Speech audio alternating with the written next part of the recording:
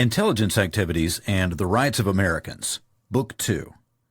Final Report of the Select Committee to Study Governmental Operations with respect to intelligence activities. United States Senate, together with additional, supplemental, and separate views. 2. The Growth of Domestic Intelligence, 1936 to 1976. A. Summary. 1. The lesson.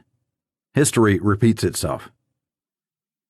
During and after the First World War, intelligence agencies, including the predecessor of the FBI, engaged in repressive activity. Footnote: repressive practices during World War I included the formation of a volunteer auxiliary force known as the American Protective League, which assisted the Justice Department and military intelligence in the investigation of, quote, un-American activities, end quote, and in the mass roundup of 50,000 persons to discover draft evaders. These so-called slacker raids of 1918 involved warrantless arrests without sufficient probable cause to believe that crime had been or was about to be committed.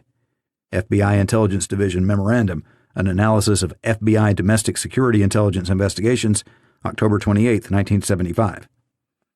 The American Protective League also contributed to the pressures which resulted in nearly 2,000 prosecutions for disloyal utterances and activities during World War I, a policy described by John Lord O'Brien, Attorney General Gregory's special assistant, as one of, quote, wholesale repression and restraint of public opinion, end quote.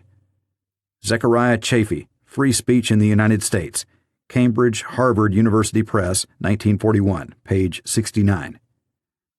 Shortly after the war, the Justice Department and the Bureau of Investigation jointly planned the notorious Palmer raids, named for Attorney General A. Mitchell Palmer, who ordered the overnight roundup and detention of some 10,000 persons who were thought to be anarchist or revolutionary aliens subject to deportation. William Preston, Aliens and Dissenters, Cambridge Harvard University Press, 1963, chapters 7 and 8. Stanley Coben, A. Mitchell Palmer, Politician, New York, Columbia University Press, 1963, chapters 11 and 12. End footnote. A new Attorney General, Harlan Fiske Stone, sought to stop the investigation of political or other opinions. This restraint was embodied only in an executive pronouncement, however. No statutes were passed to prevent the kind of improper activity which had been exposed. Thereafter, as this narrative will show, the abuses returned in a new form. It is now the responsibility of all three branches of government to ensure that the pattern of abuse of domestic intelligence activity does not recur. 2. The pattern, broadening through time. Since the reestablishment of federal domestic intelligence programs in 1936, there has been a steady increase in the government's capability and willingness to pry into and even disrupt the political activities and personal lives of the people. The last 40 years have witnessed a relentless expansion of domestic intelligence activity beyond investigation of criminal conduct toward the collection of political intelligence and the launching of secret offensive actions against Americans. The initial incursions into the realm of ideas and associations were related to concerns about the influence of foreign totalitarian powers. Ultimately, however, intelligence activity was directed against domestic groups advocating change in America, particularly those who most vigorously opposed the Vietnam War or sought to improve the conditions of racial minorities. Similarly, the targets of intelligence investigations were broadened from groups perceived to be violence-prone to include groups of ordinary protesters. 3. Three periods of growth for domestic intelligence. The expansion of domestic intelligence activity can usefully be divided into three broad periods. A. The pre-war and World War II period. B. The Cold War era. And C. The period of domestic dissent beginning in the mid-60s. The main developments in each of these stages in the evolution of domestic intelligence may be summarized as follows. A. 1936 to 1945. By presidential directive, rather than statute, the FBI and military intelligence agencies were authorized to conduct domestic intelligence investigations. These investigations included a vaguely defined mission to collect intelligence about subversive activities, which were sometimes unrelated to law enforcement. Wartime exigencies encouraged the unregulated use of intrusive intelligence techniques, and the FBI began to resist supervision by the Attorney General. B. 1946 to 1963. Cold War fears and dangers nurtured the domestic intelligence programs of the FBI and military, and they became permanent features of government. Congress deferred to the executive branch in the oversight of these programs. The FBI became increasingly isolated from effective outside control, even from the attorneys general. The scope of investigations of subversion widened greatly. Under the cloak of secrecy, the FBI instituted its COINTELPRO operations to disrupt and neutralize subversives. The National Security Agency, the FBI, and the CIA reinstituted intrusive wartime surveillance techniques in contravention of law. C. 1964 to 1976. Intelligence techniques, which previously had been concentrated upon foreign threats and domestic groups said to be under communist influence, were applied with increasing intensity to a wide range of domestic activity by American citizens. These techniques were utilized against peaceful civil rights and anti-war protest activity, and thereafter in reaction to civil unrest, often without regard for the consequences to American liberties.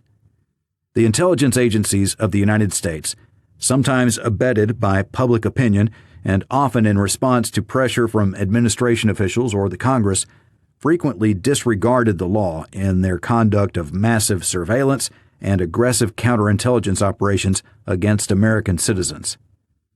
In the past few years, some of these activities were curtailed, partly in response to the moderation of the domestic crisis. But all too often, improper programs were terminated only in response to exposure, the threat of exposure, or a change in the climate of public opinion, such as that triggered by the Watergate affair. B. Establishing a permanent domestic intelligence structure, 1936 to 1945. 1. Background. The Stone Standard. The first substantial domestic intelligence programs of the federal government were established during World War I. The Justice Department's Bureau of Investigation, as the FBI was then known, military intelligence, other federal investigative agencies, and the Volunteer American Protective League were involved in these programs. Footnote. See Joan Jensen, The Price of Vigilance, Chicago, Rand McNally, 1968. One FBI official recalled later, quote, "There were probably 7 or 8 such active organizations operating at full force during war days, and it was not an uncommon experience for an agent of this bureau to call upon an individual in the course of his investigation to find out that 6 or 7 other government agencies had been around to interview the party about the same matter." End quote. Memorandum of F.X. O'Donnell, subject Operations during World War I, October 4, 1938. End footnote. In the period immediately following World War I, the Bureau of Investigation took part in the notorious Palmer raids and other activities against persons characterized as subversive. Harlan Fiske Stone, who became Attorney General in 1924, described the conduct of Justice Department and the Bureau of Investigation before he took office as, quote, "lawless, maintaining many activities which were without any authority in federal statutes, and engaging in many practices which were brutal and tyrannical in the extreme." End quote. Fearing that the investigative activities of the Bureau could invade privacy and inhibit political freedoms, Attorney General Stone announced, quote, "There is always the possibility that a secret police may become a menace to free government and free institutions, because it carries with it the possibility of abuses of power, which are not always quickly apprehended or understood. It is important that its activities be strictly limited to the performance of those functions for which it was created, and that its agents themselves be not above the law or beyond its reach. The Bureau of Investigation is not concerned with political or other opinions of individuals. It is concerned only with their conduct, and then only with such conduct as is forbidden by the laws of the United States. When a police system passes beyond these limits, it is dangerous to the proper administration of justice and to human liberty, which it should be our first concern to cherish." End quote. When Stone appointed J. Edgar Hoover as acting director of the Bureau of Investigation, he instructed Hoover to adhere to this standard. Quote, "The activities of the Bureau are to be limited strictly to investigations of violations of law, under my direction or under the direction of an Assistant Attorney General regularly conducting the work of the Department of Justice." End quote. Footnote: Stone to Hoover, May 13, 1924, quoted in Mason, Harlan Fiske Stone, at page 151. Although Hoover had served as head of the General Intelligence Division of the Justice Department at the time of the Palmer raids and became an assistant director of the Bureau in 1921, he persuaded Attorney General Stone and Roger Baldwin of the American Civil Liberties Union that he had played an, quote, "unwilling part," end quote, in the excesses of the past, and he agreed to disband the Bureau's radical division. Baldwin advised Stone, quote, "I think we were wrong in our estimate of his attitude," end quote. Baldwin to Stone, August 6, 1924, quoted in Donald Johnson, The Challenge to American Freedoms, University of Kentucky Press, 1963, pages 174 through 175. In December 1924, Stone made Hoover director of the Bureau of Investigation. End footnote. Nevertheless, beginning in the mid-30s, at White House discretion, the FBI re-entered the realm of collecting intelligence about ideas and associations. 2. Main developments of the 1936 to 1945 period. In the years preceding World War II, domestic intelligence activities were reinstituted, expanded, and institutionalized, based upon vague and conflicting orders to investigate the undefined areas of subversion and potential crimes related to national security. The FBI commenced a broad intelligence program. The FBI was authorized to preempt the field, although the military engaged in some investigation of civilians. The FBI's domestic intelligence jurisdiction went beyond investigations of crime to include a vague mandate to investigate foreign involvement in American affairs. In the exercise of this jurisdictional authority, the FBI began to investigate law-abiding domestic groups and individuals. Its program was also open to misuse for political purposes. The most intrusive intelligence techniques, initially used to meet wartime exigencies, were based on questionable statutory interpretation or lacked any formal legal authorization. The executive intentionally kept the issue of domestic intelligence gathering away from the Congress until 1939, and thereafter the Congress appears to have deliberately declined to confront the issue. The FBI generally complied with the Attorney General's policies, but began to resist Justice Department review of its activities. On one occasion, the Bureau appears to have disregarded an Attorney General's policy directive. However important these developments were in themselves, the enduring significance of this period is that it opened the institutional door to greater excesses in later years. 3. Domestic Intelligence Authority, vague and conflicting executive orders. The executive orders upon which the Bureau based its intelligence activity in the decade before World War II were vague and conflicting. By using words like subversion, a term which was never defined, and by permitting the investigation of potential crimes and matters, quote, not within the specific provisions of prevailing statutes, end quote, the foundation was laid for excessive intelligence gathering about Americans. A. The original Roosevelt orders. In 1934, according to a memorandum by J. Edgar Hoover, President Roosevelt ordered an investigation of the, quote, Nazi movement in this country, end quote. In response, the FBI conducted a one-time investigation, described by FBI Director Hoover as, quote, a so-called intelligence investigation, end quote. It concentrated on, quote, the Nazi group, end quote, with particular reference to anti-racial and anti-American activities having, quote, any possible connection with official representatives of the German government in the United States, end quote. 2 years later, in August 1936, according to a file memorandum of Director Hoover, President Roosevelt asked for a more systematic collection of intelligence about, quote, subversive activities in the United States, particularly fascism and communism, end quote. Hoover indicated further that the president wanted, quote, a broad picture of the general movement and its activities as they may affect the economic and political life of the country as a whole, end quote. The president and the FBI director discussed the means by which the Bureau might collect, quote, general intelligence information, end quote, on this subject. Footnote. J. Edgar Hoover Memorandum to the Files, August 24, 1936. This memorandum states that earlier in the conversation, Director Hoover had told the president, 1. Communists controlled or planned to take control of the West Coast Longshoremen's Union, the United Mine Workers Union, and the Newspaper Guild, and using those unions would be able at any time to paralyze the country. 2.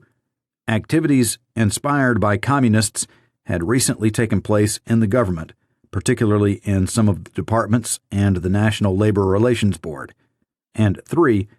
The Communist Internationale had recently issued instructions for all communists to, quote, vote for President Roosevelt and against Governor Landon because of the fact that Governor Landon is opposed to class warfare, end quote. These comments indicate that the Bureau had already begun some intelligence gathering on communists and activities inspired by them prior to any presidential order. In addition, Hoover's memorandum referred to prior intelligence collection on domestic right-wing figures Father Charles Coughlin and General Smedley Butler. End footnote. The only record of Attorney General Homer Cummings' knowledge of or authorization for this intelligence assignment is found in a memorandum from Director Hoover to his principal assistant. Footnote. Hoover stated that Secretary of State Hull, quote, at the President's suggestion, requested of me, the representative of the Department of Justice, to have investigation made of the subversive activities in this country, including communism and fascism, end quote. He added that, quote, the Attorney General verbally directed me to proceed with this investigation, end quote. Memorandum from J. Edgar Hoover to E. A. Tam, September 10, 1936. End footnote. B. Orders in 1938 to 1939. The vagueness of subversive activities and potential crimes. In October 1938, Director Hoover advised President Roosevelt of the, quote, present purposes and scope, end quote, of FBI intelligence investigations, quote, together with suggestions for expansion, end quote. His memorandum stated that the FBI was collecting, quote, information dealing with various forms of activities of either a subversive or so-called intelligence type, end quote. Footnote. Memorandum on Domestic Intelligence prepared by J. Edgar Hoover and closed with letter from Attorney General Cummings to Roosevelt, October 20, 1938. Director Hoover met with the President, who, according to Hoover's memorandum, quote, approved the plan which I had prepared and which had been sent to him by the Attorney General, end quote. Memorandum to the Files from J. Edgar Hoover, November 7, 1938. End footnote. Despite the references in Director Hoover's 1938 memorandum to subversive-type investigations, an accompanying letter to the President from Attorney General Homer Cummings made no mention of subversion and cited only the President's interest in, quote, the so-called espionage situation, end quote. Cummings' successor, Attorney General Frank Murphy, appears to have abandoned the term subversive activities. Footnote. On February 7, 1939, the Assistant to the Attorney General wrote letters to the Secret Service, the Bureau of Internal Revenue, the Narcotics Bureau, the Customs Service, the Coast Guard, and the Postal Inspection Service, stating that the FBI and military intelligence had, quote, undertaken activities to investigate matters relating to espionage and subversive activities, end quote. Letter from J.B. Keenan, Assistant to the Attorney General, to F.J. Wilson, Chief, Secret Service, February 7, 1939. A letter from Attorney General Murphy to the Secretary of the Treasury shortly thereafter also referred to subversive activities. Letter from Attorney General Murphy to the Secretary of the Treasury, February 16, 1939. However, a similar letter 2 days later referred only to matters, quote, involving espionage, counterespionage, and sabotage, end quote, without mentioning subversive activities. Letter from Attorney General Murphy to the Secretary of the Treasury, February 18, 1939. This may have reflected a decision by Murphy to cease using subversive activities to describe FBI investigations. The record does not clarify the reason for his deletion of the phrase. End footnote.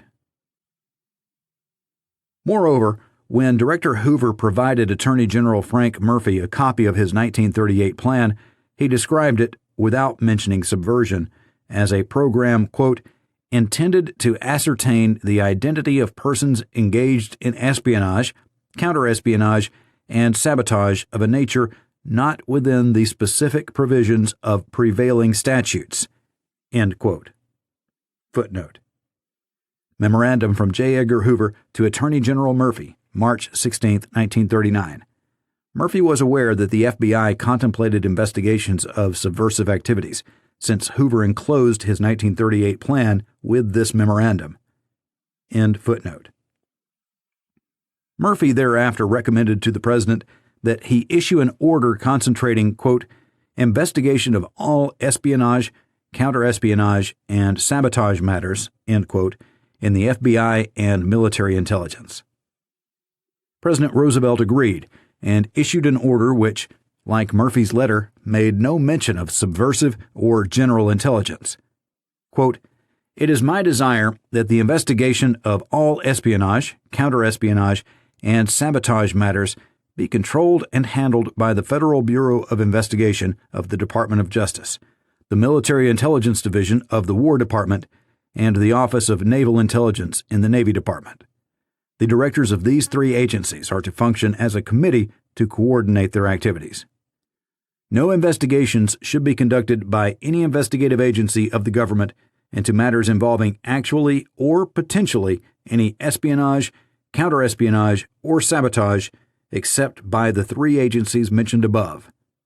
End quote. Precisely what the President's reference to potential espionage or sabotage was intended to cover was unclear. Whatever it meant, it was apparently intended to be consistent with Director Hoover's earlier description of the FBI program to Attorney General Murphy. 3 months later, after the outbreak of war in Europe, Director Hoover indicated his concern that private citizens might provide information to the, quote, sabotage squads, end quote, which local police departments were creating, rather than to the FBI. Hoover urged the Attorney General to ask the President to request local officials to give the FBI all information concerning, quote, espionage, counterespionage, sabotage, subversive activities, and neutrality regulations, end quote. The President immediately issued a statement which continued the confusing treatment of the breadth of the FBI's intelligence authority. On the one hand, the statement began by noting that the FBI had been instructed to investigate, quote, matters relating to espionage, sabotage, and violations of the neutrality regulations, end quote. On the other hand, the President concluded by adding subversive activities to the list of information law enforcement officials should relay to the FBI. Footnote. Statement of the President, September 6, 1939. President Roosevelt never formally defined subversive activities. a term whose vagueness has proved a problem throughout the FBI's history. However, a hint as to his definition is contained in his remarks at a press conference on September 9, 1939. A national emergency had just been declared, and pursuant thereto, the President had issued an authorization for up to 150 extra FBI agents to handle, quote, additional duties, end quote. In explaining that action, he stated he was concerned about, quote, things that happened, end quote, before World War I, specifically, quote, sabotage, end quote, and, quote, propaganda by both belligerents, end quote, to, quote, sway public opinion. It is to guard against that and the spread by any foreign nation of propaganda in this nation, which would tend to be subversive, I believe that is the word, of our form of government, end quote. 1939, Public Papers of Franklin D. Roosevelt, pages 495 through 496. End footnote. C. Orders, 1940 to 1943. The confusion continues. President Roosevelt used the term subversive activities in a secret directive to Attorney General Robert Jackson on wiretapping in 1940, referring to activities of other nations engaged in, quote, propaganda of so-called fifth columns, end quote, and, quote, preparation for sabotage, end quote. He directed the Attorney General to authorize wiretaps, quote, of persons suspected of subversive activities against the government of the United States, including suspected spies, end quote. The President instructed that such wiretaps be limited, quote, insofar as possible, end quote, to aliens. Footnote. Confidential Memorandum from President Roosevelt to Attorney General Jackson, May 21, 1940. In May 1941, the Secretary of War and the Secretary of the Navy urged, quote, a broadening of the investigative responsibility of the Federal Bureau of Investigation in the fields of subversive control of labor, end quote. Memorandum from the Secretary of War and the Secretary of Navy to the President, May 29, 1941. The President replied that he was sending their letter to the Attorney General, quote, with my general approval, end quote. Memorandum from President Roosevelt to the Secretaries of War and Navy, June 4, 1941. End footnote. Neither the President nor the Attorney General subsequently clarified the scope of the FBI's authority to investigate subversive activity. The confusion as to the breadth of President Roosevelt's authorization reappeared in Attorney General Francis Biddle's description of FBI jurisdiction in 1942 and in a new presidential statement in 1943. Biddle issued a lengthy order defining the duties of the various parts of the Justice Department in September 1942. Among other things, the FBI was charged with a duty to investigate criminal offenses against the United States. In contrast, the FBI was to function as a, quote, clearinghouse, end quote, with respect to, quote, espionage, sabotage, and other subversive matters. 4 months later, President Roosevelt renewed his public appeal for cooperation by police and other, quote, patriotic organizations, end quote, with the FBI. In this statement, he described his September 1939 order as granting investigative authority to the FBI for, quote, espionage, sabotage, and violation of the neutrality regulations, end quote. The President did not adopt Attorney General Biddle's clearinghouse characterization, nor did he mention subversion. Footnote.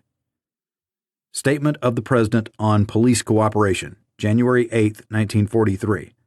A note in the President's handwriting added that the FBI was to receive information, quote, relating to espionage and related matters. Copy in FDR Library. End footnote. 4. The role of Congress. A.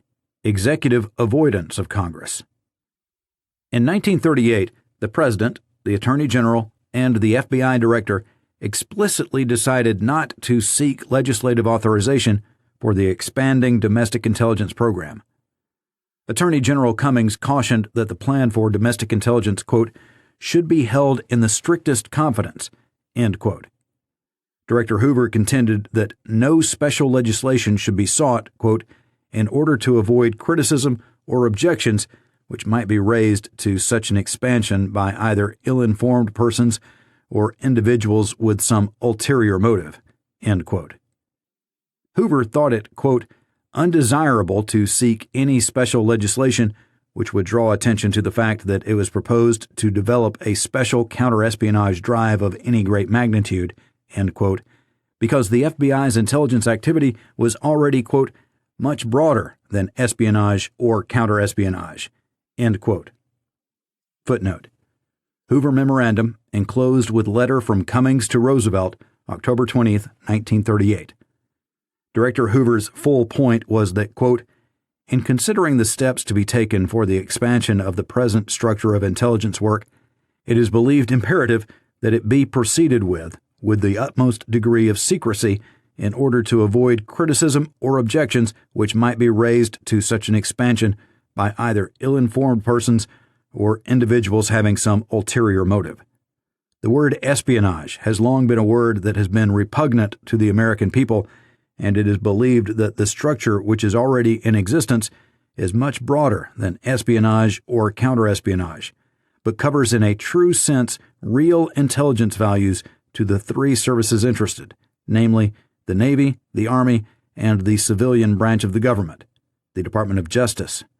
Consequently, it would seem undesirable to seek any special legislation which would draw attention to the fact that it was proposed to develop a special counter-espionage drive of any great magnitude, end quote. End footnote. Director Hoover contended that the FBI had authority to engage in intelligence activity beyond investigating crimes at the request of the Attorney General or the Department of State. He relied on an amendment to the FBI Appropriations Act, passed before World War I, authorizing the Attorney General to appoint officials not only to, quote, detect and prosecute, end quote, federal crimes, but also to, quote, conduct such other investigations regarding official matters under the control of the Department of Justice or the Department of State as may be directed by the Attorney General, end quote.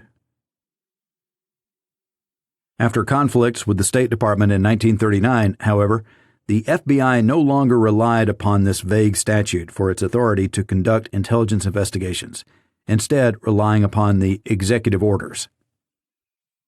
B. Congress declines to confront the issue. Even though executive officials originally avoided Congress to prevent criticism or objections, after the President's proclamation of emergency in 1939, they began to inform Congress of FBI intelligence activities.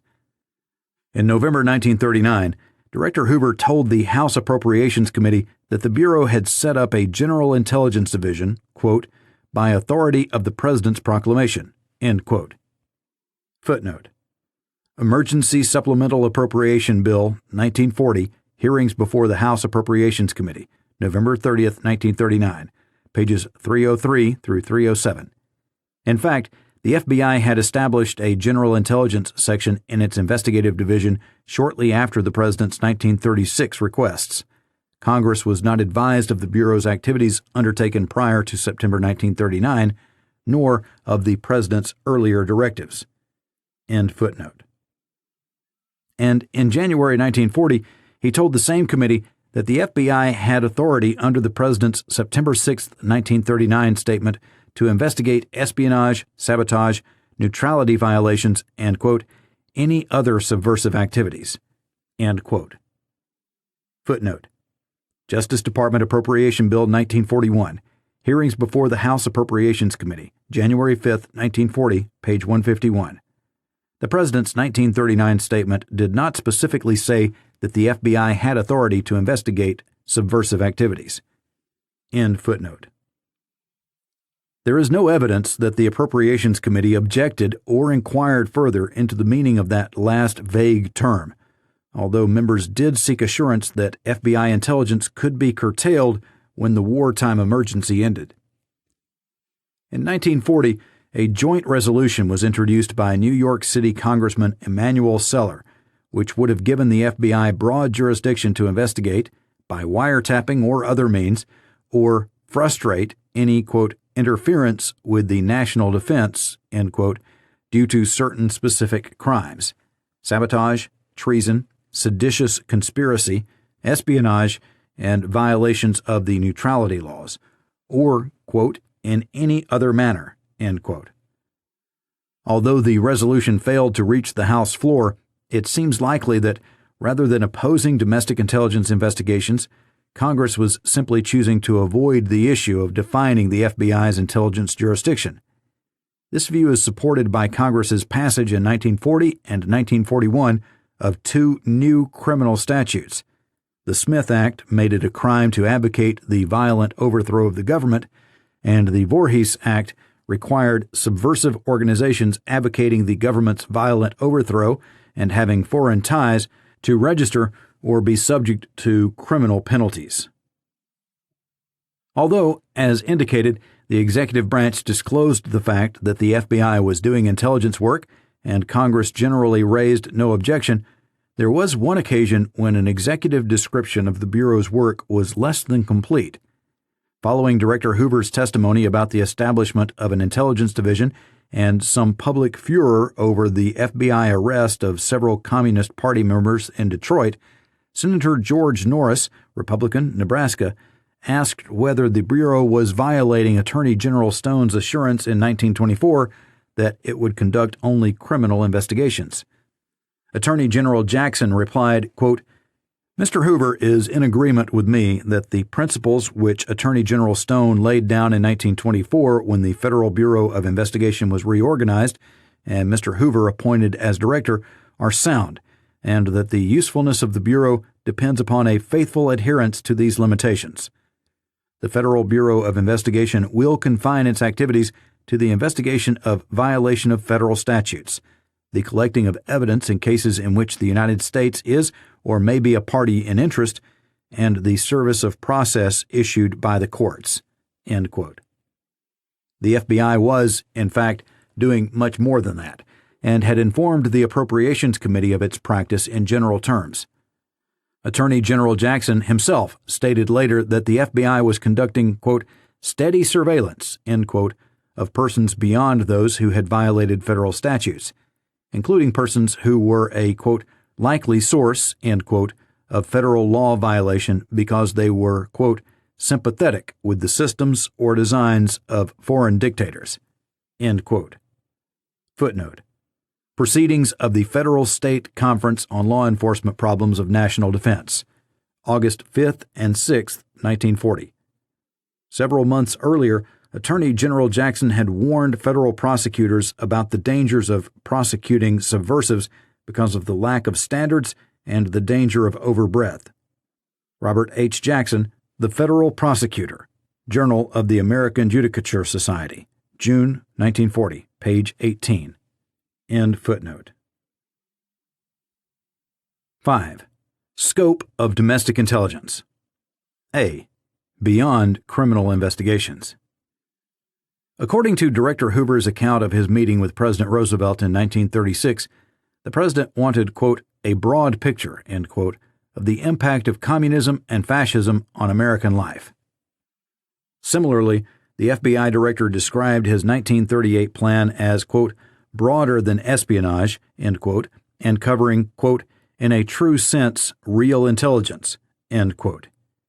Thus, it appears that one of the first purposes of FBI domestic intelligence was to perform the, quote, "pure intelligence," end quote, function of supplying executive officials with information believed of value for making policy decisions. This aspect of the assignment to investigate subversion was entirely unrelated to the enforcement of federal criminal laws. The second purpose of FBI domestic intelligence gathering was essentially preventative, in compliance with the President's June 1939 directive to investigate potential espionage or sabotage.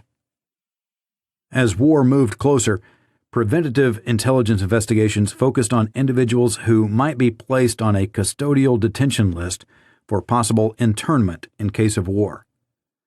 Both pure intelligence about subversion and preventive intelligence about potential espionage or sabotage involved investigations based on political affiliations and group membership and association. The relationship to law enforcement was often remote and speculative. The Bureau did not focus its intelligence gathering solely on tangible evidence of preparation for crime.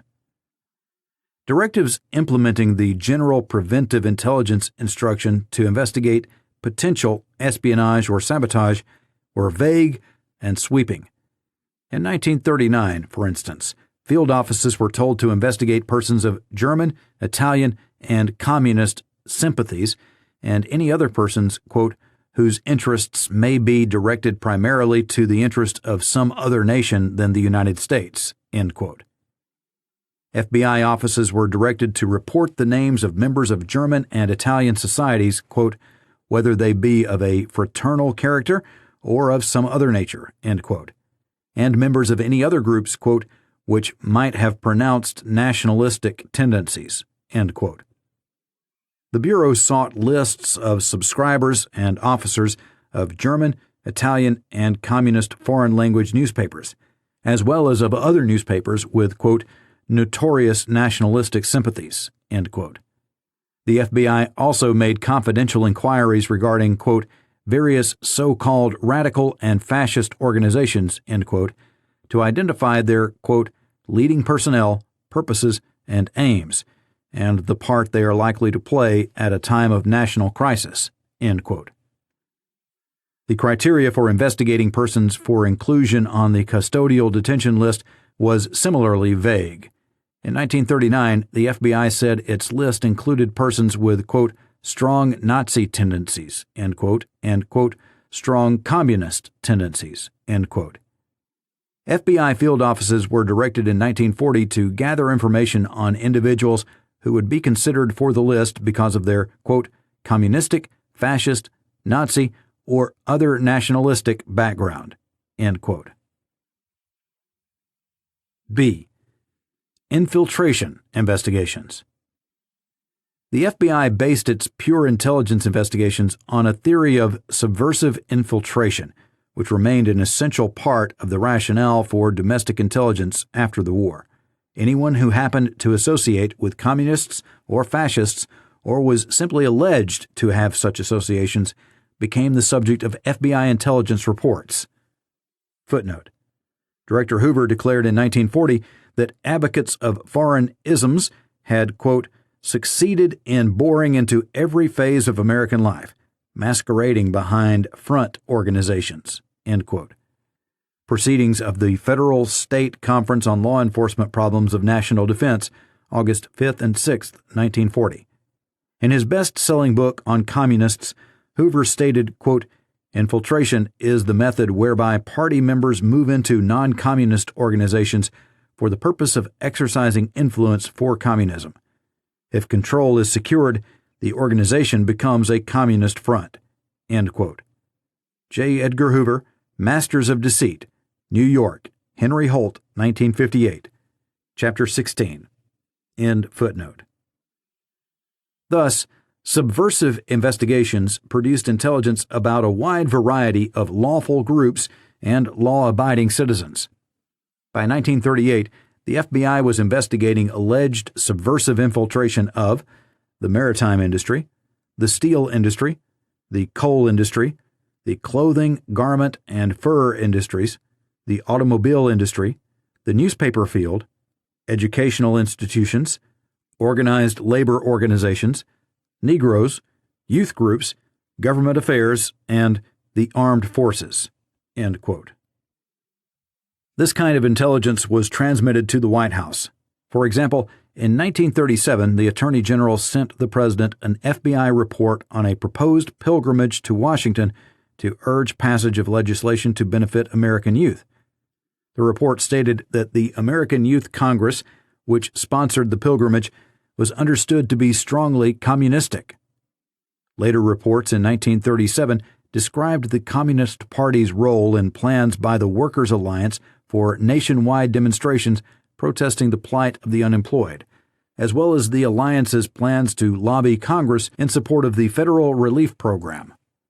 Some investigations and reports, which went into Justice Department and FBI permanent files, covered entirely legal political activities. For example, One local group checked by the Bureau was called the League for Fair Play, which furnished, quote, speakers to Rotary and Kiwanis clubs and to schools and colleges, end quote. The FBI reported in 1941 that, quote, the organization was formed in 1937, apparently by two ministers and a businessman, for the purpose of furthering fair play, tolerance, adherence to the Constitution, democracy, liberty, justice, understanding, and goodwill among all creeds, races, and classes of the United States, end quote. A synopsis of the report stated, quote, no indications of communist activities, end quote. In 1944, the FBI prepared an extensive intelligence report on an active political group, the Independent Voters of Illinois, apparently because it was considered a target for communist infiltration. The Independent Voters Group was reported to have been formed, quote, for the purpose of developing neighborhood political units to help in the re-election of President Roosevelt and the election of progressive congressmen. Apparently, IVI endorsed or aided Democrats for the most part, although it was stated to be independent. It does not appear that it entered its own candidates or that it endorsed any communists. IVI sought to help elect those candidates who would favor fighting inflation, oppose race and class discrimination, favor international cooperation, support a full employment program, oppose fascism, etc. End quote.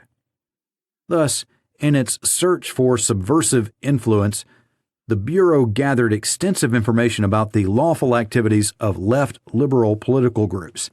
At the opposite end of the political spectrum, the activities of numerous right-wing groups like the Christian Front and Christian Mobilizers, followers of Father Coughlin, the American Destiny Party, the American Nationalist Party, and even the less extreme America First movement were reported to the FBI. C. Partisan use. The collection of pure intelligence and preventive intelligence about subversives led to the inclusion in FBI files of political intelligence about the president's partisan critics. In May 1940, President Roosevelt's secretary sent the FBI director hundreds of telegrams received by the White House. The attached letter stated, quote, as the telegrams all were more or less in opposition to national defense, the president thought you might like to look them over, noting the names and addresses of the senders, end quote.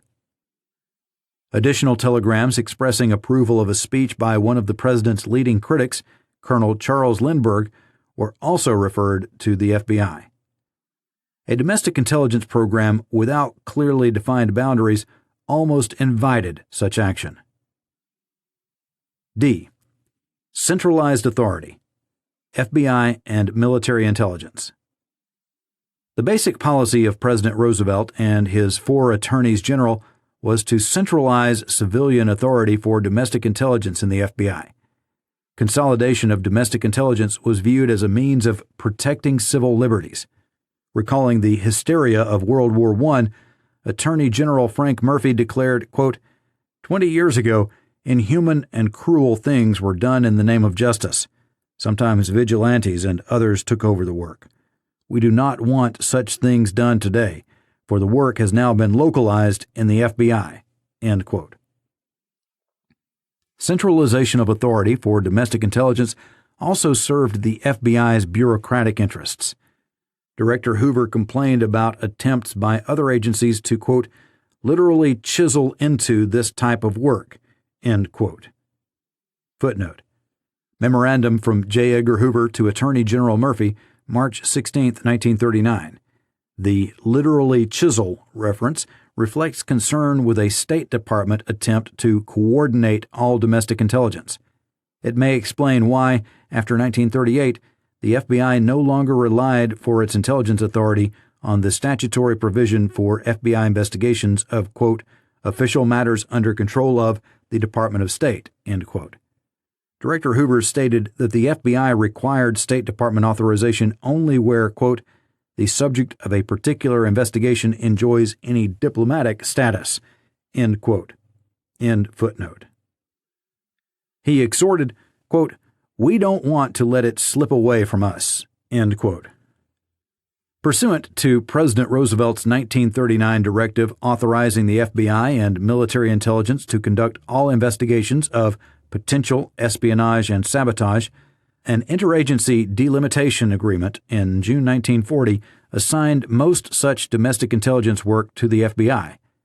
As revised in February 1942, the agreement covered, quote, investigation of all activities coming under the categories of espionage, subversion, and sabotage, end quote.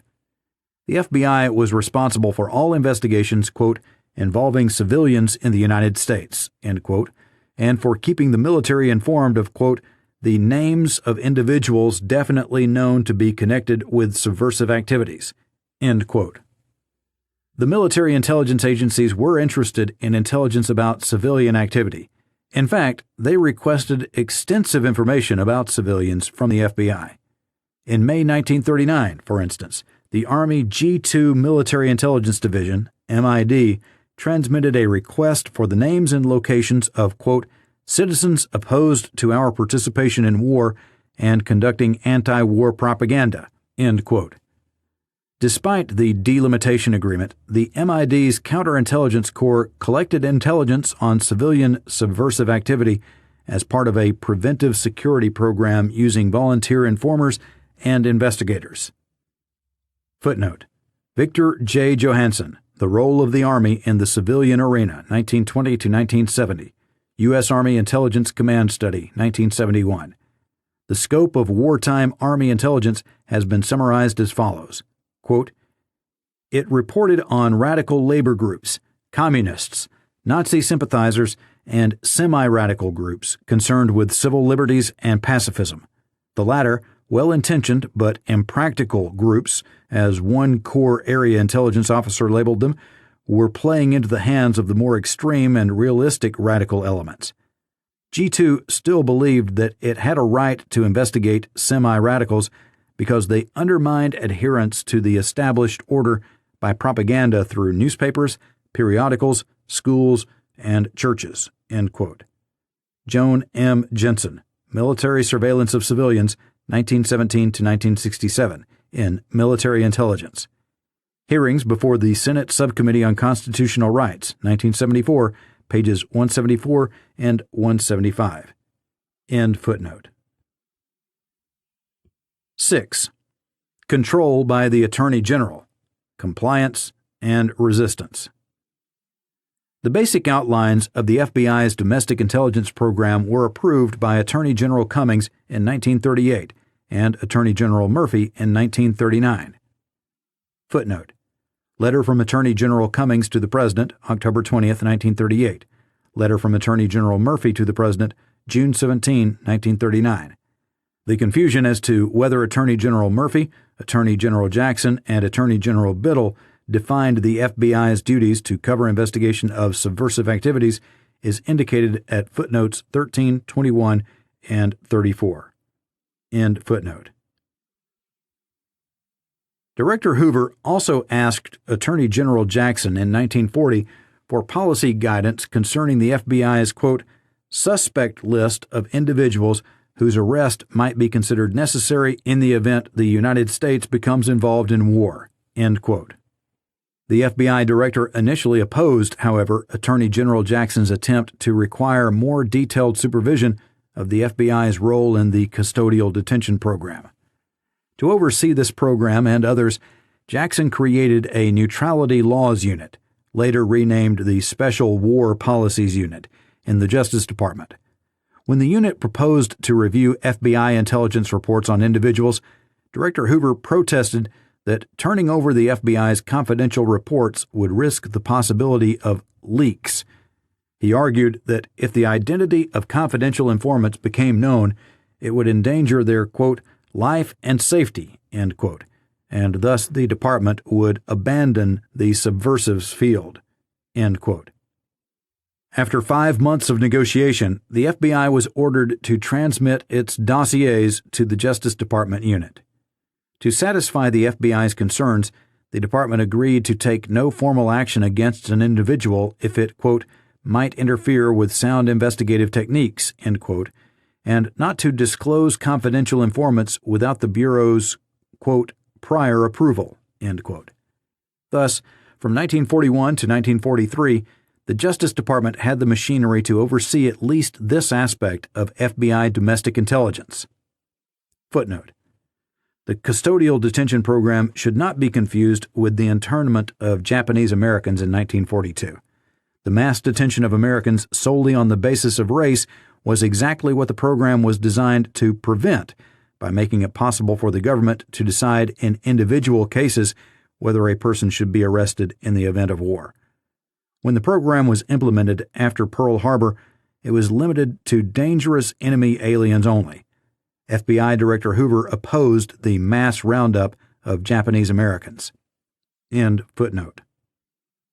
In 1943, however, Attorney General Biddle ordered that the custodial detention list should be abolished as, quote, impractical, unwise, and dangerous, end quote. His directive stated that there was, quote, no statutory authority or other present justification, end quote, for keeping the list. The Attorney General concluded that the system for classifying dangerous persons was inherently unreliable, the evidence used was inadequate, and the standards applied were defective. Biddle observed, quote, the notion that it is possible to make a valid determination as to how dangerous a person is in the abstract and without reference to time, environment, and other relevant circumstances is impractical, unwise, and dangerous, end quote. Returning to the basic standard espoused by Attorney General Stone, Attorney General Biddle declared, quote, the Department fulfills its proper function by investigating the activities of persons who may have violated the law. It is not aided in this work by classifying persons as to dangerousness, end quote. Upon receipt of this order, the FBI director did not, in fact, abolish its list. The FBI continued to maintain an index of persons, quote, who may be dangerous or potentially dangerous to the public safety or internal security of the United States.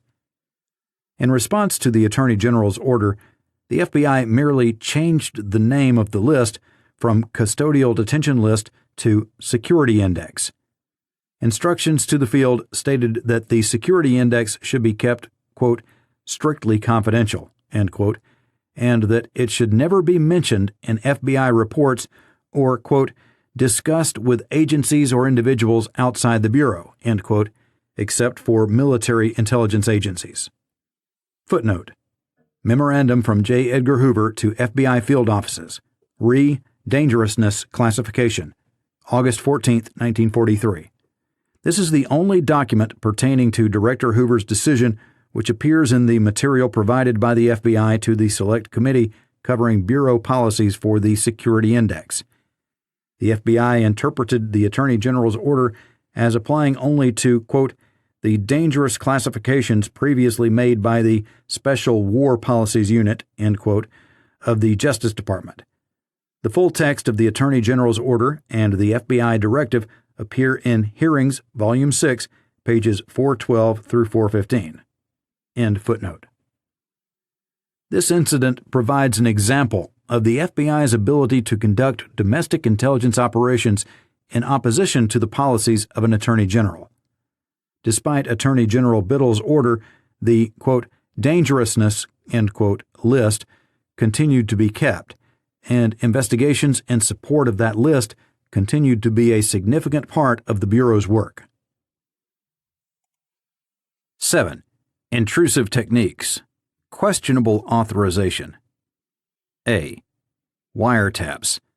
A strained statutory interpretation. In 1940, President Roosevelt authorized FBI wiretapping against, quote, persons suspected of subversive activities against the United States, including suspected spies, end quote, requiring the specific approval of the Attorney General for each tap and directing that they be limited, quote, insofar as possible to aliens, end quote. This order was issued in the face of the Federal Communications Act of 1934, which had prohibited wiretapping. Footnote: 47 U.S.C. 605. The Supreme Court held that this act made wiretap-obtained evidence or the fruits thereof inadmissible in federal criminal cases. Nardone v. United States, 302 U.S. 379, 1937, 308 U.S. 338, 1939. End footnote. However, the Attorney General interpreted the Act of 1934 so as to permit government wiretapping. Since the Act made it unlawful to, quote, intercept and divulge, end quote, communications, Attorney General Jackson contended that it did not apply if there was no divulgence outside the government. Attorney General Jackson's questionable interpretation was accepted by succeeding attorneys general until 1968, but never by the courts. Jackson informed the Congress of his interpretation. Congress considered enacting an exception to the 1934 Act and held hearings in which Director Hoover said wiretapping was, quote, of considerable importance, end quote, because of the gravity to national safety of such offenses as espionage and sabotage. Apparently relying upon Jackson's statutory interpretation, Congress then dropped the matter, leaving the authorization of wiretaps to executive discretion, without either statutory standards or the requirement of a judicial warrant. Footnote: Congress continued to refrain from setting wiretap standards until 1968, when the Omnibus Crime Control Act was passed. The act was limited to criminal cases and once again avoided the issue of intelligence wiretaps. End footnote. The potential for misuse of wiretapping was demonstrated during this period by several FBI wiretaps approved by the Attorney General or by the White House. In 1941, Attorney General Biddle approved a wiretap on the Los Angeles Chamber of Commerce with the caveat, quote, there is no record of espionage at this time, and unless within a month from today there is some evidence connecting the Chamber of Commerce with espionage, I think the surveillance should be discontinued. End quote. Footnote: Memorandum from Attorney General Biddle to J. Edgar Hoover, November 19, 1941. Biddle advised Hoover that wiretaps, or technical surveillances, would not be authorized unless there was, quote, information leading to the conclusion that the activities of any particular individual or group are connected with espionage or are authorized sources outside of this country. End quote. End footnote. However, in another case, Biddle disapproved an FBI request to wiretap a Philadelphia bookstore, quote, engaged in the sale of communist literature, end quote, and frequented by, quote, important communist leaders, end quote, in 1941. Materials located in Director Hoover's, quote, official and confidential, end quote, file indicate that President Roosevelt's aide, Harry Hopkins, asked the FBI to wiretap his own home telephone in 1944. Additional reports from technical surveillance of an unidentified target were sent to Hopkins in May and July 1945 when he served as an aide to President Truman. In 1945, two Truman White House aides, E.D. McKim and General H.H. Vaughn, received reports of electronic surveillance of a high executive official. One of these reports included, quote, transcripts of telephone conversations between the official and Justice Felix Frankenfurter, and between the official and Drew Pearson. From June 1945 until May 1948, General Vaughn received reports from electronic surveillance of a former Roosevelt White House aide. A memorandum by J. Edgar Hoover indicates that Attorney General Tom Clark, quote, authorized the placing of a technical surveillance, end quote, on this individual, and that, according to Clark, President Truman, quote, was particularly concerned, end quote, about the activities of this individual, quote, and his associates, end quote, and wanted, quote, a very thorough investigation, end quote, so that, quote, steps might be taken, if possible, to see that such activities did not interfere with the proper administration of government, end quote. Hoover's memorandum did not indicate what these activities were. Footnote: Hoover Memorandum, November 15, 1945. A memorandum headed Summaries Delivered to the White House lists over 175 reports sent to General Vaughn from the surveillance. Memorandum from FBI to Select Committee, March 26, 1976, and enclosures. End footnote. B. Bugging, mail opening, and surreptitious entry. Intrusive techniques such as bugging, mail opening, and surreptitious entry were used by the FBI without even the kind of formal presidential authorization and requirement of Attorney General approval that applied to warrantless wiretapping. During the war, the FBI began chamfering, or surreptitious mail opening, to supplement the overt censorship of international mail authorized by statute in wartime. The practice of surreptitious entry, or breaking and entering, was also used by the FBI in wartime intelligence operations. The FBI continued or resumed the use of these techniques after the war without explicit outside authorization.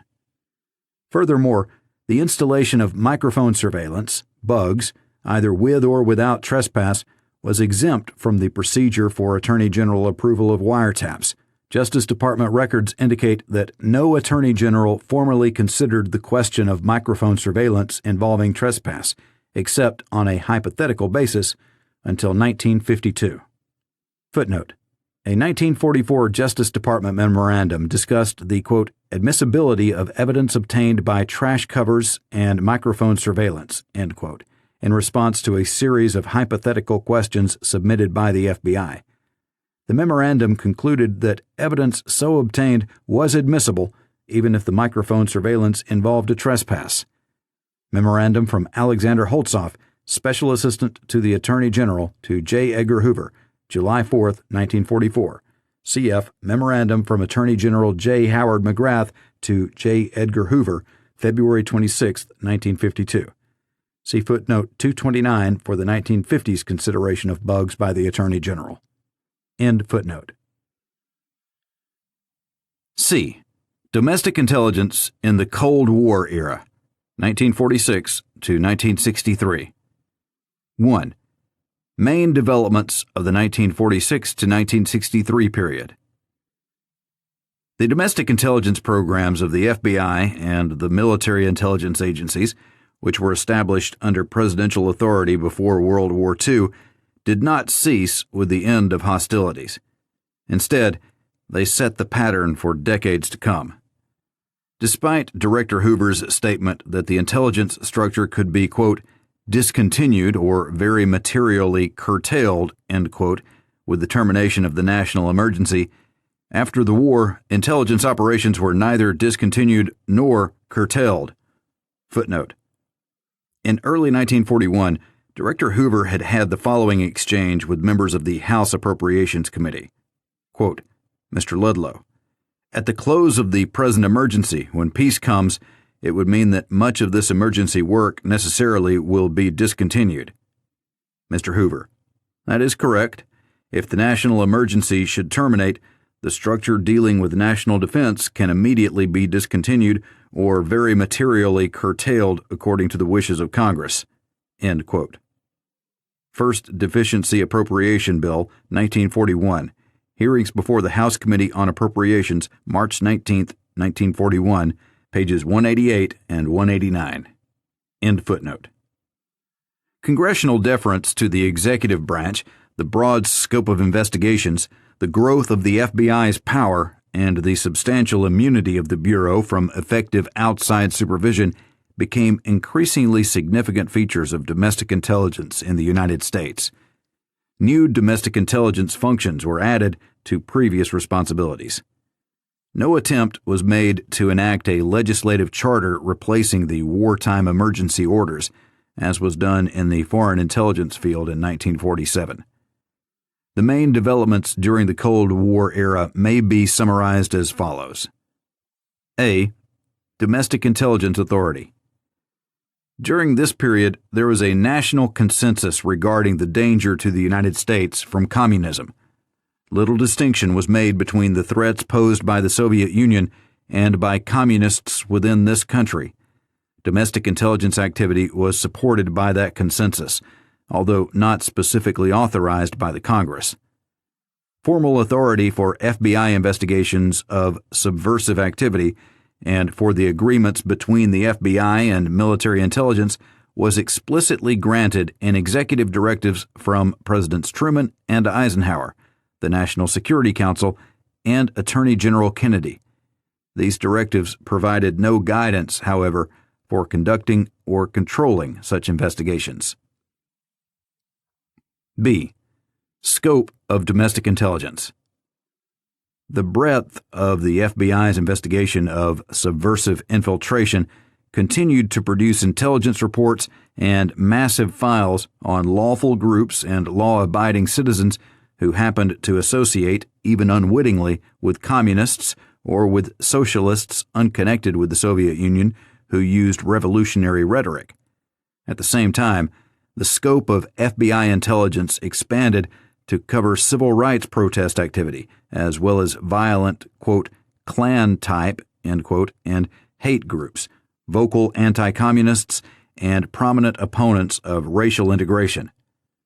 The vagueness of the FBI's investigative mandate and the overbreadth of its collection programs also placed it in position to supply the White House with numerous items of domestic political intelligence apparently desired by presidents and their aides.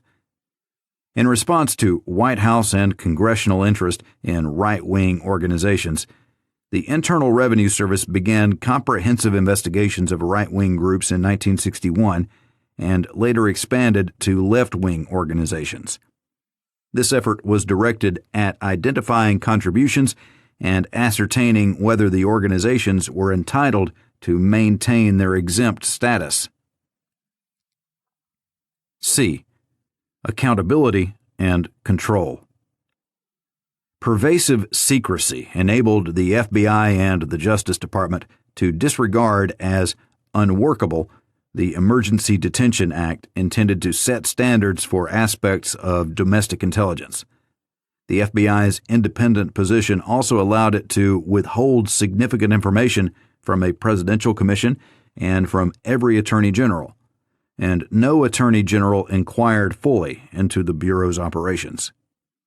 During the same period, apprehensions about having a, quote, security police, end quote, influenced Congress to prohibit the Central Intelligence Agency from exercising law enforcement powers or performing, quote, internal security functions, end quote. Nevertheless, in secret and without effective internal controls, the CIA undertook programs for testing chemical and biological agents on unwitting Americans, sometimes with tragic consequences. The CIA also used American private institutions as cover and used intrusive techniques affecting the rights of Americans. D. Intrusive techniques. The CIA and the National Security Agency illegally instituted programs for the interception of international communications to and from American citizens, primarily first-class mail and cable traffic. During this period, the FBI also used intrusive intelligence gathering techniques against domestic subversives and counterintelligence targets. Sometimes these techniques were covered by a blanket delegation of authority from the Attorney General, as with microphone surveillance, but frequently they were used without outside authorization, as with mail openings and surreptitious entry. Only conventional wiretaps required the Attorney General's approval in each case, but this method was still misused due to the lack of adequate standards and procedural safeguards. E. Domestic covert action. In the mid-50s, the FBI developed the initial COINTELPRO operations, which used aggressive covert actions to disrupt and discredit Communist Party activities. The FBI subsequently expanded its COINTELPRO activities to discredit peaceful protest groups whom communists had infiltrated but did not control, as well as groups of socialists who used revolutionary rhetoric but had no connections with a hostile foreign power. Throughout this period, there was a mixture of secrecy and disclosure. Executive action was often substituted for legislation, sometimes with the full knowledge and consent of Congress, and on other occasions without informing Congress, or by advising only a select group of legislators. There is no question that Congress, the courts, and the public expected the FBI to gather domestic intelligence about communists. but the broad scope of FBI investigations, its specific programs for achieving, quote, pure intelligence, end quote, and, quote, preventive intelligence, end quote, objectives, and its use of intrusive techniques and disruptive counterintelligence measures against domestic subversives were not fully known by anyone outside the Bureau. 2. Domestic Intelligence Authority. A. Anti-communist consensus. During the Cold War era, the strong consensus in favor of governmental action against communists was reflected in decisions of the Supreme Court and acts of Congress. In the Korean War period, for instance, the Supreme Court upheld the conviction of domestic Communist Party leaders under the Smith Act for conspiracy to advocate violent overthrow of the government. The court pinned its decision upon the conspiratorial nature of the Communist Party of the United States and its ideological links with the Soviet Union at a time of stress in Soviet-American relations. Footnote: the court held that the grave and probable danger posed by the Communist Party justified this restriction on free speech under the First Amendment. Quote, the formation by petitioners of such a highly organized conspiracy with rigidly disciplined members subject to call when the leaders, these petitioners, felt that the time had come for action, coupled with the inflammatory nature of world conditions and the touch-and-go nature of our relations with countries with whom petitioners were in the very least ideologically attuned, convince us that their convictions were justified on this score. End quote.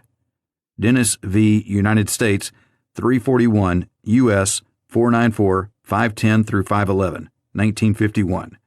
End footnote. Several statutes buttressed the FBI's claim of legitimacy for at least some aspects of domestic intelligence. Although Congress never directly authorized Bureau intelligence operations, Congress enacted the Internal Security Act of 1950 over President Truman's veto. Its two main provisions were the Subversive Activities Control Act, requiring the registration of members of Communist and Communist Front groups, and the Emergency Detention Act, providing for the internment in an emergency of persons who might engage in espionage or sabotage. In this act, Congress made findings that the Communist Party was, quote, a disciplined organization, end quote, operating in this nation, quote, under Soviet Union control, end quote, with the aim of installing, quote, a Soviet-style dictatorship, end quote.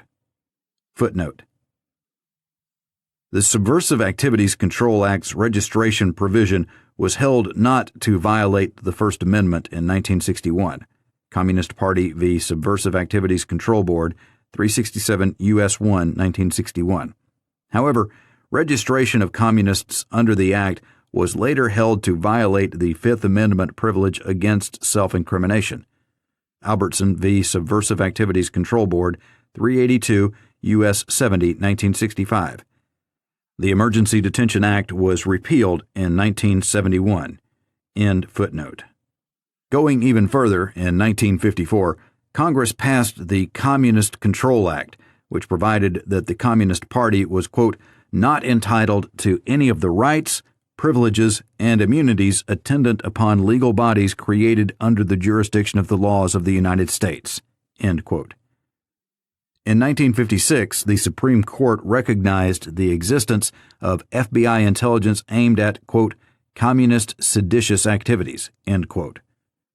Footnote: in light of the facts now known, the Supreme Court seems to have overstated the degree to which Congress had explicitly charged the FBI with intelligence responsibilities.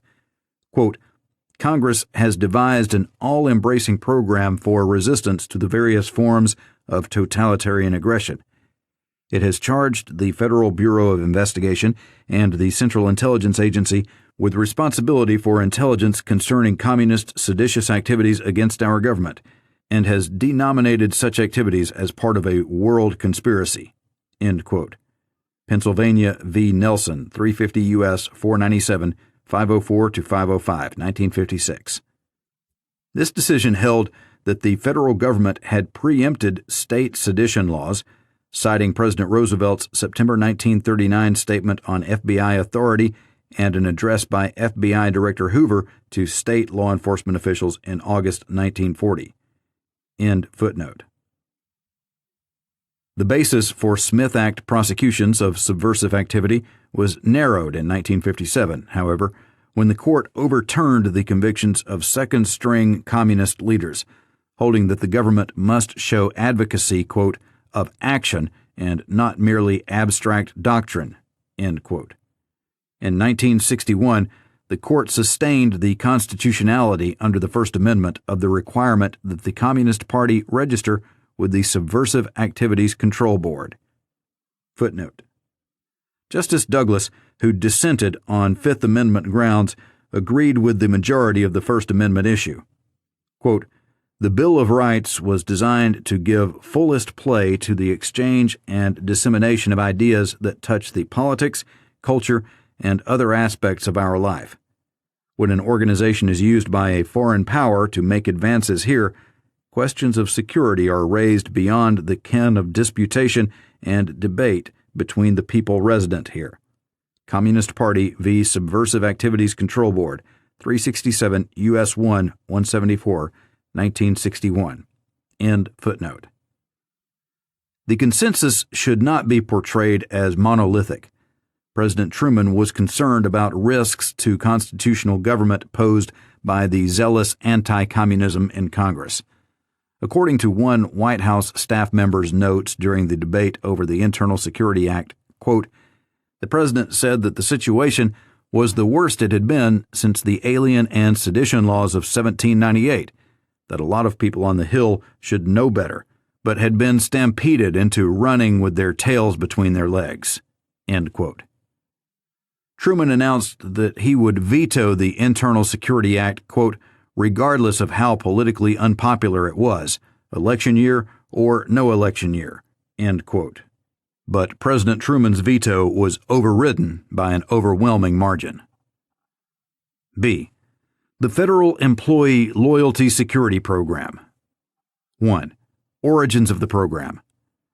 President Truman established a federal employee loyalty program in 1947.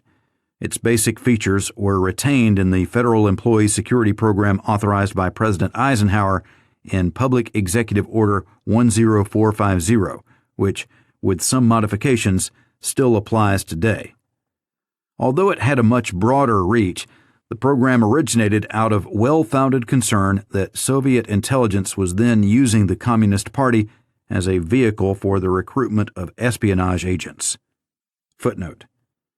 A report by a Canadian Royal Commission in June 1946 greatly influenced United States government policy. The Royal Commission stated that, quote, a number of young Canadians, public servants, and others who begin with a desire to advance causes which they consider worthy have been induced into joining study groups of the Communist Party. They are persuaded to keep this adherence secret. They have been led step by step along the ingenious psychological development course, until, under the influence of sophisticated and unscrupulous leaders, they have been persuaded to engage in illegal activities directed against the safety and interests of their own society. End quote. The Royal Commission recommended additional security measures, quote, to prevent the infiltration into positions of trust under the government of persons likely to commit, end quote, such acts of espionage. The report of the Royal Commission, June 27, 1946, pages 82 and 83 and 686 through 689. End footnote. President Truman appointed a temporary commission on employee loyalty in 1946 to examine the problem. FBI Director Hoover submitted a memorandum on the types of activities of, quote, subversive or disloyal persons, end quote, in government service, which would constitute a threat to security. As Hoover saw it, however, the danger was not limited to espionage or recruitment for espionage. It extended to, quote, influencing, end quote, government policies in favor of, quote, the foreign country of their ideological choice, end quote. Consequently, he urged that attention be given to the associations of government employees with front organizations, including, quote, temporary organizations, spontaneous campaigns, and pressure movements so frequently used by subversive groups." End quote. The President's Commission accepted Director Hoover's broad view of the threat, along with the view endorsed by a Presidential Commission on Civil Rights that there also was a danger from, quote, "those who would subvert our democracy by destroying the civil rights of some groups." End quote.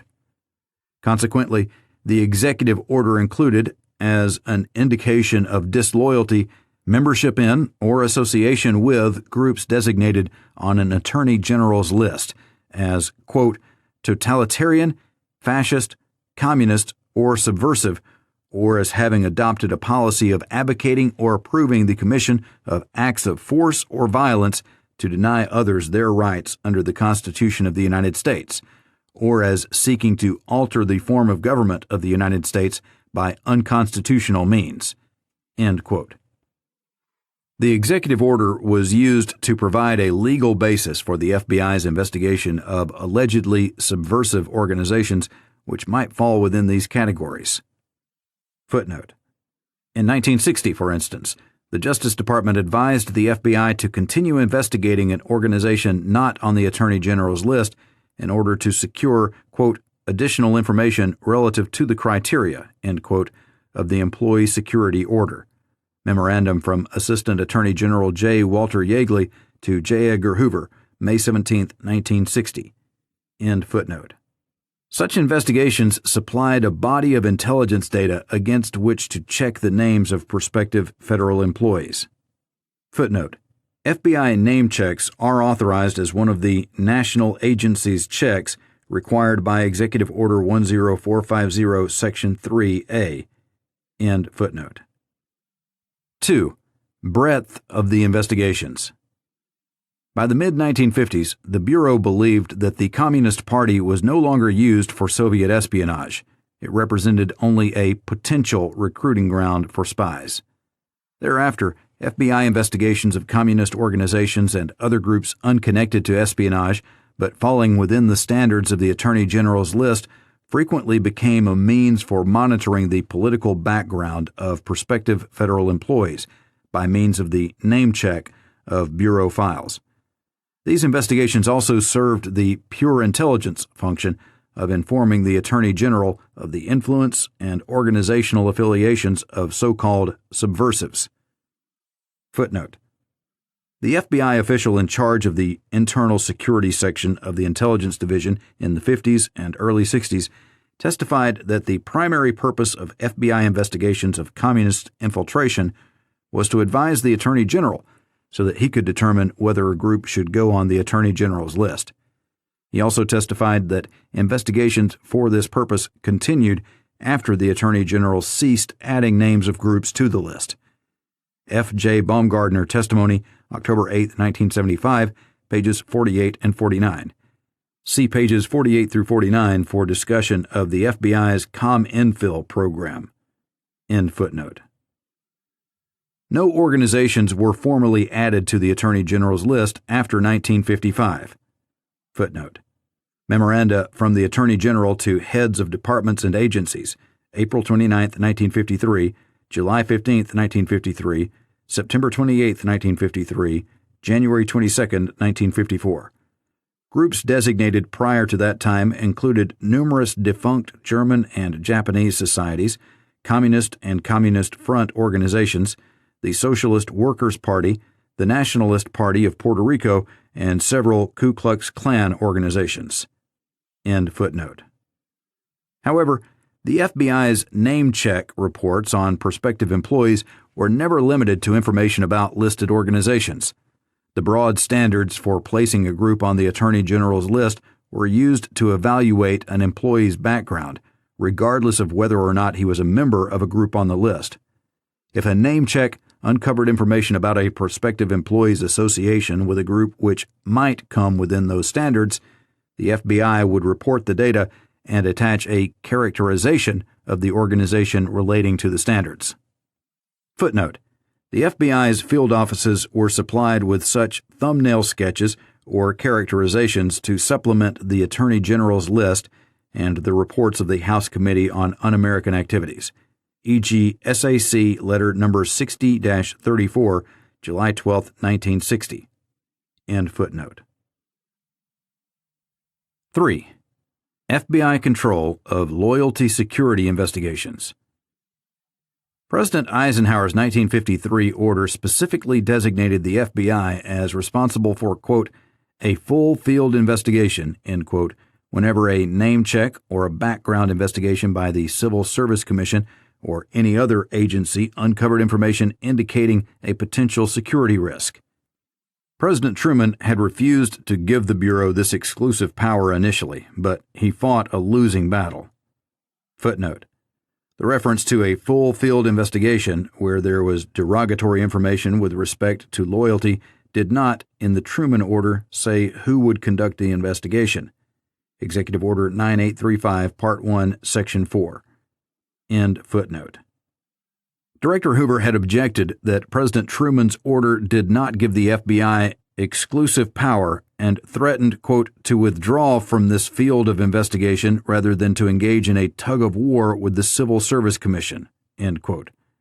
President Truman was apprehensive about the FBI's growing power. The notes of one presidential aide on a meeting with the president reflect that Truman felt, quote, very strongly anti-FBI, end quote, on the issue, and wanted, quote, to be sure and hold FBI down, afraid of Gestapo, end quote. Presidential Assistant Clark Clifford reviewed the situation and came down on the side of the FBI as better qualified than the Civil Service Commission. But the president insisted on a compromise which gave civil service discretion to call on the FBI, quote, if it wishes, end quote. Director Hoover protested this confusion about the FBI's jurisdiction.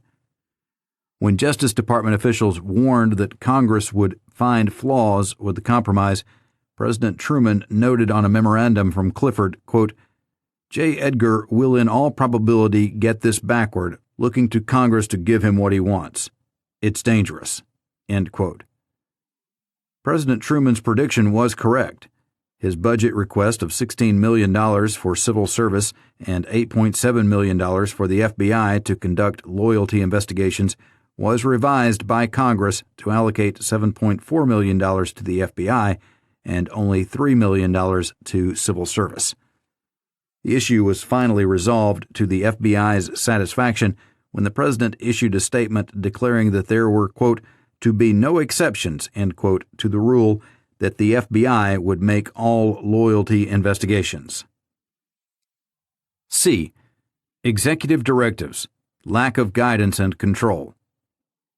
Two public presidential statements on FBI domestic intelligence authority, by President Truman in 1950 and by President Eisenhower in 1953, specifically declared that the FBI was authorized to investigate subversive activity, electing the broader interpretation of the conflicting Roosevelt directives.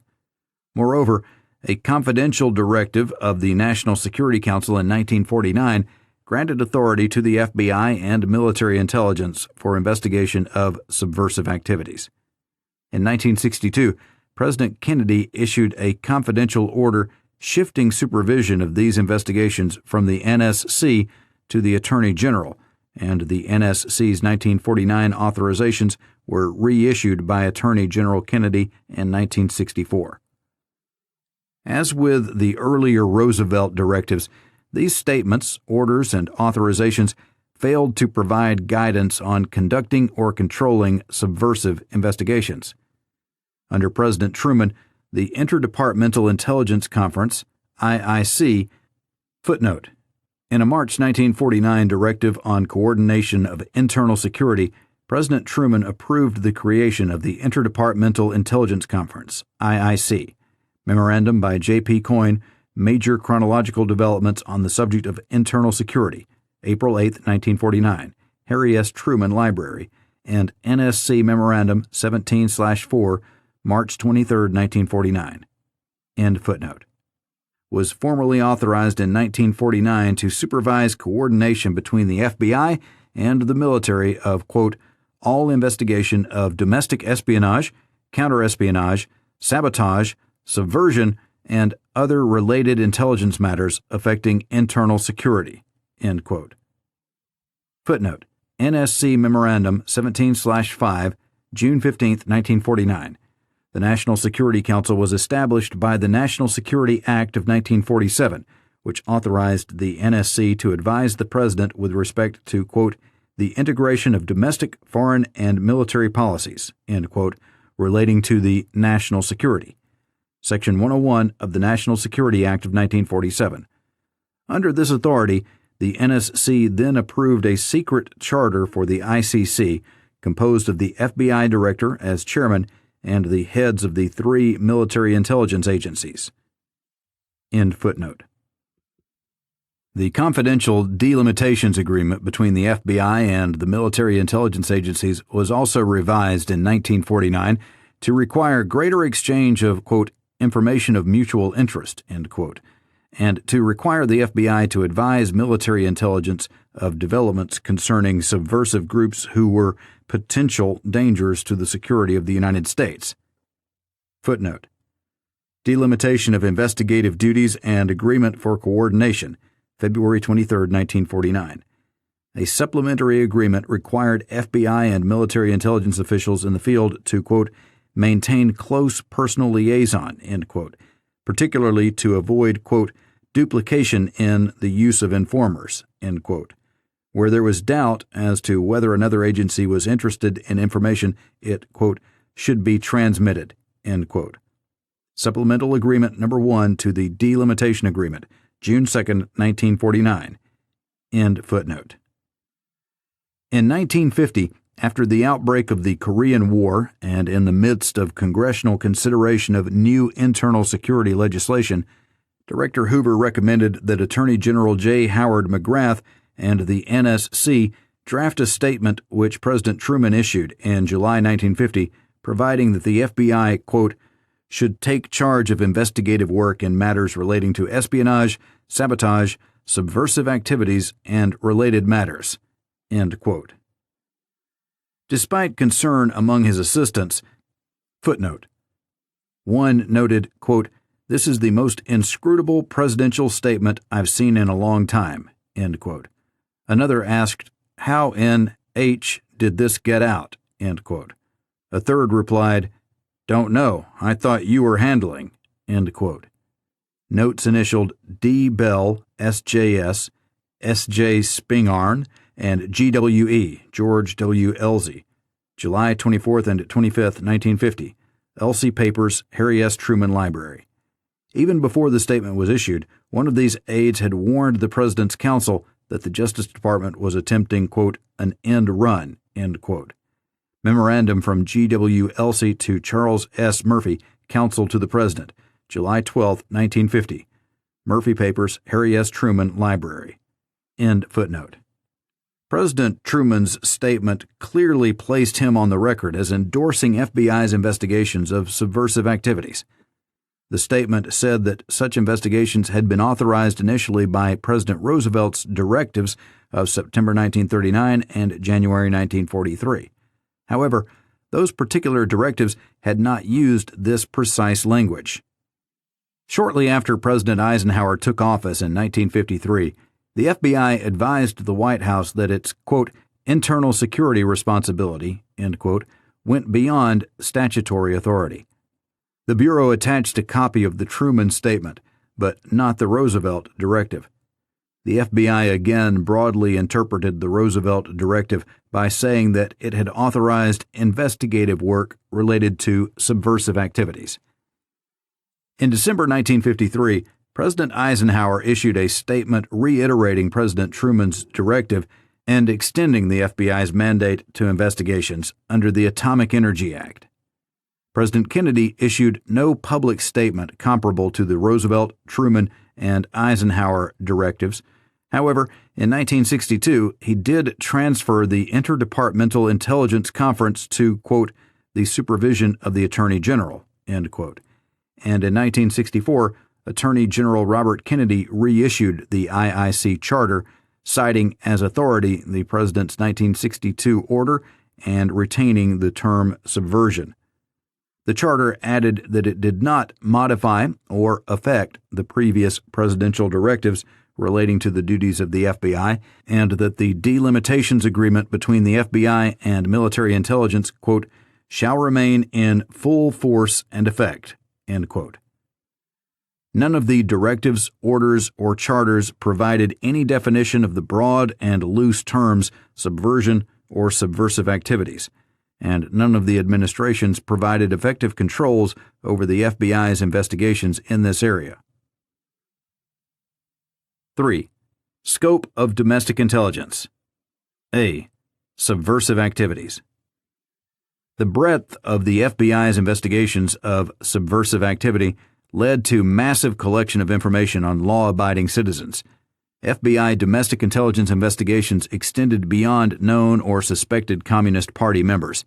They included other individuals who regarded the Soviet Union as the, quote, champion of a superior way of life, end quote, and, quote, persons holding important positions who have shown sympathy for communist objectives and policies, end quote. Members of non-Stalinist revolutionary socialist groups were investigated because, even though they opposed the Soviet regime, the FBI viewed them as regarding the Soviet Union, quote, as the center for world revolution, end quote. Moreover, the FBI's concept of subversive infiltration was so broad that it permitted the investigation for decades of peaceful protest groups such as the NAACP. 1. The number of investigations.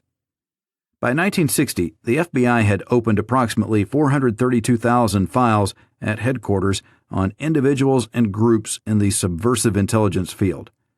Between 1960 and 1963, an additional 9,000 such files were opened. Footnote: Memorandum from the FBI to the Senate Select Committee, October 28, 1975. An indication of the breadth of the investigations is illustrated by the fact that the number of files far exceeded the Bureau's estimate of the, quote, all-time high, end quote, in Communist Party membership, which was 80,000 in 1944 and steadily declined thereafter. William C. Sullivan Testimony, November 1, 1975, pages 33 and 34. End footnote. An even larger number of investigative files were maintained at FBI field offices. Under the Bureau's filing system, a single file on a group could include references to hundreds or thousands of group members or other persons associated with the group in any way, and such names were indexed so that the information was readily retrievable. 2. Vague and sweeping standards.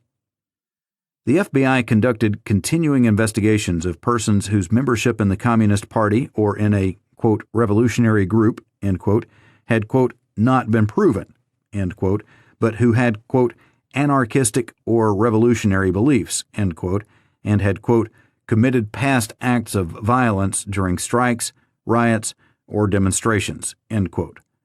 Persons not currently engaged in, quote, activity of a subversive nature, end quote, were still investigated if they had engaged in such activity, quote, several years ago, end quote, and there was no, quote, positive indication of disaffection, end quote. Footnote: Such investigations were conducted because the Communist Party had issued instructions that sleepers should leave the party and go underground, still maintaining secret links to the party. Memorandum from J.F. Bland to A.H. Belmont, July 30, 1958. Quote, refusal to cooperate, end quote, with an FBI agent's interview was, quote, taken into consideration along with other facts, end quote, in determining whether to continue the investigation. Memorandum from J. Edgar Hoover to Deputy Attorney General Peyton Ford, June 28, 1951. End footnote. The FBI manual stated that it was, quote, not possible to formulate any hard and fast standards, end quote, for measuring, quote, the dangerousness of individual members or affiliates of revolutionary organizations, end quote. Persons could be investigated if they were, quote, espousing the line, end quote, of revolutionary movements. Anonymous allegations could start an investigation if they were, quote, sufficiently specific and of sufficient weight, end quote. The manual added, quote, Where there is doubt an individual may be a current threat to the internal security of the nation, the question should be resolved in the interest of security and investigation conducted." End quote. The FBI manual did not define subversive groups in terms of their links to a foreign government. Instead, they were, quote, Marxist revolutionary type, end quote, organizations, quote, seeking the overthrow of the U.S. government, end quote. One purpose of investigation was possible prosecution under the Smith Act, but no prosecutions were initiated under the Act after 1957. The Justice Department advised the FBI in 1956 that such a prosecution required, quote, an actual plan for a violent revolution, end quote. The department's position in 1960 was that, quote, incitement to action in the foreseeable future, end quote, was needed. Despite the strict requirements for prosecution, the FBI continued to investigate subversive organizations, quote, from an intelligence viewpoint, end quote, to appraise their strength and dangerousness. 3. ComInfil. The FBI's broadest program for collecting intelligence was carried out under the heading ComInfil, or Communist Infiltration. The FBI collected intelligence about communist influence under the following categories: political activities, legislative activities, domestic administration issues, Negro question, youth matters, women's matters, farmers matters, cultural activities, veterans matters, religion, education, and industry. FBI investigations covered, quote, the entire spectrum of the social and labor movement in the country, end quote. The purpose, as publicly disclosed in the Attorney General's annual reports, was pure intelligence, to fortify the government against subversive pressures or to strengthen the government against subversive campaigns. In other words, the ComInfil program supplied the Attorney General and the President with intelligence about a wide range of groups seeking to influence national policy under the rationale of determining whether communists were involved. Footnote. Examples of such reports to the White House are set forth later on, pages 51 through 53. The chief of the Internal Security Section of the FBI Intelligence Division in 1948 through 1966 testified that the Bureau, quote, had to be certain, end quote, that a group's position did not coincide with the communist line, quote, just by accident, end quote.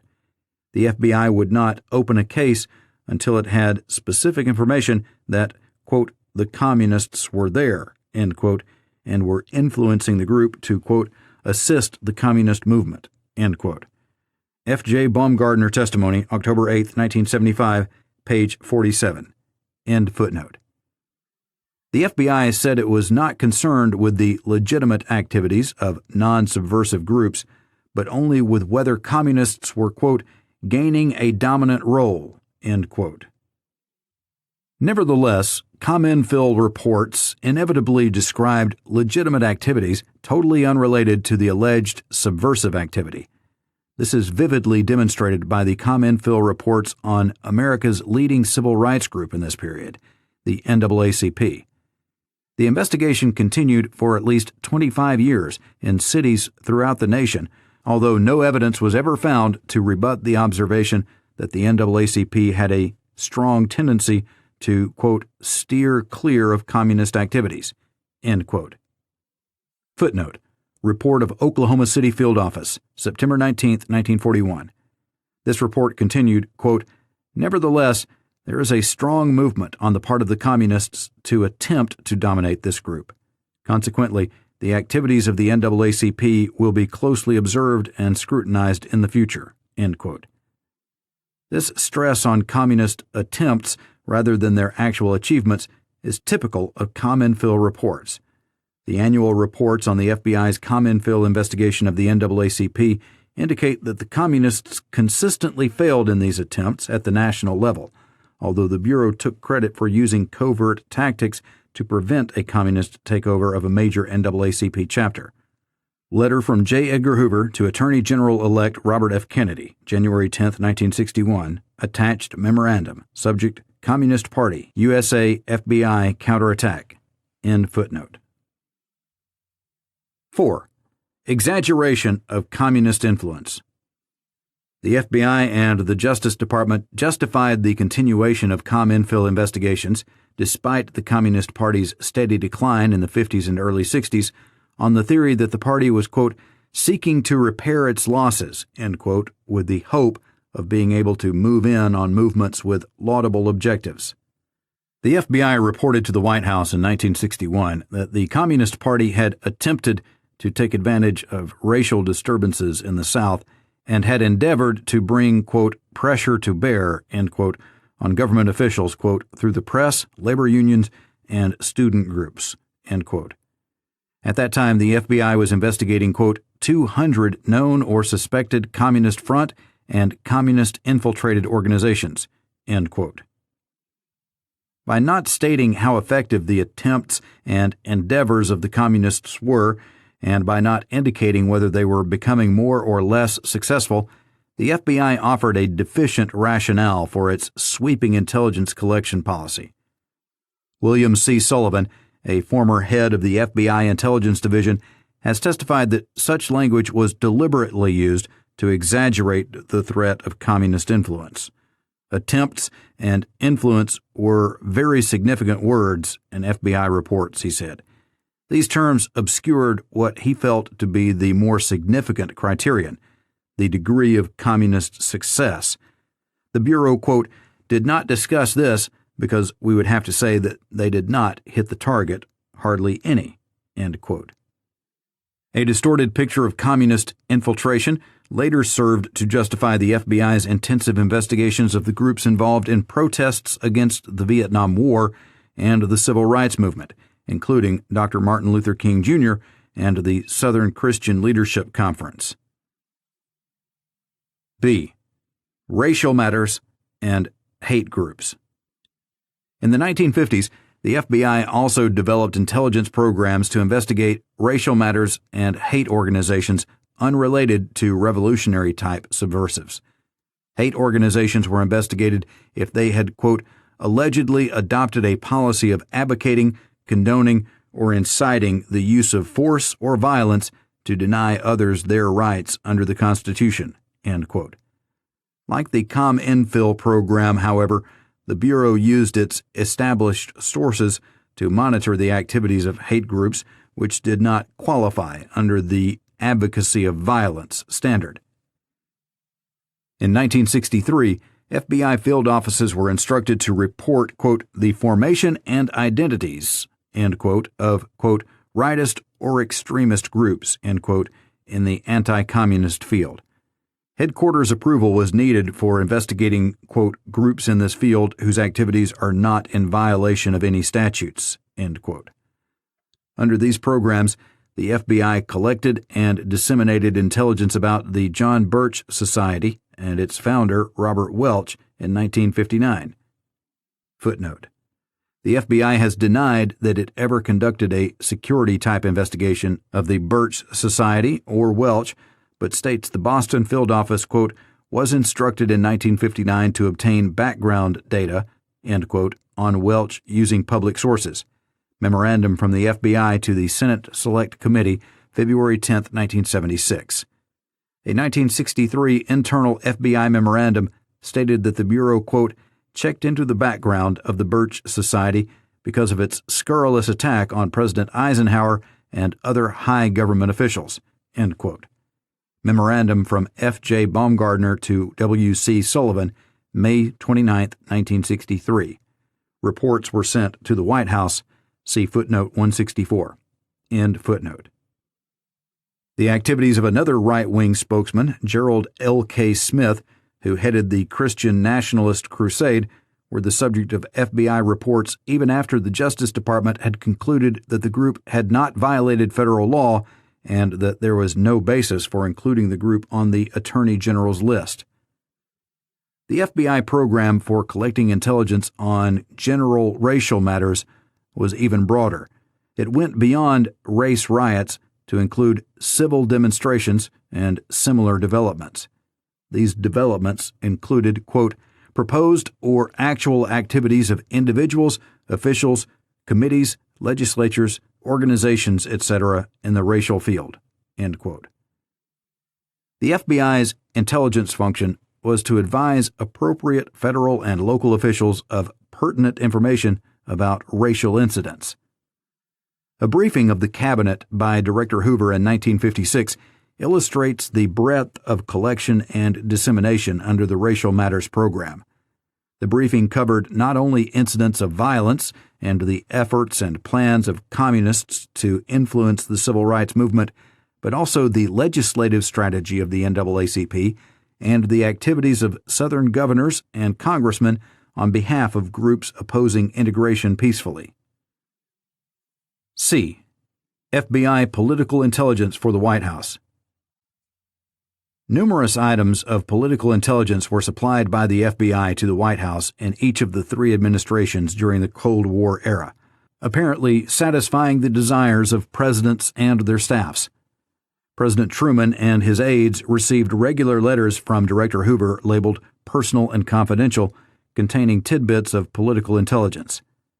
The letters reported on such subjects as inside information about the negotiating position of a non-communist labor union, the activities of a former Roosevelt aide who is trying to influence the Truman administration's appointments, a report from a confidential source that a scandal was brewing, which would be very embarrassing to the Democratic administration, a report from a very confidential source about a meeting of newspaper representatives in Chicago to plan publication of stories exposing organized crime and corrupt politicians, the contents of an in-house communication from Newsweek magazine reporters to their editors about a story they had obtained from the State Department, and criticism of the government's internal security programs by a former assistant to the Attorney General. Letters discussing communist influence provided a considerable amount of extraneous information about the legislative process, including lobbying activities in support of civil rights legislation and the political activities of senators and congressmen. President Eisenhower and his aides received similar tidbits of political intelligence, including an advance text of a speech to be delivered by a prominent labor leader, reports from Bureau sources on the meetings of an NAACP delegation with Senators Paul Douglas and Everett Dirksen of Illinois, the report of an informant on the role of the United Auto Workers Union at an NAACP conference, summaries of data in FBI files on 13 persons, including Norman Thomas, Linus Pauling, and Bertrand Russell, who had filed suit to stop nuclear testing, a report of a confidential source on plans of Mrs. Eleanor Roosevelt to hold a reception for the head of a civil rights group, and reports on the activities of Robert Welch and the John Birch Society. The FBI also volunteered to the White House information from its most reliable sources on purely political or social contacts with foreign government officials by a Deputy Assistant to the President, Bernard Baruch, Supreme Court Justice William O. Douglas, and Mrs. Eleanor Roosevelt. Director Hoover sent to the White House a report from a confidential informant on the lobbying activities of a California group called Women for Legislative Action, because its positions paralleled the communist line. As in the prior administrations, requests also flowed from the Eisenhower White House to the FBI. For example, a presidential aide asked the FBI to check its files on Reverend Carl McIntyre of the International Council of Christian Churches. The pattern continued during the Kennedy administration. A summary of material in FBI files on a prominent entertainer was volunteered to Attorney General Kennedy because Hoover thought it, quote, "may be of interest," end quote. Attorney General Kennedy sent to the President an FBI memorandum on the purely personal life of Dr. Martin Luther King, Jr. Director Hoover supplied Attorney General Kennedy with background information on a woman who told an Italian newspaper that she had once been engaged to marry President Kennedy, and on the husband of a woman who was reported in the press to have stated that the president's daughter would enroll in a cooperative nursery with which she was connected. The FBI director also passed on information from a bureau source regarding plans of a group to publish allegations about the president's personal life. In 1962, the FBI complied unquestioningly with a request from Attorney General Kennedy to interview a steel company executive and several reporters who had written stories about the steel executive. The interviews were conducted late at night and early in the morning because, according to the responsible FBI official, the Attorney General indicated the information was needed for a White House meeting the next day. Throughout the period, the Bureau also disseminated reports to high executive officials to discredit its critics. The FBI's inside information on plans of the Lawyers Guild to denounce Bureau surveillance in 1949 gave the Attorney General the opportunity to prepare a rebuttal well in advance of the expected criticism. When the Knoxville Area Human Relations Council charged in 1960 that the FBI was practicing racial discrimination, the FBI did name checks on members of the council's board of directors and sent the results to the Attorney General. The name checks dredged up derogatory allegations from as far back as the late 30s and early 40s. D. IRS investigations of political organizations. The IRS program that came to be used against the domestic dissidents of the 1960s was first used against communists in the 1950s. As part of its COINTELPRO against the Communist Party, the FBI arranged for IRS investigations of party members and obtained their tax returns. In its efforts against the Communist Party, the FBI had unlimited access to tax returns. It never told the IRS why it wanted them, and IRS never attempted to find out. In 1961, responding to White House and congressional interest in right-wing organizations, the IRS began comprehensive investigations of right-wing groups to identify contributors and ascertain whether or not some of them were entitled to their tax-exempt status. Left-wing groups were later added in an effort to avoid charges that such IRS activities were all aimed at one part of the political spectrum. Both right and left-wing groups were selected for review and investigation because of their political activity, and not because of any information that they had violated the tax laws. While the IRS efforts begun in 1961 to investigate the political activities of tax-exempt organizations were not as extensive as later programs in 1969 through 1973, they were a significant departure by the IRS from normal enforcement criteria for investigating persons or groups on the basis of information indicating noncompliance. By directing tax audits at individuals and groups solely because of their political beliefs, the Ideological Organizations Audit Project, as the 1961 program was known, established a precedent for a far more elaborate program of targeting dissidents. 4. Accountability and control. During the Cold War period, there were serious weaknesses in the system of accountability and control of domestic intelligence activity. On occasion, the executive chose not to comply with the will of Congress with respect to internal security policy, and the congressional attempt to exclude U.S. foreign intelligence agencies from domestic activities was evaded.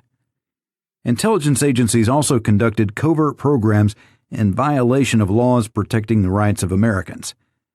Problems of accountability were compounded by the lack of effective congressional oversight and the vagueness of executive orders, which allowed intelligence agencies to escape outside scrutiny.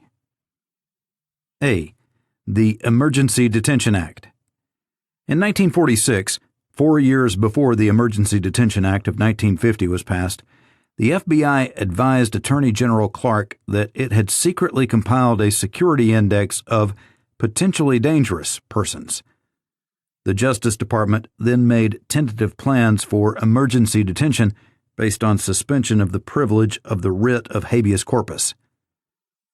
Department officials deliberately avoided going to Congress, advising the FBI in a blind memorandum, quote, "The present is no time to seek legislation. To ask for it would only bring on a loud and acrimonious discussion," end quote.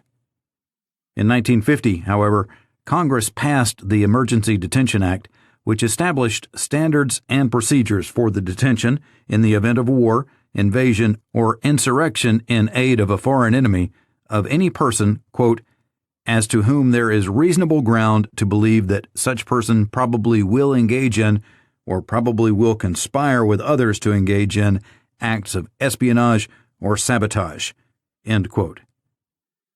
The act did not authorize the suspension of the privilege of the writ of habeas corpus, and it provided that detained persons could appeal to a review board and to the courts.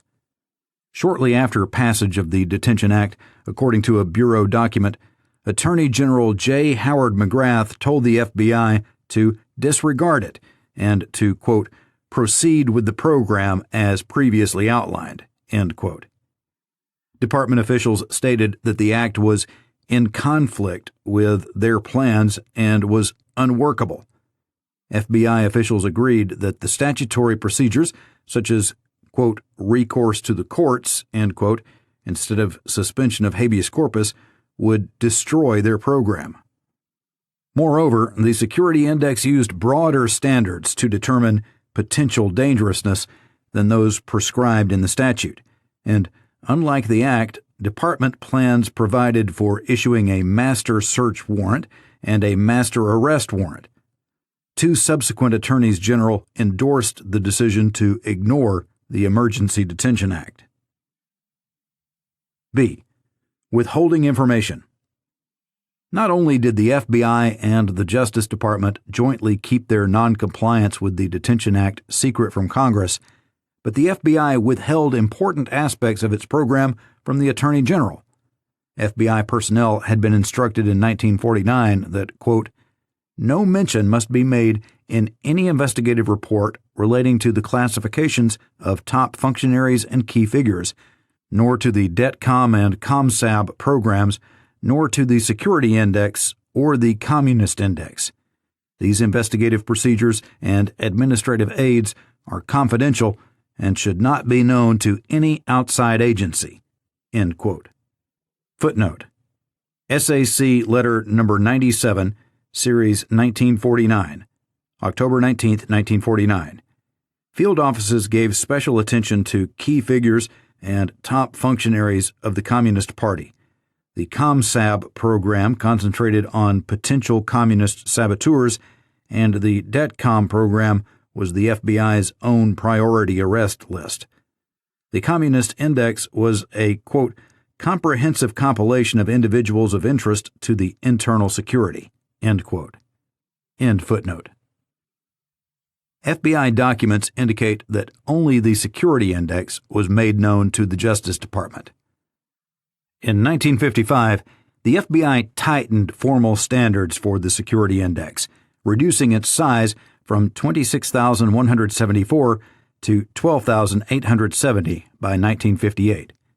However, there is no indication that the FBI told the department that it kept the names of persons taken off the Security Index on a Communist Index, because the Bureau believed such persons remained potential threats. The secret Communist Index was renamed the Reserve Index in 1960 and expanded to include influential persons deemed likely to aid subversive elements in an emergency because of their, quote, subversive associations and ideology, end quote. Such individuals fell under the following categories, quote, professors, teachers, and educators, labor union organizers and leaders, writers, lecturers, newsmen, and others in the mass media field, lawyers, doctors, and scientists, other potentially influential persons on a local or national level, individuals who could potentially furnish financial or material aid, end quote. Persons on the Reserve Index would receive priority consideration for action after detention of Security Index subjects. The breadth of this list is illustrated by the inclusion of the names of author Norman Mailer and a professor who merely praised the Soviet Union to his class. In addition to keeping these programs secret, the FBI withheld information about espionage from the Justice Department on at least two occasions. In 1946, the FBI had, quote, identified over 100 persons, end quote, whom it, quote, suspected of being in the government communist underground, end quote. Neither this number nor the names from this list were given to the department because Director Hoover feared leaks and because the Bureau conceded in its internal documents that it did, quote, not have evidence, whether admissible or otherwise, reflecting actual membership in the Communist Party, end quote. Thus, the Bureau's suspicions were not tested by outside review by the Justice Department, and the investigations could continue. In 1951, the FBI again withheld from the department names of certain espionage subjects for security reasons, since disclosure, quote, would destroy chances of penetration and control, end quote. Even the President's temporary commission on employee loyalty could not get highly relevant information from the Bureau. FBI Assistant Director D.M. Ladd told the Commission in 1946 that there was a substantial amount of communist infiltration of the government. But Ladd declined to answer when Commission members asked for more details of FBI intelligence operations and the information which served as the basis for his characterization of the extent of infiltration. The Commission prepared a list of questions for the FBI and asked that Director Hoover appear in person. Instead, Attorney General Clark made an informal appearance and supplied a memorandum stating that the number of subversives in government had, quote, not yet reached serious proportions, end quote, but that the possibility of, quote, even one disloyal person, end quote, in government service constituted a, quote, serious threat, end quote. Thus, the President's Commission chose not to insist upon making a serious evaluation of FBI intelligence operations or the extent of the danger. The record suggests that executive officials were forced to make decisions regarding security policy without full knowledge. They had to depend on the FBI's estimate of the problem rather than being able to make their own assessment on the basis of complete information. It is also apparent that by this time, outside officials were sometimes unwilling to oppose Director Hoover or to inquire fully into FBI operations. C. CIA domestic activity. 1. Vague controls on CIA. The vagueness of Congress's prohibitions of, quote, internal security functions, end quote, by the CIA left room for the agency's subsequent domestic activity. A restriction against, quote, police, law enforcement, or internal security functions, end quote, first appeared in President Truman's order establishing the Central Intelligence Group in 1946. Footnote. Presidential Directive, Coordination of Federal Foreign Intelligence Activities, January 22, 1946, 11 Federal Regulation 1337. Fears that a foreign intelligence agency would intrude into domestic matters went back to 1944, when General William Donovan, head of the Office of Strategic Services, the CIA's wartime predecessor, proposed that OSS be transformed from a wartime basis to a permanent Central Intelligence Service. Donovan's plan was leaked to the Chicago Tribune, allegedly by FBI Director Hoover, and it was denounced as a, quote, super spy system, end quote, which would, quote, pry into the lives of citizens at home, end quote. Corey Ford, Donovan of the OSS. Boston, Little, Brown, 1970, pages 303 to 304. End footnote.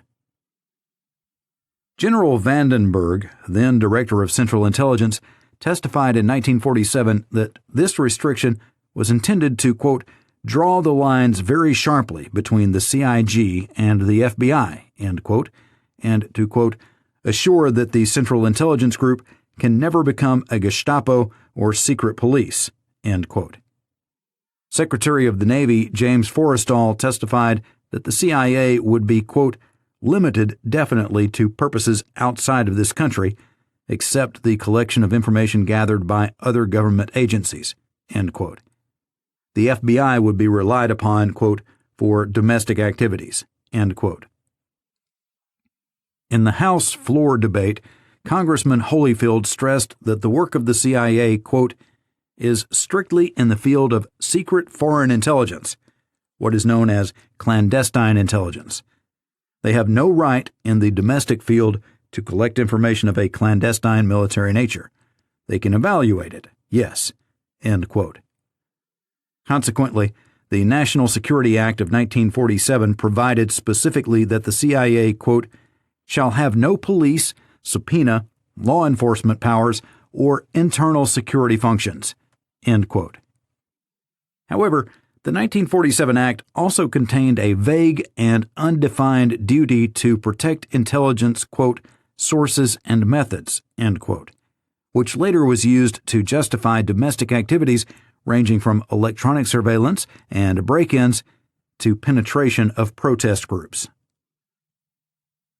2. Drug testing and cover programs. In the early 1950s, the CIA began a program of surreptitiously testing chemical and biological materials, which included drug testing on unwitting Americans. The existence of such a program was kept secret because, as the CIA's Inspector General wrote in 1957, it was necessary to, quote, "protect operations from exposure," end quote, to the American public, as well as enemy forces. Public knowledge of the CIA's, quote, "unethical and illicit activities," end quote, was thought likely to have serious political repercussions.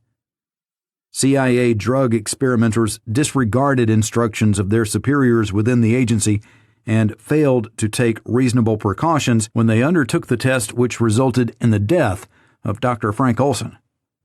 The CIA made extensive use of the Bureau of Narcotics and Dangerous Drugs in conducting its program of drug testing on unwitting subjects. Military intelligence also administered drugs to volunteer subjects who were unaware of the purpose or nature of the tests in which they were participating. The CIA's drug research was conducted in part through arrangements with universities, hospitals, and private research organizations in a manner which concealed, quote, "from the institution the interests of the CIA," end quote, although key individuals were made witting of agency sponsorship. There were similar covert relationships with American private institutions in other CIA intelligence activities. 5. Intrusive techniques.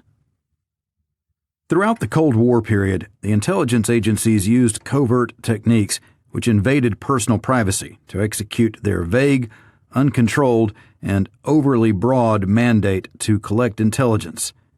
Intelligence techniques were not properly controlled by responsible authorities. Some of the techniques were misused by senior administration officials.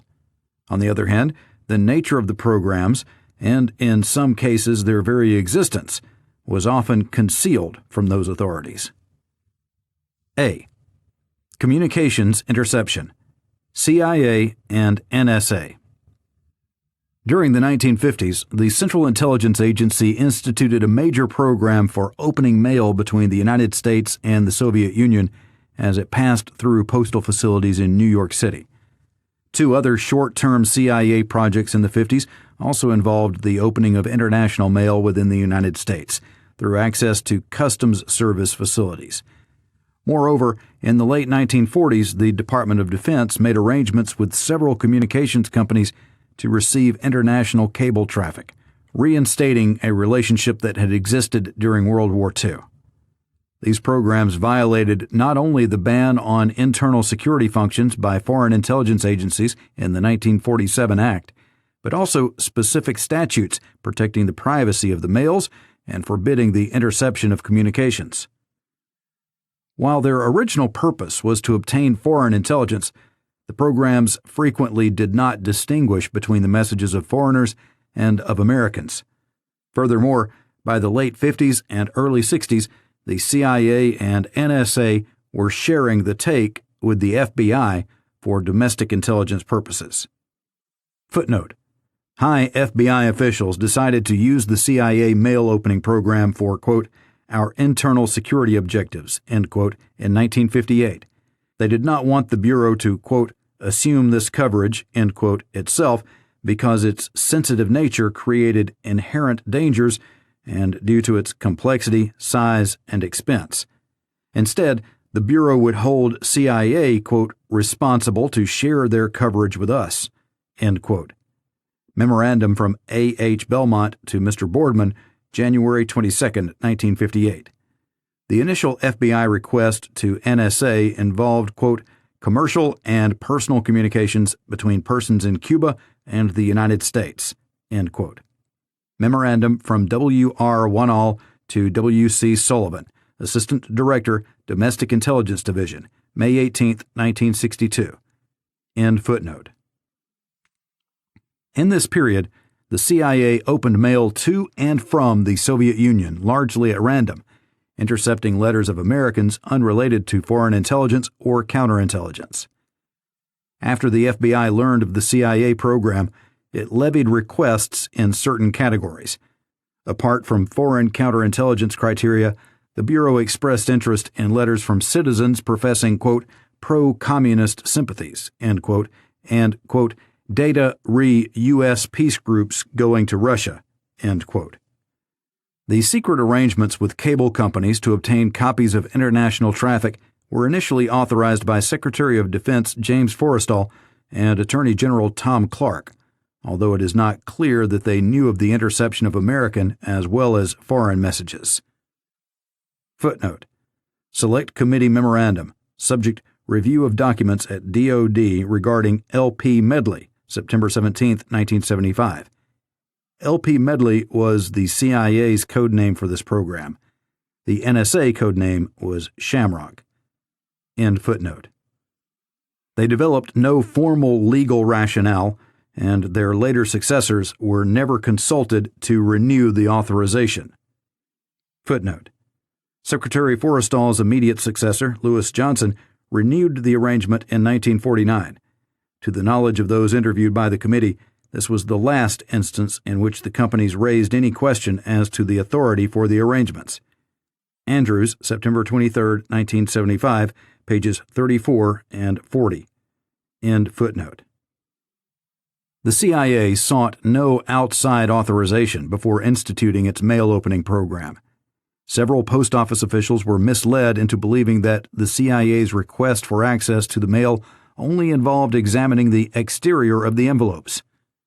President Kennedy's Postmaster General J. Edward Day testified that he told CIA Director Allen Dulles he did not want to, quote, know anything about, end quote, what the CIA was doing. Footnote: J. Edward Day testimony, October 22, 1975. Hearings, Volume 4, page 45. However, a contemporaneous CIA memorandum stated that, quote, no relevant details, end quote, were withheld from Day when he was briefed in 1961 by CIA officials. Memorandum from Richard Helms to Deputy Chief of the Counterintelligence Staff, February 16, 1961.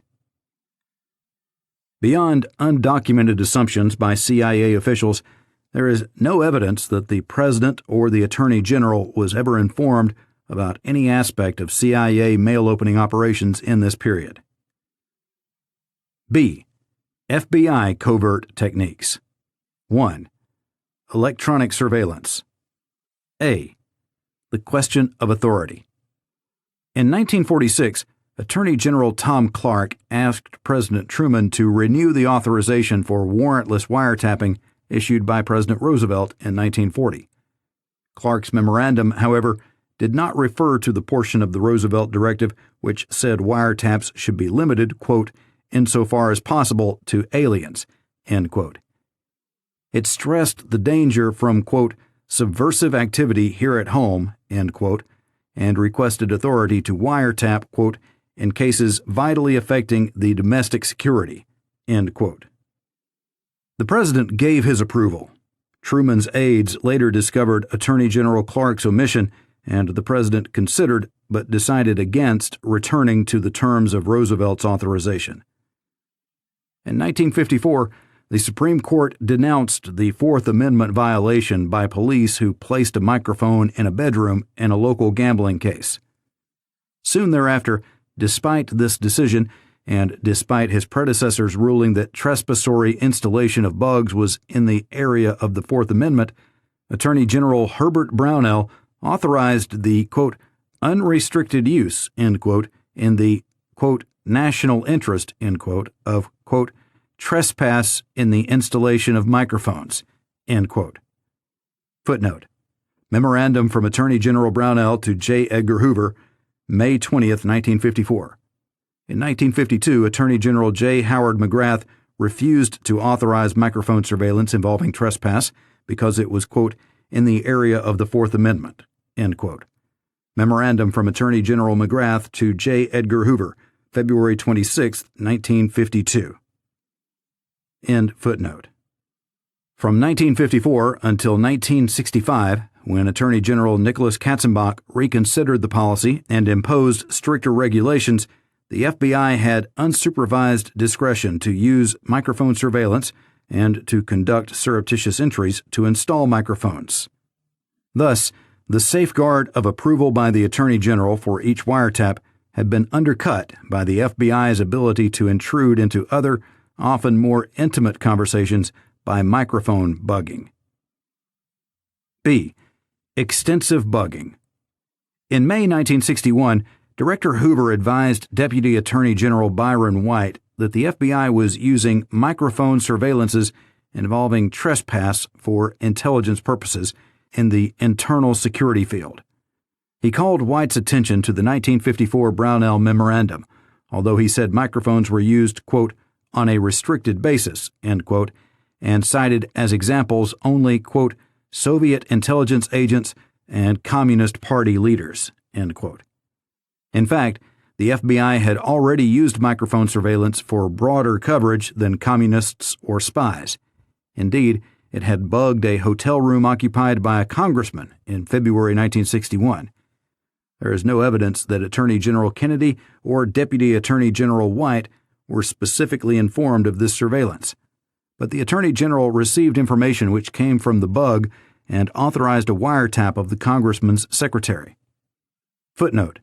In the course of an investigation authorized by Attorney General Kennedy into lobbying efforts on behalf of a foreign country regarding sugar quota legislation, the FBI determined that Congressman Harold D. Cooley, chairman of the House Agriculture Committee, planned to meet with representatives of a foreign country in a hotel room. FBI Memorandum, February 15, 1961. Memorandum from W.R. Wanall to W.C. Sullivan, December 22, 1966. At the instruction of Director Hoover, the Bureau installed a microphone in the hotel room to record this meeting. FBI Memorandum, February 15, 1961. Memorandum from D.E. Moore to A.H. Belmont, February 16, 1961.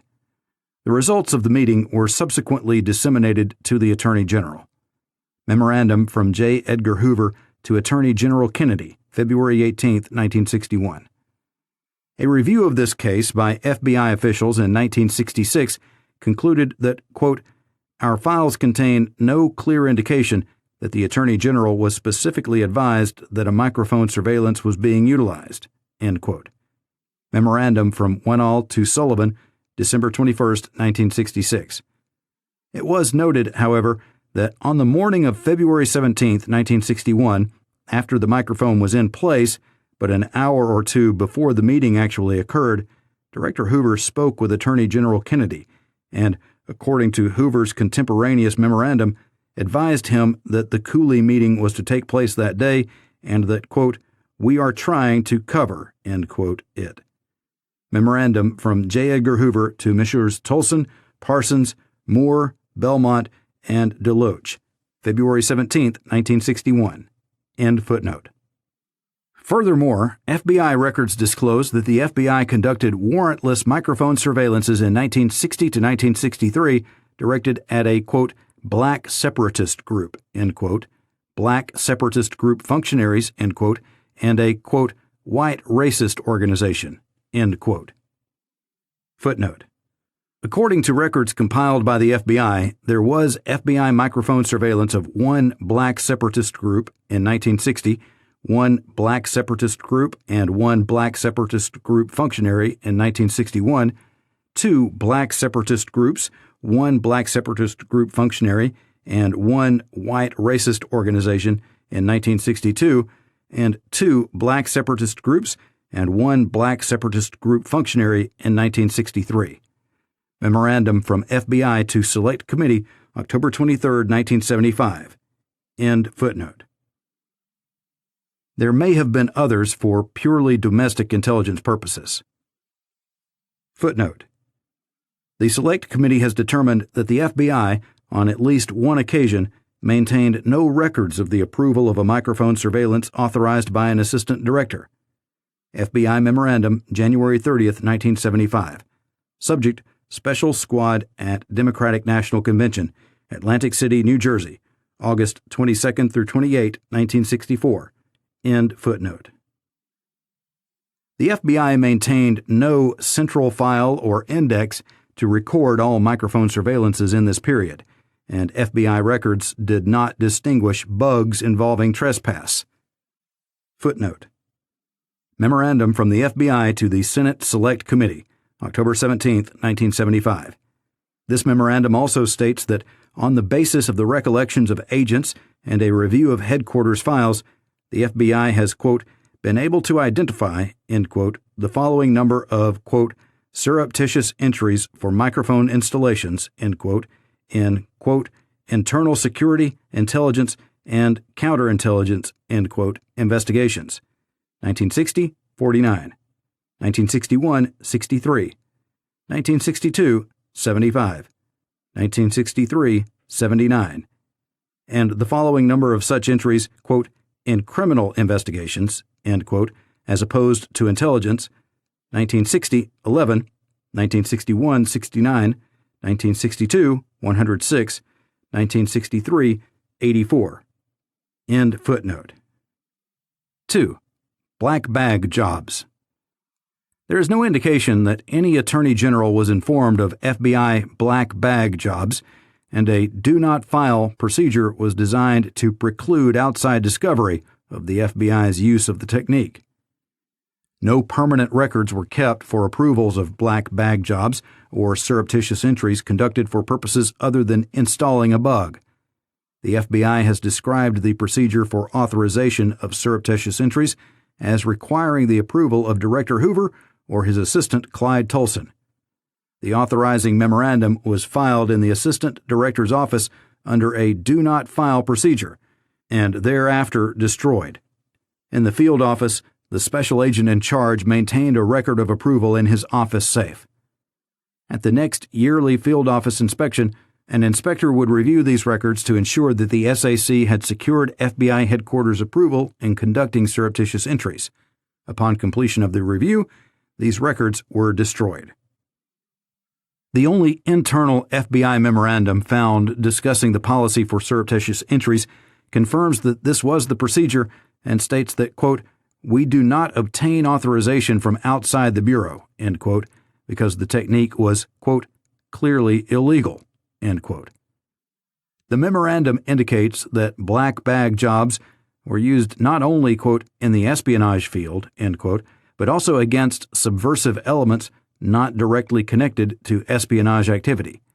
It added that the techniques resulted, quote, on numerous occasions, end quote, in obtaining the, quote, highly secret and closely guarded, end quote, membership and mailing lists of subversive groups.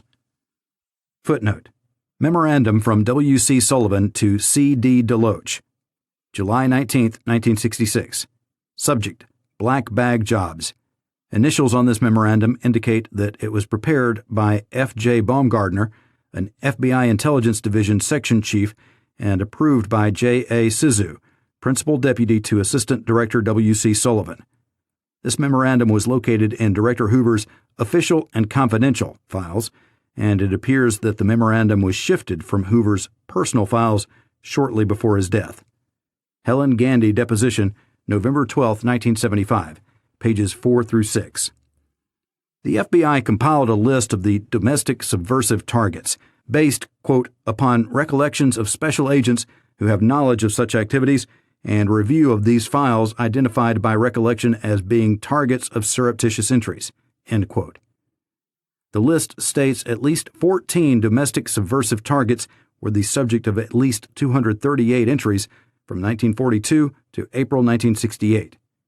In addition, at least 3 domestic subversive targets were the subject of numerous entries from October 1952 to June 1966. One white hate group was the target of an entry in March 1966. End quote. The Bureau admits that this list is incomplete. Memorandum from the FBI to the Senate Select Committee, September 23, 1975. End footnote. 3. Mail opening. The FBI did not seek outside authorization when it reinstituted mail opening programs in the 50s and early 60s. 8 programs were conducted for foreign intelligence and counter-espionage purposes, and Bureau officials who supervised these programs have testified that legal considerations were simply not raised at the time. Beyond their original purpose, the FBI mail opening programs produced some information of an essentially domestic nature. For example, during this period, one program supplied considerable data about American citizens who expressed pro-communist sympathies or made anti-U.S. statements. Some of the mail opening byproduct regarding Americans was disseminated to other agencies for law enforcement purposes, with the source disguised. C. Use of FBI wiretaps. The authorization for wiretapping issued by President Truman in 1946 allowed the Attorney General to approve wiretaps in the investigation of subversive activity to protect the domestic security. A wiretap on an official of the Nation of Islam, originally authorized by Attorney General Herbert Brownell in 1957, continued thereafter without reauthorization until 1965. Attorney General Robert Kennedy approved FBI requests for wiretaps on an Alabama Klan leader in 1963 and on black separatist group leader Malcolm X in 1964. Kennedy also authorized wiretap coverage requested by the Warren Commission in 1964. Kennedy's approval of FBI requests for wiretaps on Dr. Martin Luther King and several of his associates are discussed in greater detail elsewhere in the committee's report.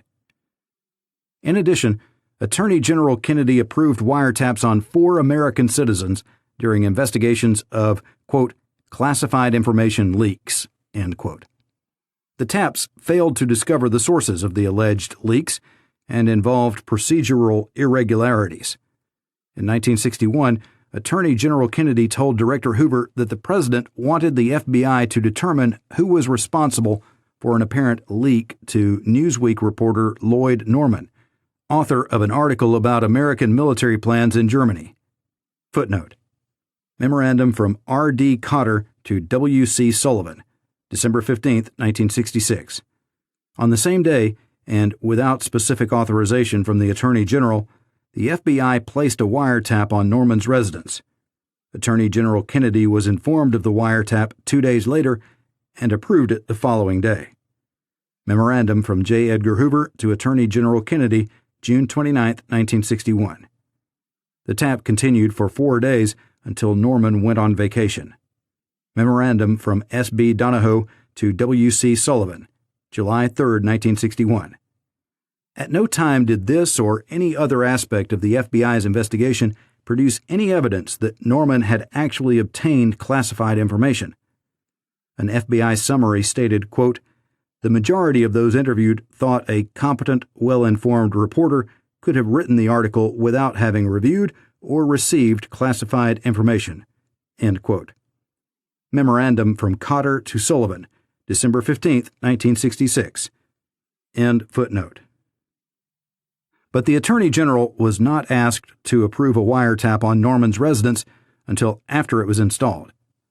According to contemporaneous Bureau memoranda, wiretaps in 1962 on the residence of New York Times reporter Hanson Baldwin and his secretary to determine the source of an article about Soviet missile sites were also instituted without prior written approval of the Attorney General, and one of them, the tap on the secretary, was instituted without the Attorney General's prior knowledge. Kennedy's written approval was obtained, however, 3 days after the Baldwin tap was installed and 4 days after the tap on the secretary was installed. The pattern, including ex post facto approval, was repeated for wiretaps of a former FBI agent who disclosed confidential Bureau information in a public forum. The first tap lasted for 8 days in 1962, and it was reinstituted in 1963 for an undetermined period. Attorney General Kennedy was advised that the FBI desired to place the initial coverage, but he was not informed that it had been effected the day before, and he did not grant written approval until the day it was terminated. It appears that only oral authorization was obtained for reinstituting the tap in 1963. In February 1961, Attorney General Kennedy requested the FBI to initiate an investigation for the purpose of developing, quote, intelligence data which would provide President Kennedy a picture of what was behind pressures exerted on behalf of a foreign country regarding sugar quota deliberations in Congress in connection with pending sugar legislation. End quote. This investigation lasted approximately 9 weeks and was reinstituted for a 3-month period in mid-1962. According to an FBI memorandum, the Attorney General authorized the wiretaps in 1961 on the theory that, quote, the administration has to act if money or gifts are being passed by the representatives of a foreign country, end quote. Specifically, he approved wiretaps on several American citizens, 3 officials of the Agriculture Department, residences only, the clerk of the House Committee on Agriculture, who was also secretary to the chairman, residents only, and a registered agent of the foreign country, both residents and business telephones. After passage of the administration's own sugar bill in April 1961, these wiretaps were discontinued. Footnote. According to a memorandum of a meeting between Attorney General Kennedy and Courtney Evans, Kennedy stated that, quote, now the law was passed, he did not feel there was justification for continuing this extensive investigation, end quote. Memorandum from C. A. Evans to Mr. Parsons, April 14, 1961. The investigation did discover possibly unlawful influence was being exerted by representatives of the foreign country involved, but it did not reveal that money was actually being passed to any executive or congressional official. Memorandum from Winall to Sullivan, December 22, 1966. End footnote. The investigation was reinstituted in June 1962, when the Bureau learned that representatives of the same foreign country again might be influencing congressional deliberations concerning an amendment to the sugar quota legislation. Attorney General Kennedy approved wiretaps on the office telephone of an attorney believed to be an agent of the foreign country, and again on the residence telephone of the clerk of the House Agriculture Committee. The latter tap continued for 1 month, but the former apparently lasted for 3 months. Footnote. The wiretap on the House Committee clerk had, quote, produced no information of value, end quote. While there is no indication that the other wiretaps, including 5 directed at foreign targets, produced evidence of actual payoffs, they did reveal that possibly unlawful influence was again being exerted by the foreign government, and internal Bureau permission was obtained to continue them for 60 days beyond the initial 30-day period.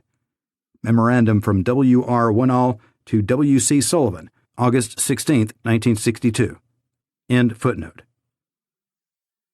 These wiretaps in 1961 and 1962 were arguably related to foreign intelligence, but not to subversive activity unless that term is interpreted beyond its conventional meaning. Footnote. A White House briefing paper prepared in February 1961 stated, quote, it is thought by some informed observers that the outcome of the sugar legislation, which comes up for renewal in the U.S. Congress in March 1961, will be all-important to the future of U.S. foreign country relations, end quote. Memorandum from Richard M. Bissell, Jr. to McGeorge Bundy, February 17, 1961. Another White House briefing memorandum in June 1962 stated, quote, the action taken by the House of Representatives in passing the House Agriculture Committee bill, the Cooley Bill, has created a furor in the foreign country, end quote. Officials of that country said that the legislation, quote, would be disastrous, end quote, to its economy. Memorandum from William H. Brubeck to McGeorge Bundy and Meyer Feldman, June 23, 1962, JFK Library. End footnote. More important, they generated information which was potentially useful to the Kennedy administration for purely political purposes relating to the legislative process. Footnote. See finding on political abuse, pages 233 and 234. The wiretapping of American citizens in these instances could only serve intelligence rather than law enforcement purposes, since any criminal prosecution, i.e. for bribery, would have been tainted by the warrantless wiretaps. Copland v. United States, 185 F. 2D 629, 1950, 191 F. 2D 749, 1951. End footnote. The wiretap authorized by Attorney General Kennedy on another high executive official in this period did not relate to political considerations, but to concern about possible disclosure of classified information to a foreign government. Footnote. The circumstances indicating this possibility and the eventual determination that the allegation was unfounded are set forth in a memorandum from Director Hoover to Attorney General Kennedy in 1964. Hoover to Kennedy, May 4, 1964, and enclosure. John F. Kennedy Library. End footnote. There is no indication that the wiretap authorized by Attorney General Katzenbach in 1965 on the editor of an anti-communist newspaper was related in any way to the book he had written in 1964 alleging personal impropriety by Attorney General Kennedy. Footnote. The FBI requested the wiretap on the editor and an accompanying tap on a Washington attorney in contact with the editor because of its concern about possible leaks of information about FBI loyalty security investigations of government officials. Director Hoover advised that publication of this classified information constituted, quote, a danger to the internal security of the United States, end quote. Memorandum from Hoover to Katzenbach, April 19, 1965. However, in 1964, Director Hoover had volunteered to Attorney General Kennedy information about the publication of the book alleging impropriety. The author himself had supplied information about the book to the FBI. Memoranda from Hoover to Attorney General Kennedy, July 8, 1964, and July 15, 1964. End footnote. 6. Domestic covert action.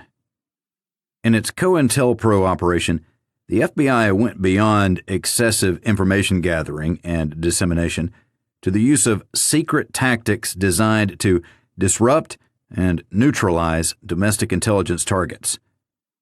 On the outset, the target was the Communist Party USA, but consistent with the pattern revealed in other domestic intelligence activities, the program widened to other targets, increasingly concentrating on domestic dissenters. The expansion of COINTELPRO began in the Cold War period and accelerated in the latter part of the 1960s. A. COINTELPRO, Communist Party. The COINTELPRO program, authorized by Director Hoover against the Communist Party in 1956, had its roots in two lines of bureau policy going back to the 1940s. The first was the accepted FBI practice of attempting to disrupt subversive organizations. A former head of the FBI Intelligence Division has testified, quote, "We were engaged in COINTELPRO tactics to divide, confuse, weaken in diverse ways an organization. We were engaged in that when I entered the Bureau in 1941. End quote. The memorandum recommending the institution of COINTELPRO stated that the Bureau was already seeking to foster factionalism and cause confusion within the Communist Party. The second line of pre-existing Bureau policy involved propaganda to discredit the Communist Party publicly. For example, in 1946, an earlier head of the FBI Intelligence Division proposed that efforts be made to release educational material through available channels to influence public opinion. The educational purpose was to undermine communist support among labor unions, persons prominent in religious circles, and the liberal elements, and to show, quote, the basically Russian nature of the Communist Party in this country, end quote. Footnote. Memorandum from D.M. Ladd to J. Edgar Hoover, February 27, 1946. According to this memorandum, the underlying reason for such Bureau propaganda was to anticipate and counteract the, quote, flood of propaganda from leftist and so-called liberal sources, end quote, which would, quote, be encountered in the event of extensive arrests of communists, end quote, if war with the Soviet Union broke out. End footnote. By 1956, a propaganda effort was underway to bring the party and its leaders, quote, into disrepute before the American public, end quote. The evidence indicates that the FBI did not believe that the Communist Party, when the COINTELPRO program was formalized in 1956, constituted as serious a threat in terms of actual espionage as it had in the 1940s. Footnote. A Bureau monograph in mid-1955 measured the Communist Party threat as, quote, influence over the masses, ability to create controversy leading to confusion and disunity, penetration of specific channels in American life where public opinion is molded, and espionage and sabotage potential, end quote. Letter from J. Edgar Hoover to Dylan Anderson, Special Assistant to the President, July 29, 1955, and enclosed FBI monograph, The Menace of Communism in the United States Today. The FBI official who served as Director Hoover's liaison with the CIA in the 1950s stated that, quote, the Communist Party provided a pool of talent for the Soviet intelligence services, end quote, in the 30s and into the 40s. During that period, the Soviets recruited agents from the party to penetrate the U.S. government and scientific circles. He added, however, that, quote, primarily because of the action and counteraction taken by the FBI during the late 40s, the Soviet services changed their tactics and considerably reduced any programs or projects designed to recruit CP members, realizing or assuming that they were getting heavy attention from the Bureau. End quote. Testimony of former FBI liaison with CIA, September 22, 1975, page 32. End footnote. Nevertheless, the FBI systematized its covert action program against the Communist Party in part because the surfacing of informants in legal proceedings had somewhat limited the Bureau's coverage of party activities, and also to take advantage of internal conflicts within the party. Covert disruption was also designed to make sure that the party would not reorganize under a new label, and thus would remain an easier target for prosecution. In the years after 1956, the purpose of the Communist Party COINTELPRO changed somewhat. Supreme Court decisions substantially curbed criminal prosecution for communists.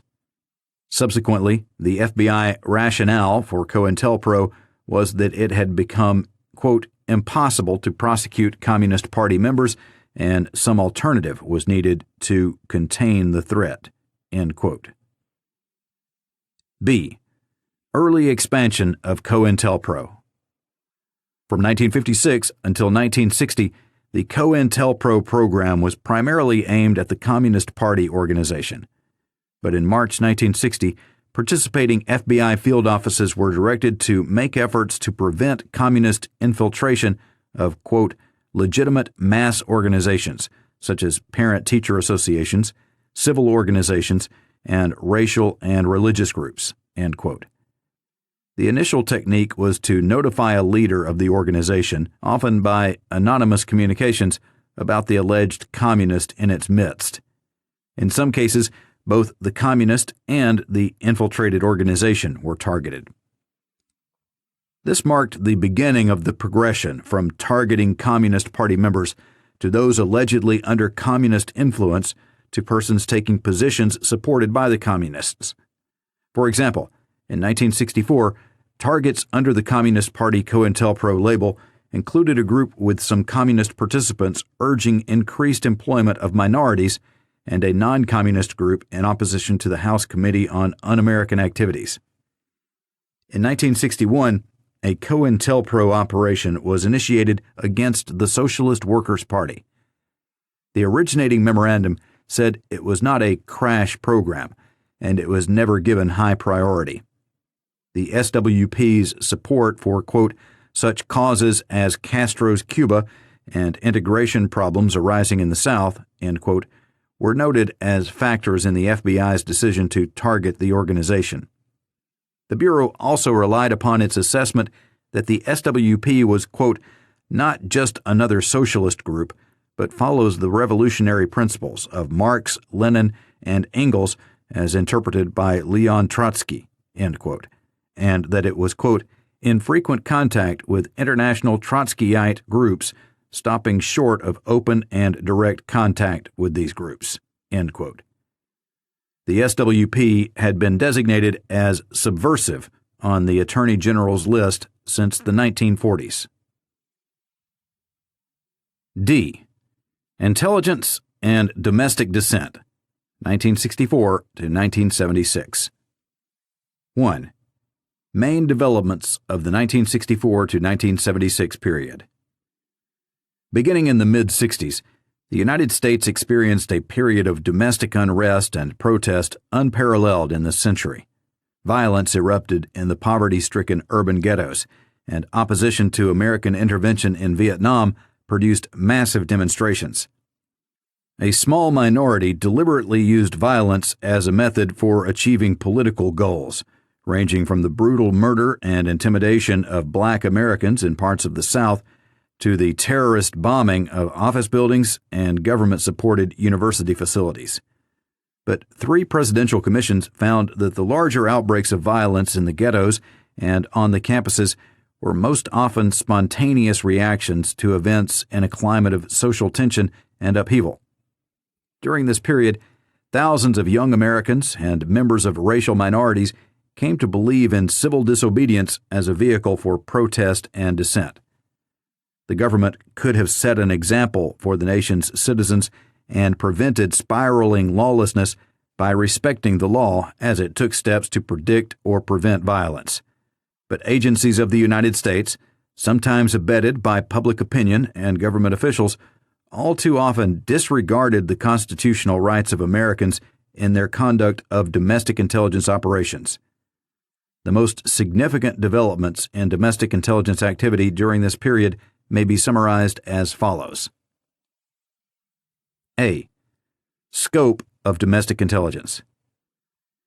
FBI intelligence reports on protest activity and domestic dissent accumulated massive information on lawful activity and law-abiding citizens for vaguely defined pure intelligence and preventive intelligence purposes related only remotely or not at all to law enforcement or the prevention of violence.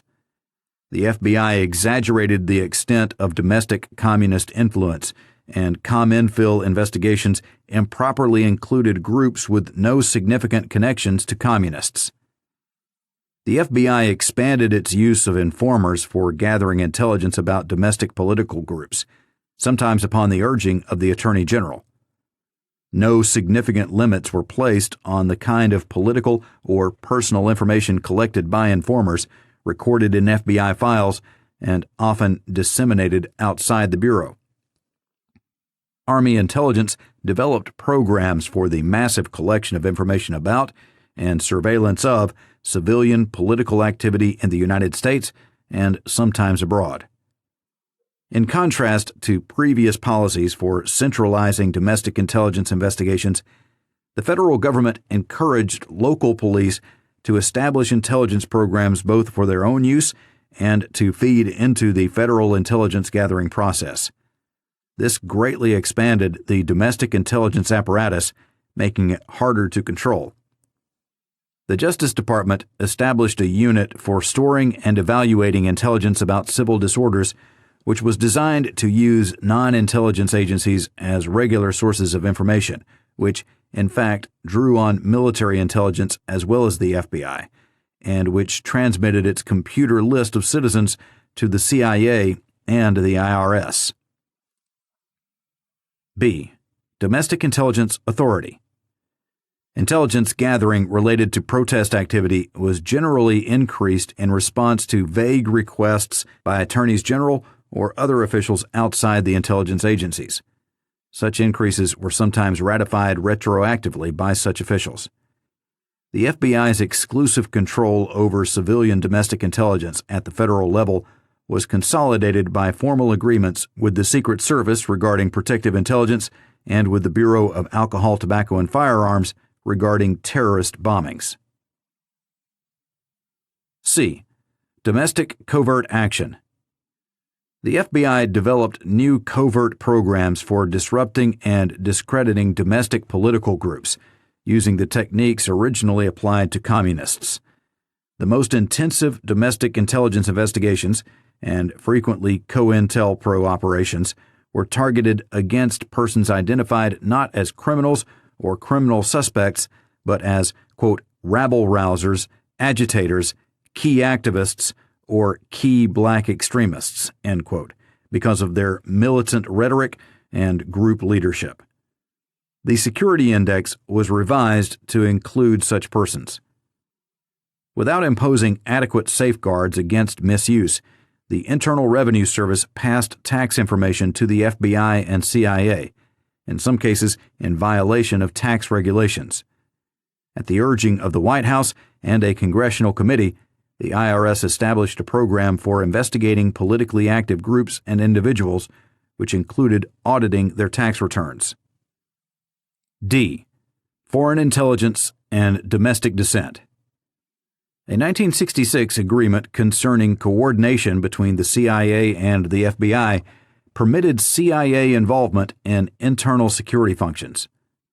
Under pressure from the Johnson and Nixon White Houses to determine whether there was foreign influence behind anti-war protests and black militant activity, the CIA began collecting intelligence about domestic political groups. The CIA also conducted operations within the United States under overly broad interpretations of its responsibility to protect the physical security of its facilities and to protect intelligence sources and methods. These operations included surreptitious entry, recruitment of informers in domestic political groups, and at least one instance of warrantless wiretapping approved by the Attorney General. In the same period, the National Security Agency monitored international communications of Americans involved in domestic dissent, despite the fact that its mission was supposed to be restricted to collecting foreign intelligence and monitoring only foreign communications. E. Intrusive techniques. As domestic intelligence operations broadened and focused upon dissenters, the government increased the use of many of its most intrusive surveillance techniques. During the period from 1964 to 1972, the standards and procedures for warrantless electronic surveillance were tightened, but actual practice was sometimes at odds with the articulated policy. Also during these years, CIA mail opening expanded at the Bureau's request, and NSA monitoring expanded to target domestic dissenters. However, the FBI cut back use of certain techniques under the pressure of congressional probes and changing public opinion. F.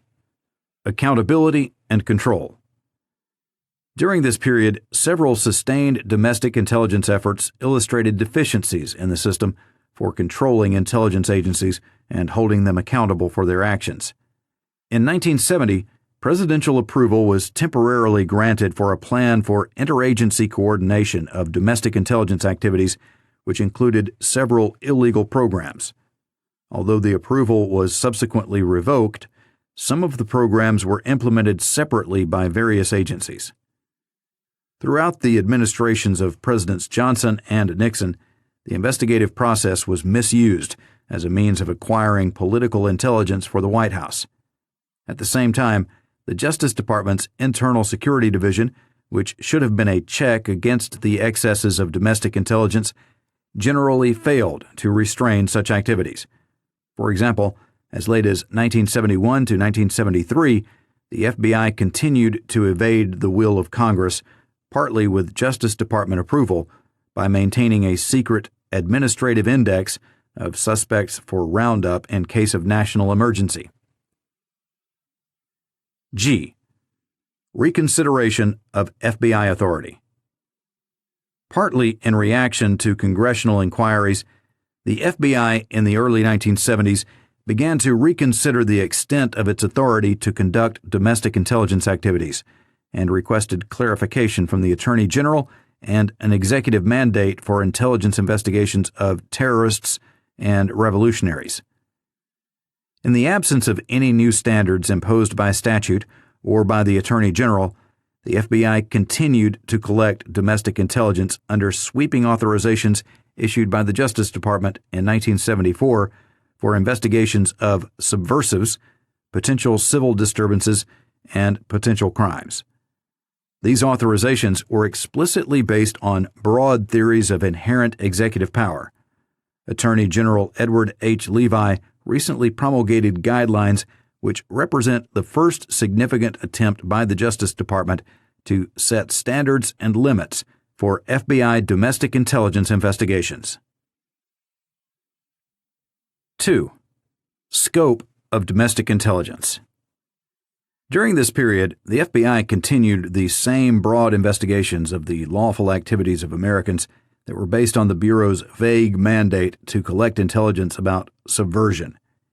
In addition, the Bureau, joined by CIA, NSA, and military intelligence agencies, took on new and equally broad assignments to investigate racial matters, the New Left, student agitation, and alleged foreign influence on the anti-war movement.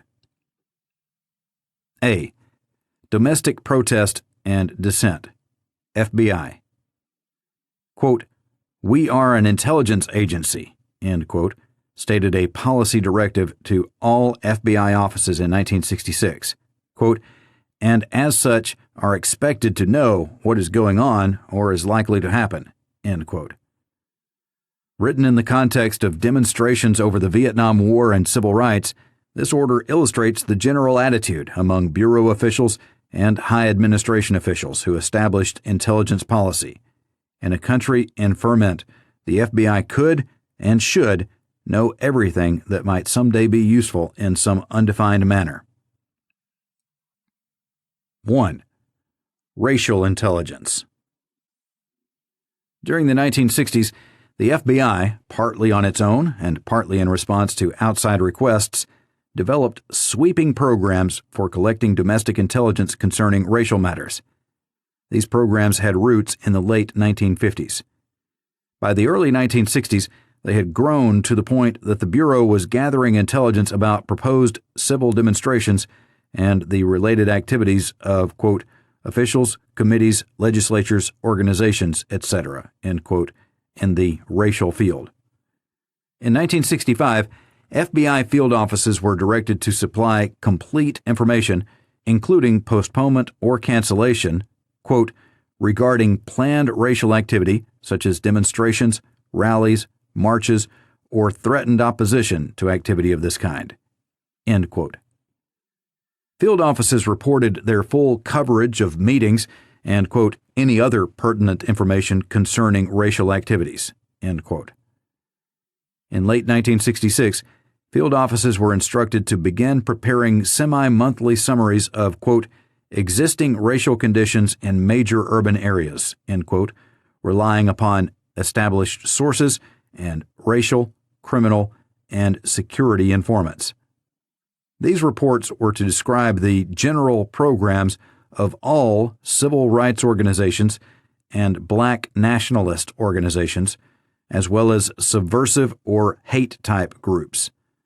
The information to be gathered was to include, quote, readily available personal background data, end quote, on, quote, leaders and individuals in the civil rights movement, end quote, and other, quote, leaders and individuals involved, end quote, as well as any data in Bureau files on subversive associations they might have, the, quote, objectives sought by the minority community, end quote, the community reaction to minority demands, and the, quote, number, character, and intensity of the techniques used by the minority community, such as picketing or sit-in demonstrations, to enforce their demands, end quote. Thus, the FBI was mobilized to use all its available resources to discover everything it could about general racial conditions. While the stated objective was to arrive at an evaluation of potential for violence, The broad sweep of the directives issued to the field resulted in the collection and filing of vast amounts of information unrelated to violence. Some programs concerning general racial matters were directed to concentrate on groups with a, quote, propensity for violence and civil disorder, end quote. But even these programs were so overbroad in their application as to include Dr. Martin Luther King Jr. and his nonviolent Southern Christian Leadership Conference in the, quote, radical and violence-prone, end quote, hate group category. The stated justification, unsupported by any facts, was that Dr. King might, quote, abandon his supposed obedience to white liberal doctrines, nonviolence, and embrace black nationalism, end quote. Another leading civil rights group, the Congress of Racial Equality, CORE, was investigated under the Racial Matters Program because the Bureau concluded that it was moving, quote, away from a legitimate civil rights organization, end quote, and, quote, assuming a militant black nationalist posture, end quote. The FBI reached this conclusion on the grounds that, quote, some leaders in their public statements, end quote, had condoned, quote, violence as a means of attaining Negro rights, end quote. The investigation was intensified, even though it was recognized there was no information that its members advocate violence or participate in actual violence. The same overbreadth characterized the FBI's collection of intelligence about white militant groups. Among the groups investigated were those, quote, known to sponsor demonstrations against integration and against the busing of Negro students to white schools, end quote. As soon as a new organization of this sort was formed, the Bureau used its informants and established sources to determine, quote, the aims and purposes of the organization, its leaders, approximate membership, end quote, and other background data bearing upon the militancy of the group. 2.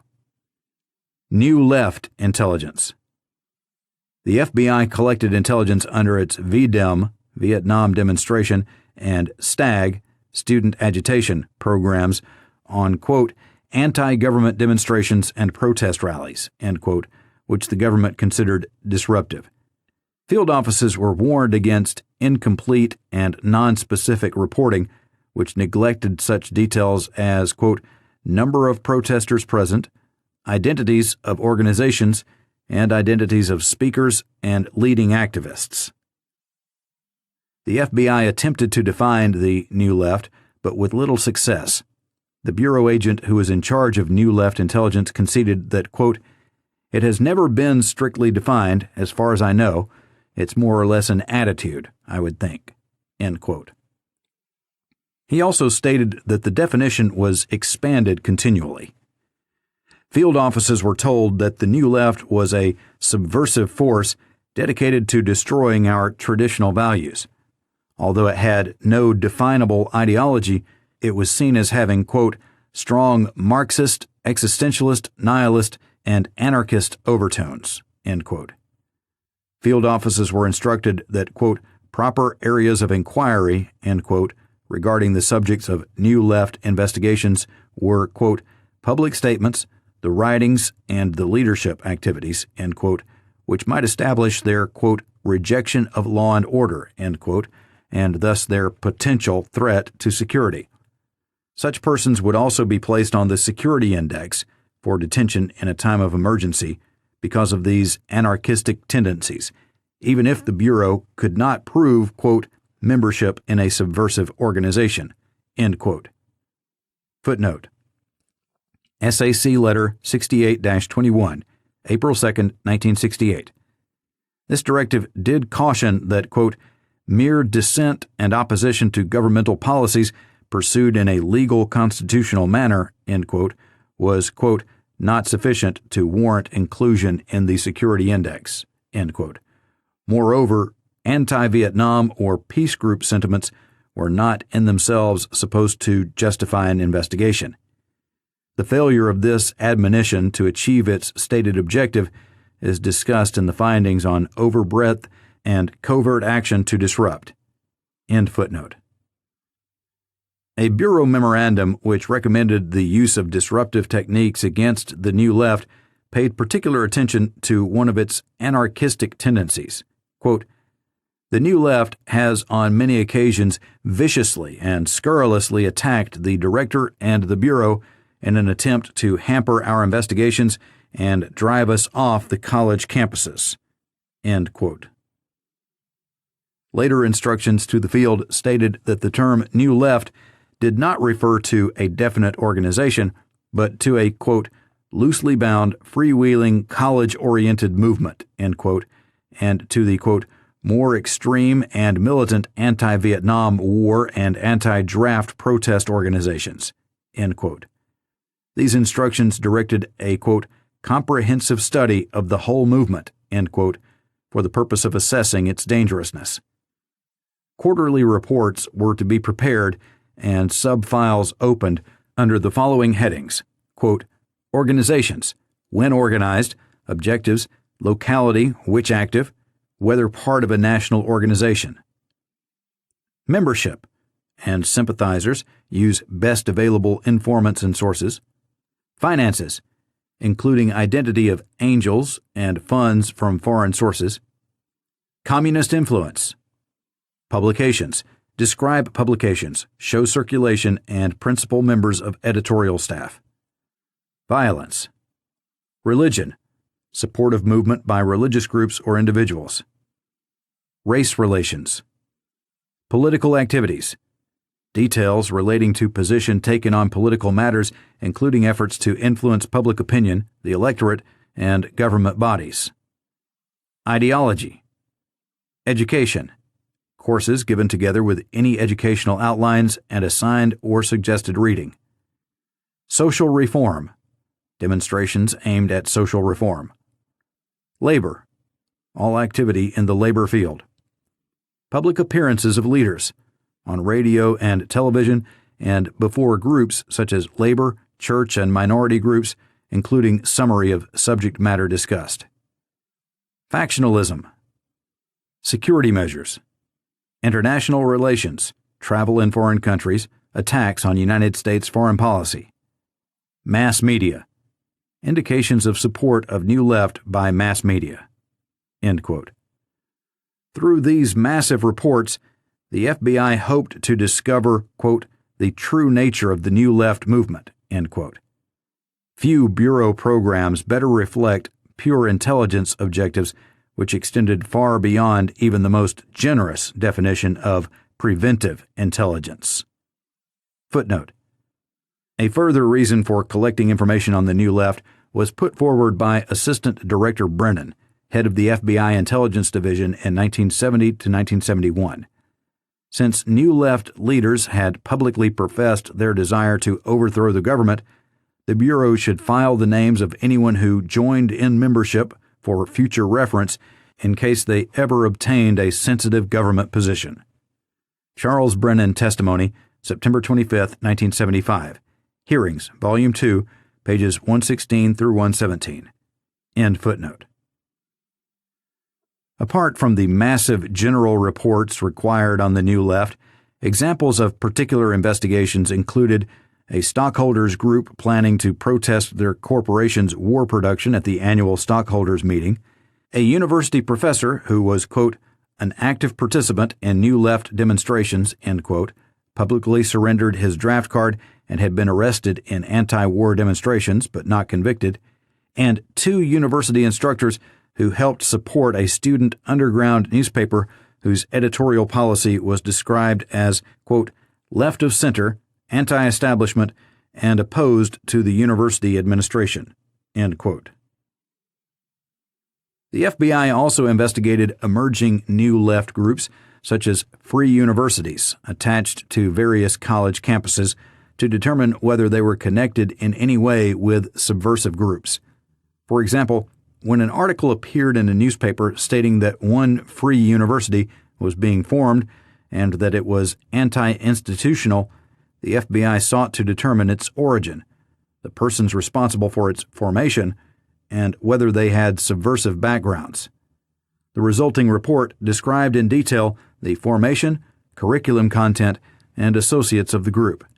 It was disseminated to military intelligence and Secret Service field offices and headquarters in Washington, as well as to the State Department and the Justice Department. B. FBI informants. The FBI manual has never significantly limited informant reporting about the lawful political activities or personal lives of American citizens, except for prohibiting reports about legal defense plans and strategy, employer-employee relationships connected with labor unions, and legitimate campus activities. In practice, FBI agents imposed no other limitations on the informants they handled and, on occasion, disregarded the prohibitions of the manual. 1. Infiltration of the Klan. In mid-1964, Justice Department officials became increasingly concerned about the spread of Ku Klux Klan activity and violence in the Deep South. Attorney General Kennedy advised President Johnson that because of the unique difficulty presented by a situation where lawless activities had the, quote, sanction of local law enforcement agencies, end quote, the FBI should apply to the Klan the same techniques used previously, quote, in the infiltration of communist groups, end quote. Footnote: Memorandum from Attorney General Kennedy to the President, June 1964, quoted in Victor Navasky, Kennedy Justice, New York, Athenaeum, 1971, pages 105 and 106. The President asked former CIA Director Allen Dulles to evaluate the situation in Mississippi. Upon his return from a survey of the state, Dulles endorsed the Attorney General's recommendation that the FBI be used to control the terrorist activities. Dulles requests more FBI agents for Mississippi. New York Times, June 27, 1964. End footnote. Former Attorney General Katzenbach, under whose tenure FBI activities against the Klan expanded, vigorously defended this decision as necessary to deter violence by sowing, quote, deep mistrust among Klan members, end quote, and making them aware that they were, quote, under constant observation, end quote. But FBI intelligence officials chafed under this restriction and sought expanded informant coverage. Subsequently, the manual was revised in 1967 to require the field to furnish the details of Klan rallies and demonstrations. By 1971, the special agents in charge of field offices had the discretion to investigate not only persons with, quote, a potential for violence, end quote, but also anyone else who, in the SAC's judgment, was an extremist. 2. Listening posts in the black community. 2 special informant programs illustrate the breadth of the Bureau's infiltration of the black community. In 1970, the FBI used its established informants to determine the, quote, background, aims and purposes, leaders, and key activists, end quote, in every black student group in the country, quote, regardless of the group's past or present involvement in disorders, end quote. Field offices were instructed to target informants against these groups and to develop such coverage where informants were not already available. In response to Attorney General Clark's instructions regarding civil disorders intelligence in 1967, the Bureau launched a ghetto informant program, which lasted until 1973. The number of ghetto informants expanded rapidly, 4,067 in 1969 and 7,402 by 1972. The original concept was to establish a listening post by recruiting a person who, quote, lives or works in a ghetto area, end quote, to provide information regarding the racial situation and racial activities. Such informants could include, quote, the proprietor of a candy store or barber shop, end quote. As the program developed, however, ghetto informants were, quote, utilized to attend public meetings held by extremists, to identify extremists passing through or locating in the ghetto area, to identify purveyors of extremist literature, as well as given specific assignments where appropriate, end quote. Footnote: Memorandum from Moore to Miller, September 27, 1972. This program continued until 1973, when the FBI decided to rely on its regular extremist informants for byproduct information on civil unrest. The most productive ghetto informants were converted into regular informants. FBI Inspection Division Memorandum, November 24, 1972. Memorandum from Director Clarence M. Kelly to all SACs, July 31, 1973. End footnote. Material to be furnished by ghetto informants included names of Afro-American type bookstores and their owners, operators, and clientele. 3. Infiltration of the New Left. The FBI used its security informant program to report extensively on all activities relating to opposition to the Vietnam War. Moreover, informants already in groups considered subversive by the FBI also reported on the activities of other organizations and their members, if the latter were being infiltrated by the former groups.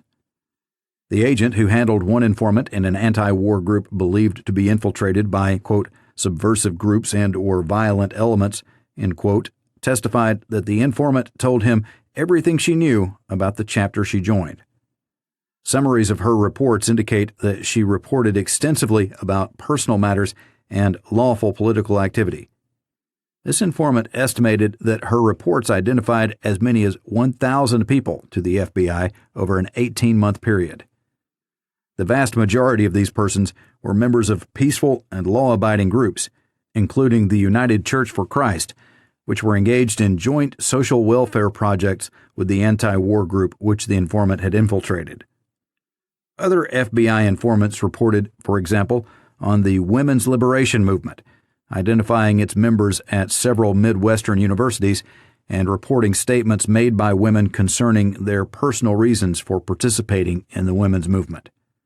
Moreover, as in the case of informants in the black community, efforts were made to greatly increase the number of informants who could report on anti-war and related groups. In 1969, the Justice Department specifically asked the FBI to use not only existing sources, but also, quote, any other sources you may be able to develop, end quote, to collect information about serious campus disorders. Footnote. Memorandum from Assistant Attorney General J. Walter Yeagley to J. Edgar Hoover, March 3, 1969. This memorandum stated that the department was considering, quote, conducting a grand jury investigation, end quote, under the Anti-Riot Act and other statutes. End footnote. The Bureau ordered its field offices in 1970 to make every effort to obtain informant coverage of every New Left commune. Footnote. Memorandum from FBI headquarters to all SACs, April 17, 1970. This directive defined a commune as a, quote, group of individuals residing in one location who practice communal living, i.e., they share income and adhere to the philosophy of a Marxist, Leninist, Maoist-oriented violent revolution, end quote. End footnote. Later that year, after Director Hoover lifted restrictions against recruiting 18 to 21-year-old informants, field offices were urged to take advantage of this tremendous opportunity to expand coverage of New Left, quote, collectives, communes, and staffs of their underground newspapers, end quote. Footnote. SAC Letter 70-48, September 15, 1970. This directive implemented one provision of the Houston Plan, which had been disapproved as a domestic intelligence package. See pages 113 and 116. End footnote. C. Army surveillance of civilian political activity. In the early 1960s, after several commitments of troops to control racial disturbances and enforce court orders in the South, Army intelligence began collecting information on civilian political activity in all areas where it believed civil disorders might occur. The growth of the Army's domestic intelligence program typifies, once again, the general tendency of information-gathering operations to continually broaden their coverage. Shortly after the Army was called upon to quell civil disorders in Detroit and to cope with an anti-war demonstration at the Pentagon in 1967, the Army Chief of Staff approved a recommendation for continuous counterintelligence investigations to obtain information on subversive personalities, groups, or organizations and their influence on urban populations in promoting civil disturbances. The Army's collection plan for civil disturbances specifically targeted as dissident elements, without further definition, the civil rights movement and the anti-Vietnam anti-draft movements. As revised later, Army intelligence gathering extended beyond subversion and dissident groups to prominent persons who were friendly with the leaders of the disturbance or sympathetic with their plans. D. Federal encouragement of local police intelligence. In reaction to civil disorders in 1965 to 1966, Attorney General Katzenbach turned for advice to the newly created President's Commission on Law Enforcement and Administration of Justice. After holding a conference with police and National Guard officials, the President's Commission urged police not to react with too much force to disorder, quote, in the course of demonstrations, end quote, but to make advance plans for, quote, a true riot situation, end quote. This meant that police should establish, quote, procedures for the acquisition and channeling of intelligence, end quote, for the use of, quote, those who need it, end quote. Former Assistant Attorney General Vinson recalled the Justice Department's concern that local police did not have, quote, any useful intelligence or knowledge about ghettos, about black communities in the big cities, end quote. During the winter of 1967 to 1968, the Justice Department and the National Advisory Commission on Civil Disorders reiterated the message that local police should establish intelligence units to gather and disseminate information on potential civil disorders. These units would use undercover police personnel and informants and draw on community leaders, agencies, and organizations in the ghetto. The Commission also urged that these local units be linked to, quote, a national center and clearinghouse, end quote, in the Justice Department. One consequence of these recommendations was that the FBI, because of regular liaison with local police, became a channel and repository for much of this intelligence data.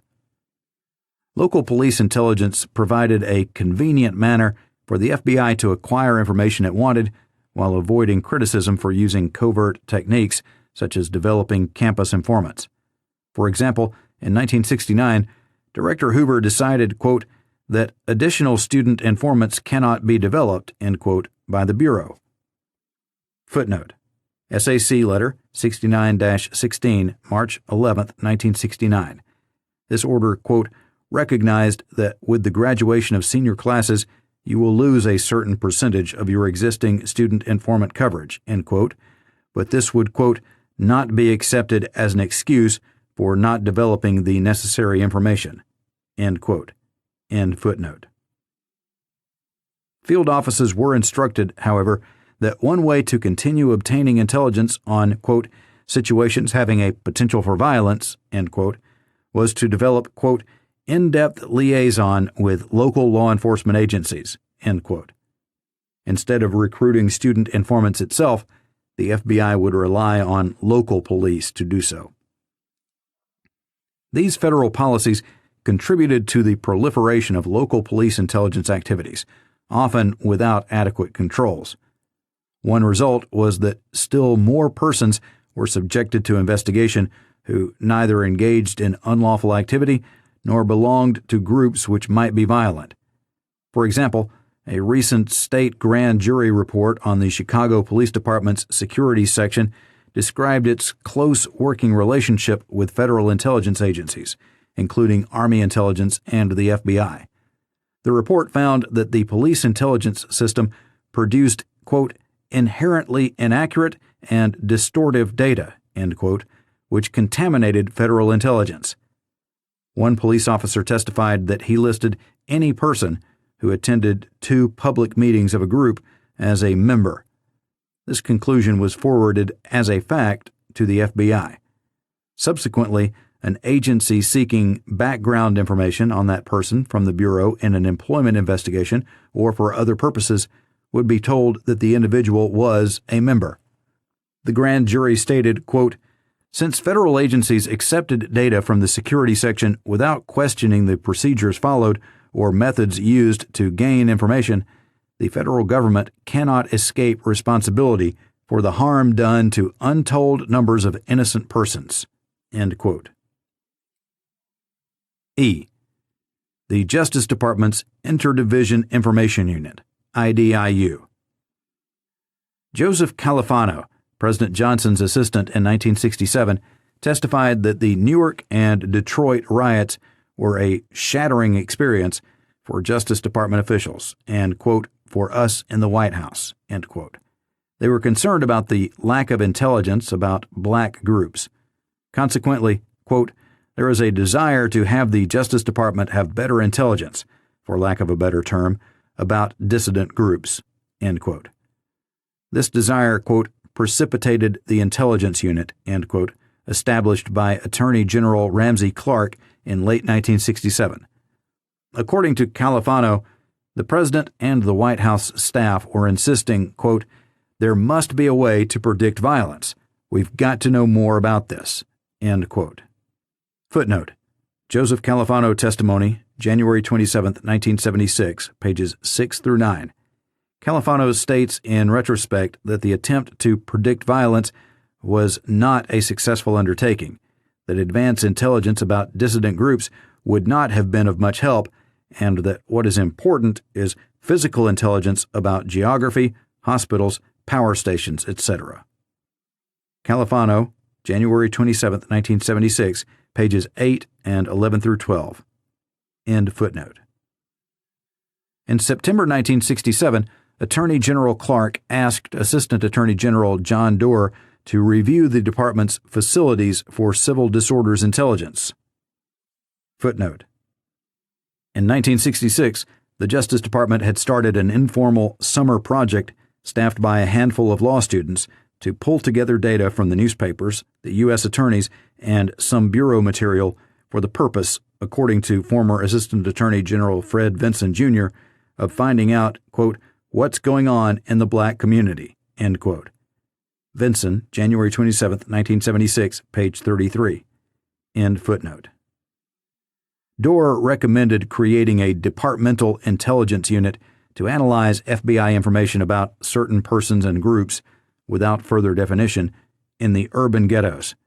He proposed that its, quote, "scope be very broad initially," end quote, so as to, quote, "measure the influence of particular groups," end quote. Doerr recommended that, in addition to the FBI, agencies who should funnel information to the unit should include Community Relations Service, Poverty Programs, Neighborhood Legal Services Program, Labor Department Programs, Intelligence Unit of the Internal Revenue Service, Alcohol, Tobacco, and Firearms Division of the Treasury Department, Narcotics Bureau, then in the Treasury Department, Post Office Department. Doerr recognized that the Justice Department's Community Relations Service, designed to conciliate racial conflicts, risked losing its credibility and thereby its ability to help prevent riots, but he assured the Attorney General that the confidentiality of its information could be protected. A later study for Attorney General Clark added the following agencies to Doerr's list: President's Commission on Civil Disorders, New Jersey Blue Ribbon Commission and similar state agencies, State Department, Army Intelligence, Office of Economic Opportunity, Department of Housing and Urban Development, Surveys and Model City Applications, Central Intelligence Agency, National Security Agency.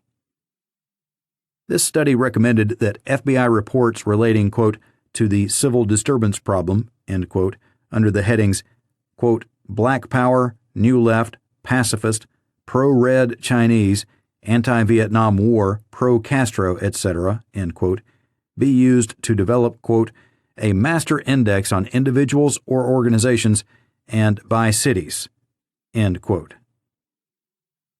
Attorney General Clark approved these recommendations and established the Interdivision Information Unit, IDIU, for, quote, reviewing and reducing to quickly retrievable form all information that may come to this department relating to organizations and individuals who may play a role, whether purposefully or not, either in instigating or spreading civil disorders, or in preventing or checking them, end quote.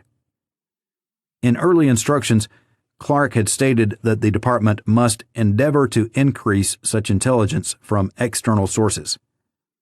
In fact, according to its first head, the IDIU did use intelligence from the Army, the Internal Revenue Service, and other investigative agencies.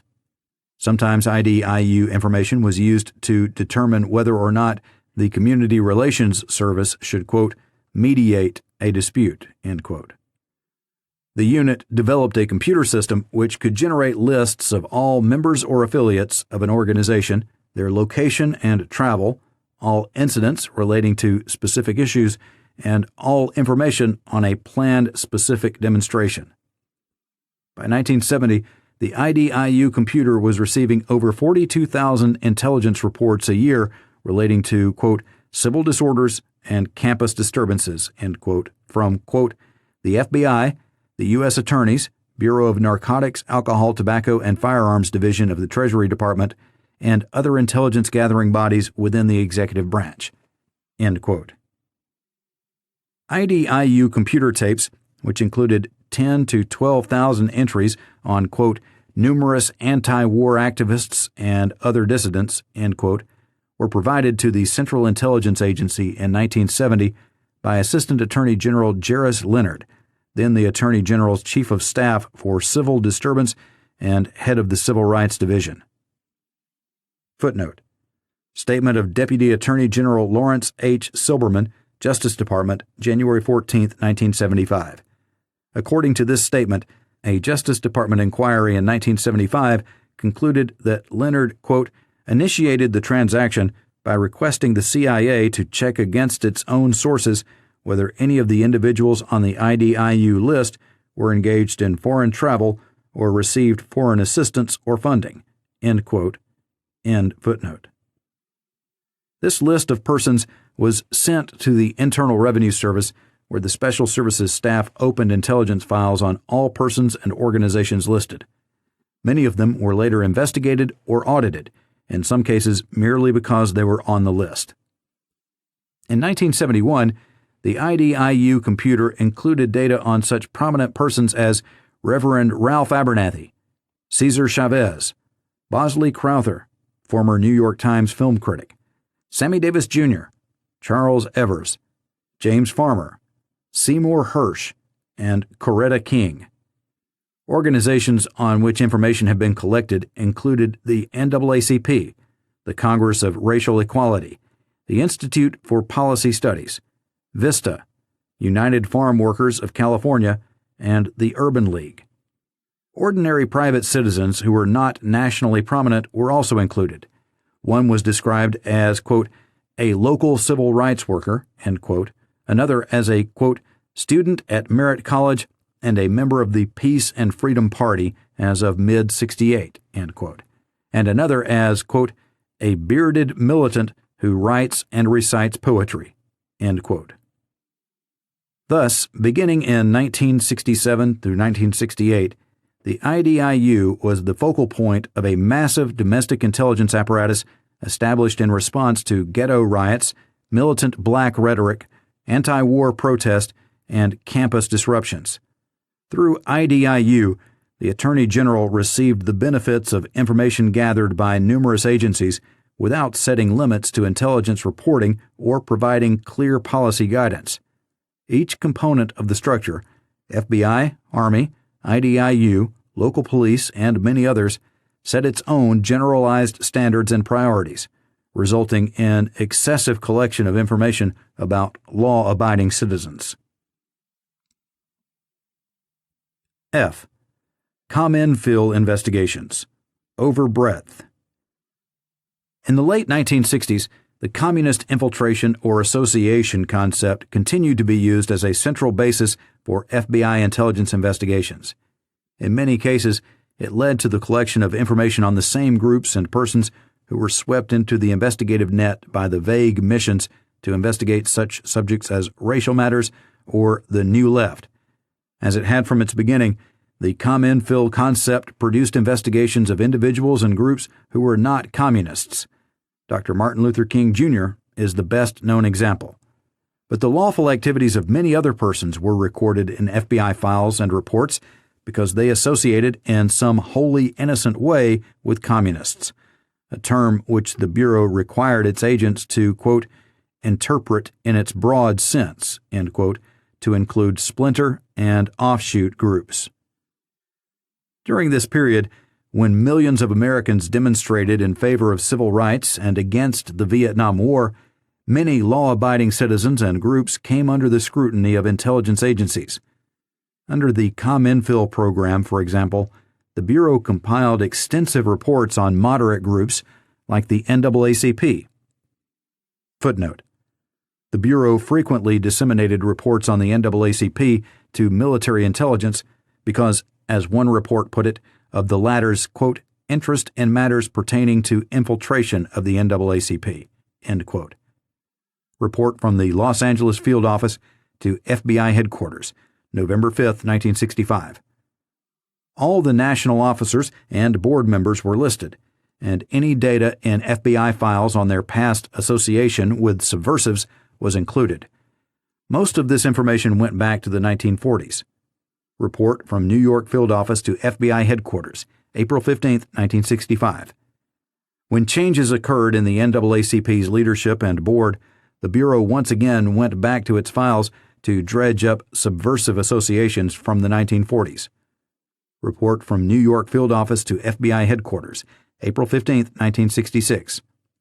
Chapter membership information was sometimes obtained by, quote, pretext telephone call, utilizing the pretext of being interested in joining that branch of the NAACP, end quote. Memorandum from Los Angeles Field Office to FBI Headquarters, November 5, 1965. As discussed previously, the Bureau never found that the NAACP had abandoned its consistent anti-communist policy. See page 49. End footnote. The FBI significantly impaired the democratic decision-making process by its distorted intelligence reporting on communist infiltration of and influence on domestic political activity. In private remarks to presidents and in public statements, the Bureau seriously exaggerated the extent of communist influence in both the civil rights and anti-Vietnam War movements. Footnote: see examples of the exaggeration of communist influence set forth in Findings on Political Abuse. Such distortion continues today. An FBI Intelligence Division section chief told the committee that he could not, quote, think of very many, end quote, major demonstrations in this country in recent years, quote, that were not caused by, end quote, the Communist Party or the Socialist Workers' Party. In response to questioning, the section chief listed 11 specific demonstrations since 1965. 3 of these turned out to be principally SDS demonstrations, although some individual communists did participate in one of them. 6 others were organized by the National or New Mobilization Committee, which the section chief stated was subject to Communist and Socialist Workers' Party influence, but the section chief admitted that the Mobilization Committee probably included a wide spectrum of persons from all elements of American society. R. L. Shackelford Deposition, February 13, 1976, pages 3 through 8. The FBI has not alleged that the Socialist Workers' Party is dominated or controlled by any foreign government. Shackelford Testimony, February 6, 1976, pages 73 through 77 and 114. End footnote. 3. Domestic Intelligence Authority. During this period, there were no formal executive directives outlining the scope of authority for domestic intelligence activity of the sort previously issued by Presidents Roosevelt, Truman, Eisenhower, and Kennedy. However, there was a series of high-level requests for intelligence concerning racial and urban unrest directed to the FBI and military intelligence agencies. As with the earlier formal presidential directives on subjects like subversion, these instructions provided no significant guidelines or controls. A. FBI intelligence. Since the early 1960s, the Justice Department had been making sporadic requests for intelligence related to specific racial events.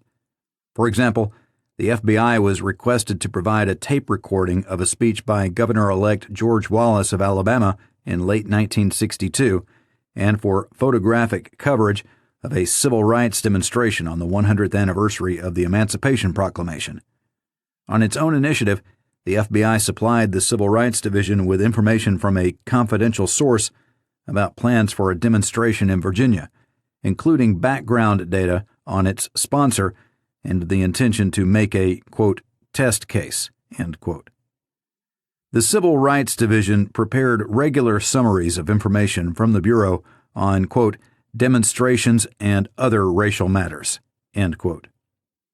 Footnote: Memorandum from Carl W. Gable to Burke Marshall, July 19, 1963. This memorandum described 21 such racial matters in 10 states, including states outside the South, such as Ohio, New Jersey, Pennsylvania, Indiana, and Nevada. While some of the items in this and later summaries related to violent or potentially violent protest demonstrations, they went beyond those limits to include entirely peaceful protest activity and group activities, such as conferences, meetings, leadership changes, unrelated to demonstrations. Memoranda from Gable to Marshall, July 22 and July 25, August 2 and August 22, 1963. End footnote. A formal directive for a similar purpose was sent by Attorney General Kennedy to U.S. attorneys throughout the South in May 1963. It instructed them to make a survey to ascertain, quote, any places where racial demonstrations are expected within the next 30 days, end quote, and to make assessments of situations in their districts. The FBI was asked to cooperate. President Johnson ordered the FBI to investigate and report on the origins and extent of the first small-scale northern ghetto disturbances in the summer of 1964. Footnote: the basis for the inquiry was explained in the most general terms. Quote, keeping the peace in this country is essentially the responsibility of the state government. Where lawless conditions arise, however, with similar characteristics from coast to coast, the matter is one of national concern, even though there is no direct connection between the events and even though no federal law is violated. End quote. Text of FBI report on recent racial disturbances, New York Times, September 27, 1964. End footnote. After the FBI submitted a report on the Watts riot in Los Angeles in 1965, however, Attorney General Katzenbach advised President Johnson that the FBI should investigate directly only the possible subversive involvement.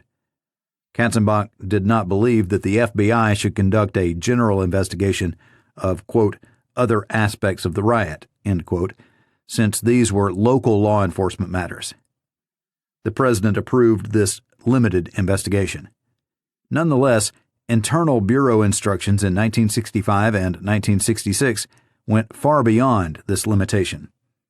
By 1967, new Attorney General Ramsey Clark reversed the department's position on such limitations. After the riots in Newark and Detroit in the summer of 1967, President Johnson announced that the FBI had, quote, standing instructions, end quote, for investigating riots, quote, to search for evidence on conspiracy, end quote. This announcement accompanied the creation of a National Advisory Commission on Civil Disorders to investigate the, quote, basic factors and causes leading to, end quote, the riots, including the influence of groups or persons, quote, dedicated to the incitement or encouragement of violence, end quote. The President ordered the FBI in particular to, quote, provide investigative information and assistance, end quote, to the Commission. Director Hoover also agreed to investigate, quote, allegations of subversive influence, involvement of out-of-state influences, and the like, end quote. Footnote. Memorandum from C.D. DeLoach to Mr. Tolson, August 1, 1967. Subject, Director's testimony before National Advisory Commission on Civil Disorders. This memorandum indicates that following this testimony, Director Hoover ordered his subordinates to intensify their collection of intelligence about, quote, vociferous rabble-rousers, end quote. The creation thereafter of a, quote, rabble-rouser index, end quote, is discussed at pages 89 and 90, end footnote. In September 1967, Attorney General Clark directed the FBI to, quote, use the maximum resources, investigative and intelligence, to collect and report all facts bearing upon the question as to whether there has been or is a scheme or conspiracy by any group of whatever size, effectiveness, or affiliation to plan, promote, or aggravate riot activity, end quote. Justice Department executives were generally aware of, and in some cases sought to widen, the scope of FBI intelligence collection. In a lengthy review of Bureau reports, John Doerr, Assistant Attorney General for the Civil Rights Division, expressed concern that the FBI had not, quote, taken a broad-spectrum approach, end quote, to intelligence collection, since it had focused narrowly on traditional subversive groups and on persons suspected of specific statutory violations, end quote. Reiterating this viewpoint, Attorney General Clark told Director Hoover that existing intelligence sources may not have regularly monitored possible riot conspirators in the urban ghetto.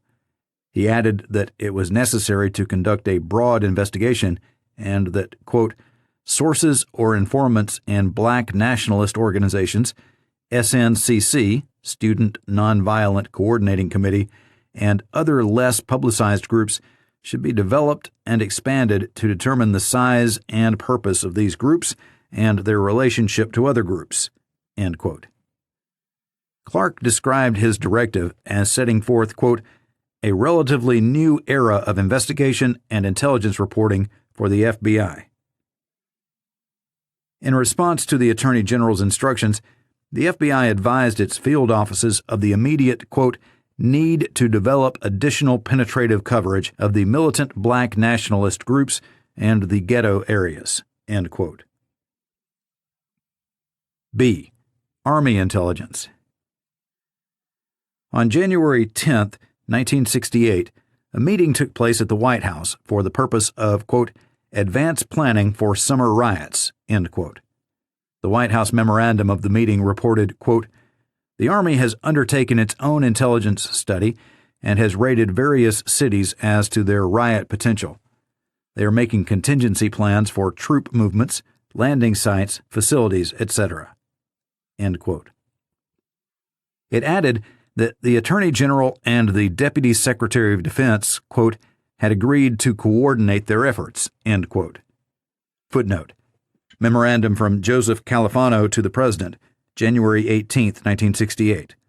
Those present were Attorney General Clark, Deputy Attorney General Warren Christopher, Deputy Secretary of Defense Paul Neitz, Acting Army General Counsel Robert Jordan, and Presidential Assistants Matthew Nimitz and Califano.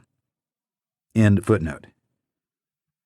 The Army General Counsel's memorandum of the meeting stated that Attorney General Clark had, quote, stressed the difficulty of the intelligence effort, end quote, especially because there were, quote, only 40 Negro FBI agents, end quote, out of the total of about 6,300. Clark added that every resource was needed in the intelligence collection effort, although he asked the Defense Department to screen its incoming intelligence and send only key items to the Justice Department. Footnote. Memorandum from the Army General Counsel to the Undersecretary of the Army, January 10, 1968. Former Army Chief of Staff Harold K. Johnson has said that there were several other meetings at the White House where the Army was urged to take a greater role in the civil disturbance collection effort. Staff summary of Harold K. Johnson interview, November 18, 1975. End footnote. There is no record that at this or any other similar meeting in this period, the Attorney General or White House aides explicitly ordered the Army to conduct intelligence investigations using infiltration or other covert surveillance techniques. However, even though Army collection plans, which were circulated to the Justice Department and the FBI, did not mention techniques of collection, the information they described could only be obtained by covert surveillance. Footnote: Federal Databanks, hearings at page 1137. On at least one occasion, Deputy Attorney General Warren Christopher thanked an Army intelligence officer for spot reports and daily summaries. Letter from Deputy Assistant General Christopher to Major General William P. Yarborough, Assistant Chief of Staff for Intelligence, May 15, 1968. The Justice Department's Intelligence Analysis Unit received, quote, Army intelligence reports, end quote, during 1968 on persons and groups involved in, quote, racial agitation, end quote. Memorandum from Assistant Attorney General J. Walter Yeagley to Deputy Attorney General Richard G. Kleindienst, February 2, 1969. End footnote. No objections were voiced by the Justice Department. Not until 1969 was there a formal civilian decision specifically authorizing Army surveillance of civilian political activity. At that time, Attorney General John Mitchell and Secretary of Defense Melvin Laird considered the matter and, over the objections of the Army General Council, decided that the Army would participate in intelligence collection concerning civil disturbances. Footnote: Memorandum from Secretary of Defense Melvin Laird and Attorney General John N. Mitchell to the President, April 1, 1969. Subject: Interdepartmental Action Plan for Civil Disturbances. This reflected a failure on the part of the Army General Council to persuade the Justice Department to relieve the Army of its domestic intelligence gathering role. Memorandum from Robert E. Jordan, Army General Counsel, to the Secretary of the Army. Subject: Review of Civil Disturbance Intelligence History in Military Surveillance. Hearings, page 296. End footnote. The Army's collection plan was not rescinded until June 1970, after public exposure and congressional criticism. Footnote: Letter from Robert E. Lynch, Acting Adjutant General of the Army, to subordinate commands, June 9, 1970. Subject: Collection, reporting, processing, and storage of civil disturbance information. See discussion of the termination of this program in Section 3, Terminations, subfinding under Accountability and Control. End footnote. C. FBI Interagency Agreements. After the assassination of President Kennedy, the FBI and the Secret Service negotiated an agreement which recognized that the Bureau had general jurisdiction over subversion. The term was defined more narrowly than it had been defined by practice in the past as, quote, knowingly or willfully advocating, end quote, overthrow of the government by force or violence or by assassination. Except for temporary action to neutralize a threat to the president, the Secret Service agreed to conduct no investigation of members of subversive groups without notifying the FBI. The Bureau, on the other hand, would not investigate individuals solely to determine their, quote, dangerousness to the president, end quote. Footnote: Agreement between the Federal Bureau of Investigation and the Secret Service concerning presidential protection, February 3, 1965. The FBI was to report to Secret Service information about subversives, ultra-rightists, racists, and fascists who expressed, quote, strong or violent anti-U.S. sentiment, end quote, or made, quote, statements indicating a propensity for violence and antipathy toward good order and government, end quote. These reporting standards were modified in 1971 to require the FBI to refer to Secret Service, quote, information concerning civil disturbances, anti-U.S. demonstrations, or incidents or demonstrations against foreign diplomatic establishments, and information concerning persons who may be considered potentially dangerous to individuals protected by the Secret Service because of their participation in groups engaging in activities inimical to the United States." End quote. With respect to organizations, the FBI reported information on their officers, size, goals, source of financial support, and other background data. Agreement between the Federal Bureau of Investigation and the United States Secret Service concerning protective responsibilities, November 26, 1971. End footnote. After Congress enacted anti-bombing legislation in 1970, the FBI was assigned primary responsibility for investigating, quote, "offenses perpetrated by terrorist revolutionary groups," end quote. When these guidelines were developed, the FBI shifted supervision of bombing cases from its General Investigative Division to the Intelligence Division because, as one official put it, the specific criminal investigations were, quote, "so interrelated with the gathering of intelligence in the racial and security fields that overlap constantly occurs," end quote. The agreement with Secret Service and the guidelines covering bombing investigations did not give the FBI any additional domestic intelligence gathering authority. They simply provided for dissemination of information to Secret Service and allocated criminal investigative jurisdiction between the FBI and the Alcohol, Firearms, and Tobacco Division. Nevertheless, both presupposed that the FBI had broad authority to investigate subversives or terrorist revolutionary groups. 4. Domestic covert action. A.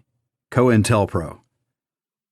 The FBI's initiation of COINTELPRO operations against the Ku Klux Klan, black nationalists, and the New Left brought to bear upon a wide range of domestic groups the techniques previously developed to combat communists and persons who happened to associate with them. The start of each program coincided with significant national events. The Klan program followed the widely publicized disappearance in 1964 of 3 civil rights workers in Mississippi. The Black Nationalist program was authorized in the aftermath of the Newark and Detroit riots in 1967.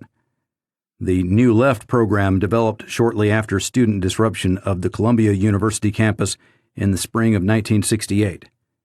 While the initiating memoranda approved by Director Hoover do not refer to these specific events, it is clear that they shaped the context for the Bureau's decisions. These programs were not directed at obtaining evidence for use in possible criminal prosecutions arising out of those events. Rather, they were secret programs, quote, "under no circumstances," end quote, to be, quote, "made known outside the Bureau," end quote, which used unlawful or improper acts to disrupt or neutralize the activities of groups and individuals targeted on the basis of imprecise criteria. 1. Klan and white hate COINTELPRO. The expansion of Klan investigations in response to pressure from President Johnson and Attorney General Kennedy was accompanied by an internal Bureau decision to shift their supervision from the General Investigative Division to the Domestic Intelligence Division. One internal FBI argument for the transfer was that the Intelligence Division was, quote, "in a position to launch a disruptive counterintelligence program," end quote, against the Klan with the same effectiveness it had against the Communist Party. Accordingly, in September 1964, a directive was sent to 17 field offices instituting a COINTELPRO against the Klan and what the FBI considered to be other white hate organizations, e.g., American Nazi Party, National States Rights Party, quote, "to expose, disrupt, and otherwise neutralize," end quote, the activities of these groups, their leaders, and adherents. During the 1964 to 1971 period, when the program was in operation, 287 proposals for COINTELPRO actions against Klan and white hate groups were authorized by FBI headquarters. Footnote: the average of 40 white hate actions per year may be compared to an average of over 100 per year against the Communist Party from 1956 to 1971, totaling 1,636. Exhibit 11, Hearings, Volume 6, page 371. End footnote. Covert techniques used in this COINTELPRO included creating new Klan chapters to be controlled by Bureau informants and sending an anonymous letter designed to break up a marriage. Footnote. These techniques, and those used against the other target groups referred to below, are discussed in greater detail in the COINTELPRO detailed report and in the Covert Action section of the Findings, Part 3, page 211. End footnote. 2. Black Nationalist COINTELPRO. The stated strategy of the Black Nationalist COINTELPRO, instituted in 1967, was, quote, to expose, disrupt, misdirect, discredit, or otherwise neutralize, end quote, such groups and their, quote, leadership, spokesmen, members, and supporters, end quote. The larger objectives were to counter their propensity for violence and to frustrate their efforts to consolidate their forces or to recruit new or youthful adherents. Field offices were instructed to exploit conflicts within and between groups, to use news media contacts to ridicule and otherwise discredit groups, to prevent rabble-rousers from spreading their philosophy publicly, and to gather information on the unsavory backgrounds of group leaders. In March 1968, the program was expanded from 23 to 41 field offices, and the following long-range goals were set forth. Quote, 1. Prevent the coalition of militant black nationalist groups. 2. Prevent the rise of a messiah who could unify and electrify the movement, naming specifically Dr. Martin Luther King Jr., Stokely Carmichael, and Elijah Muhammad. 3. Prevent violence by pinpointing potential troublemakers and neutralizing them before they exercise their potential for violence. 4.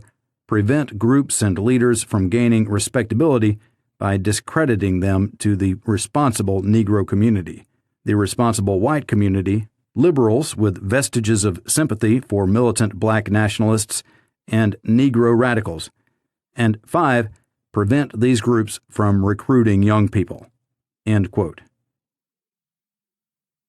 After the Black Panther Party emerged as a group of national stature, FBI field offices were instructed to develop, quote, imaginative and hard-hitting counterintelligence measures aimed at crippling the BPP, end quote. Particular attention was to be given to aggravating conflicts between the Black Panthers and rival groups in a number of cities where such conflict had already taken on the character of, quote, gang warfare with attendant threats of murder and reprisals, end quote. During 1967 to 1971, FBI headquarters approved 379 proposals for COINTELPRO actions against black nationalists. These operations utilized dangerous and unsavory techniques, which gave rise to the risk of death and often disregarded the personal rights and dignity of the victims. 3. New Left COINTELPRO. The most vaguely defined and haphazard of the COINTELPRO operations was that initiated against the New Left in May 1968. It was justified to the FBI director by his subordinates on the basis of the following considerations. Quote, the nation was undergoing an era of disruption and violence which was caused to a large extent by individuals generally connected with the New Left. Some of these activists were urging revolution and calling for the defeat of the United States in Vietnam. The problem was not just that they committed unlawful acts, but also that they falsely alleged police brutality and that they scurrilously attacked the director and the Bureau in an attempt to hamper FBI investigations and to drive us off the college campuses, end quote. Consequently, the COINTELPRO was intended to expose, disrupt, and otherwise neutralize the activities of this group and persons connected with it. The lack of any clear definition of New Left meant, as an FBI supervisor testified, that legitimate and nonviolent anti-war groups were targeted because they were, quote, lending aid and comfort, end quote, to more disruptive groups. Further directives issued soon after initiation of the program urged field offices to vigorously and enthusiastically explore every avenue of possible embarrassment of New Left adherents.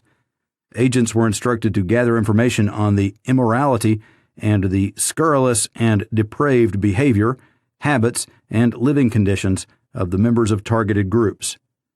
This message was reiterated several months later when the offices were taken to task for their failure to remain alert for and seek specific data depicting the, quote, depraved nature and moral looseness of the New Left, end quote, and to, quote, use this material in a vigorous and enthusiastic approach to neutralizing them, end quote.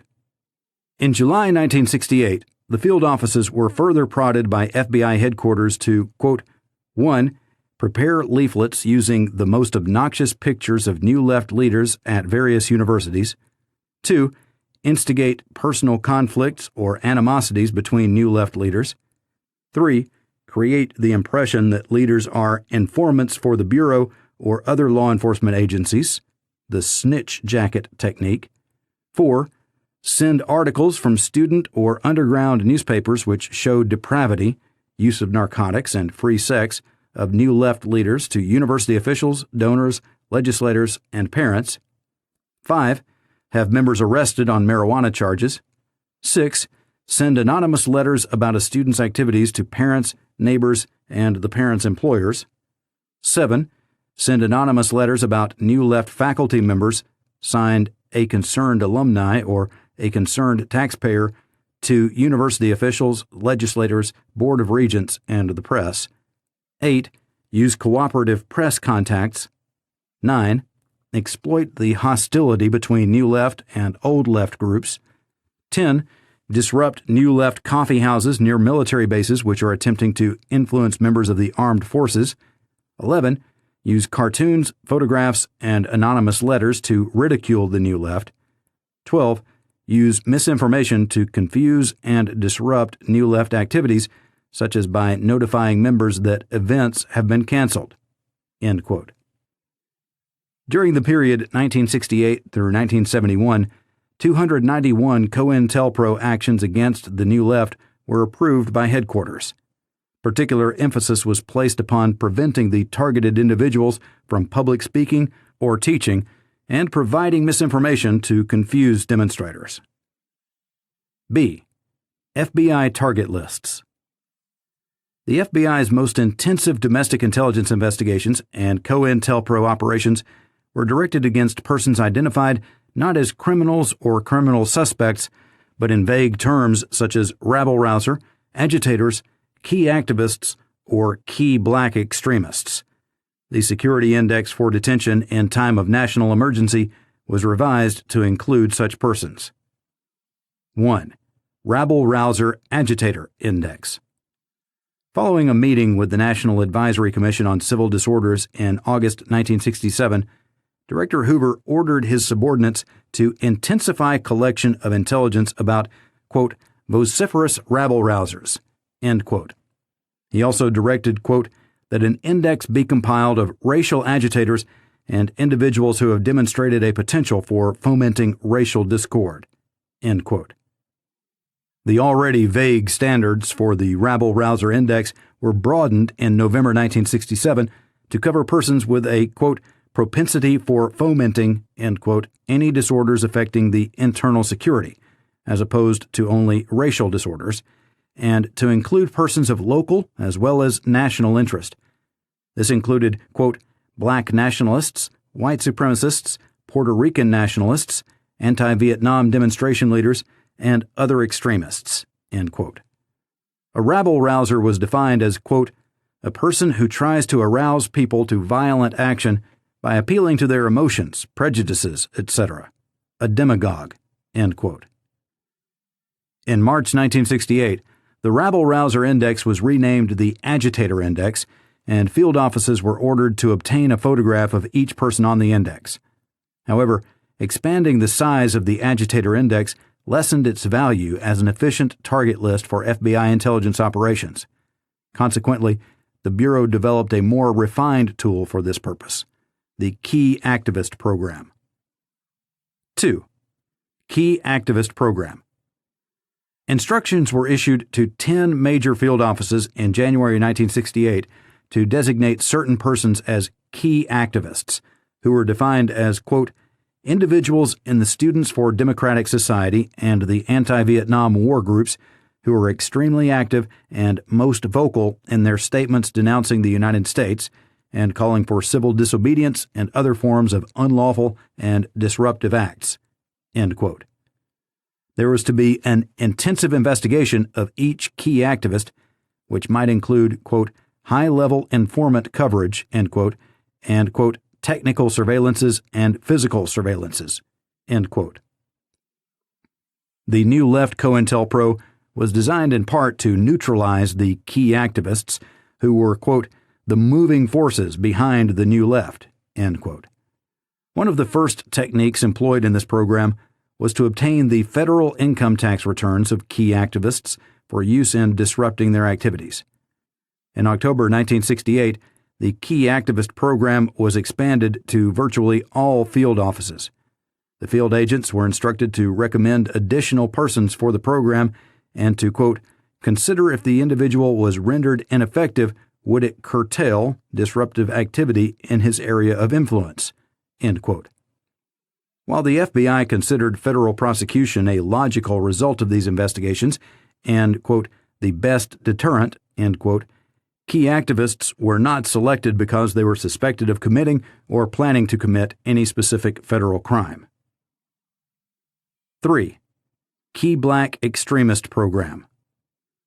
A key black extremist target list for concentrated investigation and COINTELPRO actions was instituted in 1970. Key black extremists were defined as, quote, leaders or activists who are particularly extreme, agitative, anti-government, and vocal in their calls for terrorism and violence, end quote. Field offices were instructed to place all key black extremists in the top priority category of the Security Index and in the Black Nationalist Photograph Album, which concentrated on militant black nationalists who traveled extensively. In addition, the following steps were to be taken. 1. All aspects of the finances of a KBE must be determined. Bank accounts must be monitored. 2. Continuing consideration must be given by each office to develop means to neutralize the effectiveness of each KBE. 3. Obtain suitable handwriting specimens. 4. Particular efforts should be made to obtain records of and/or reliable witnesses to inflammatory statements. 5. Where there appears to be a possible violation of a statute within the investigative jurisdiction of the Bureau, it should be vigorously investigated. 6. Particular attention must be paid to travel by a KBE and every effort made to determine financial arrangements for such travel. And 7. The federal income tax returns of all KBEs must be checked annually. Reports on all key black extremists were to be submitted every 90 days, and the field was urged to use initiative and imagination to achieve the desired results. Once again, the result was not limited to prosecution of crimes, and the targets were not chosen because they were suspected of committing crimes. 4. Security Index. The Agitator Index was abolished in 1971 because extremist subjects were adequately followed through the Security Index. In contrast to the other indices, the Security Index was not reviewed by the FBI alone. It had, from the late 1940s, been largely a joint FBI Justice Department program based on the department's plans for emergency detention.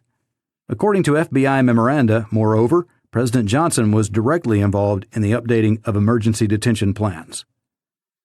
After a large-scale march on the Pentagon against the Vietnam War in October 1967, President Johnson ordered a comprehensive review of the government's emergency plans. Attorney General Clark was appointed chairman of a committee to review the Presidential Emergency Action Documents, PEADs, prepared under the Emergency Detention Program. One result of this review, in which the FBI took part, was a decision to bring the detention program into line with the Emergency Detention Act of 1950, reversing the previous decision to disregard as unworkable the procedural requirements of the Act, which were tighter than the standards which had been applied by FBI and Justice. The Bureau also had to revise its criteria for inclusion of names on the Security Index, which since 1950 had disregarded the statutory standards.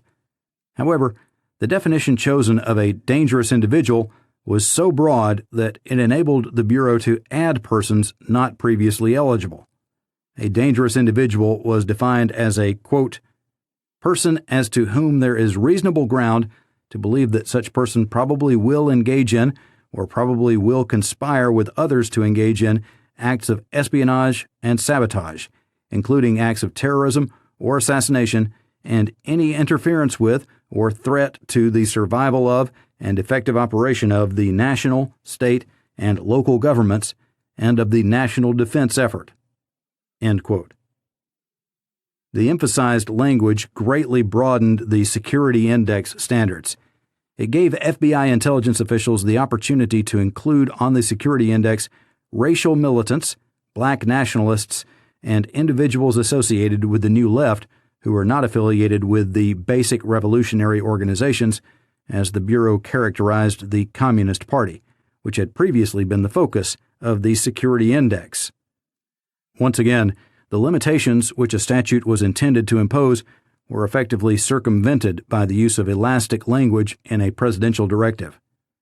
Moreover, the Bureau adopted a new priority ranking for apprehension in case of an emergency.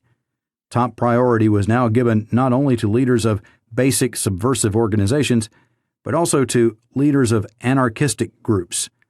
It was said to be the anarchistic tendencies of New Left and racial militants that made them a threat to the internal security. Initially, the Justice Department approved informally these changes in the criteria for, quote, the persons listed for apprehension, end quote. After several months of study, the Justice Department's Office of Legal Counsel formally approved the new Security Index criteria. This was the first time since 1955 that the department had fully considered the matter, and the previous policy of disregarding the procedures of the Emergency Detention Act of 1950 was formally abandoned. If an emergency occurred, the Attorney General would abide by, quote, the requirement that any person actually detained will be entitled to a hearing, at which time the evidence will have to satisfy the standards of the Act, end quote.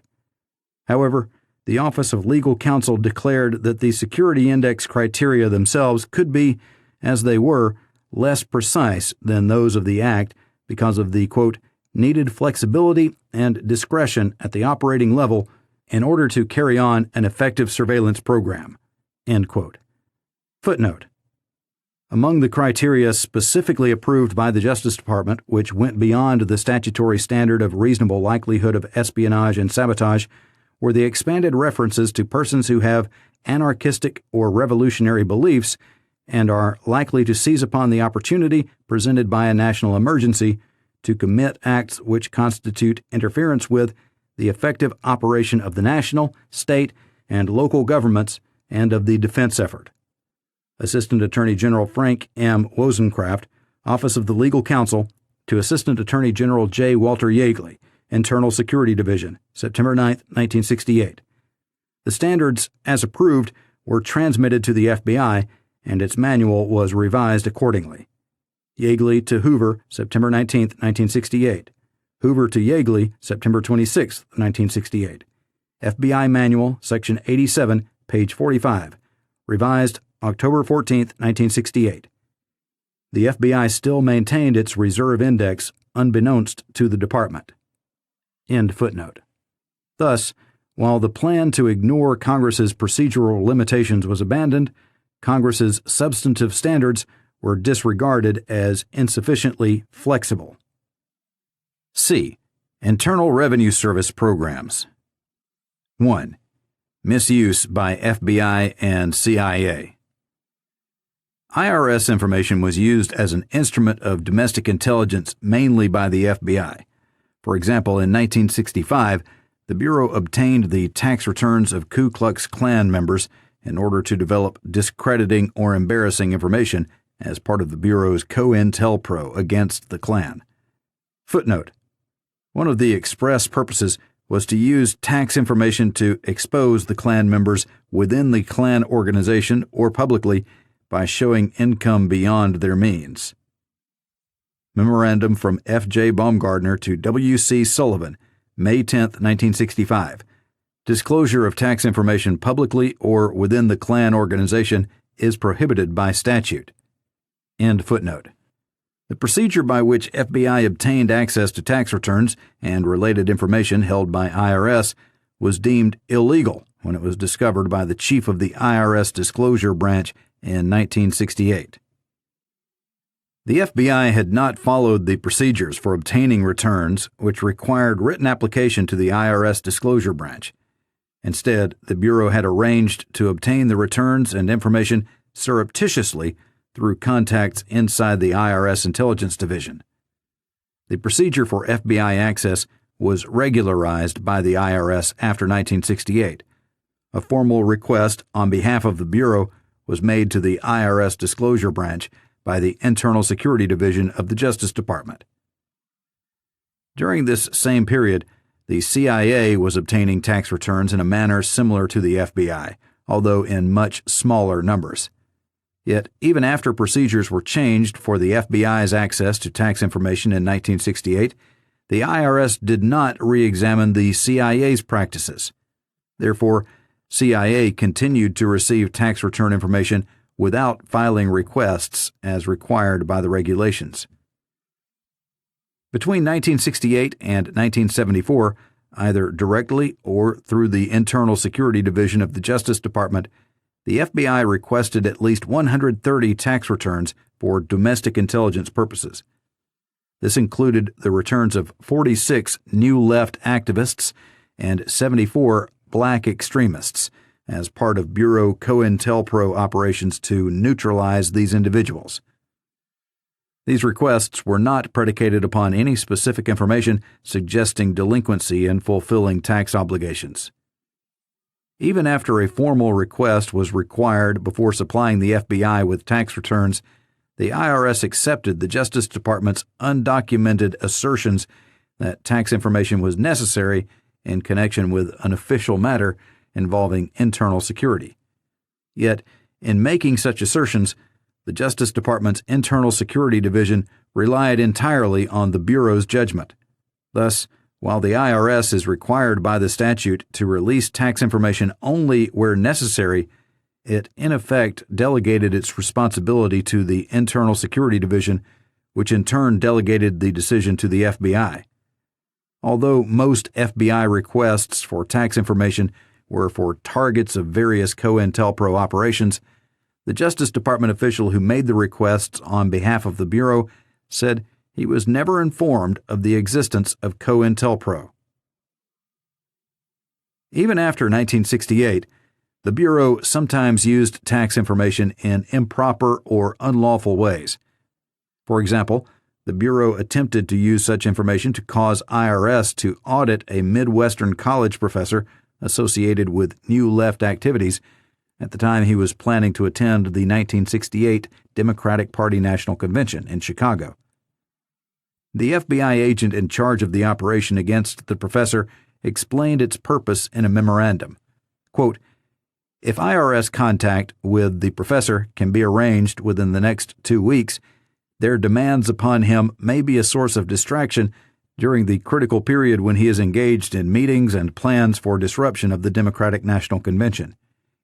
Any drain upon the time and concentration which the professor, a leading figure in DEMCON planning, can bring to bear upon this activity can only accrue to the benefit of the government and general public."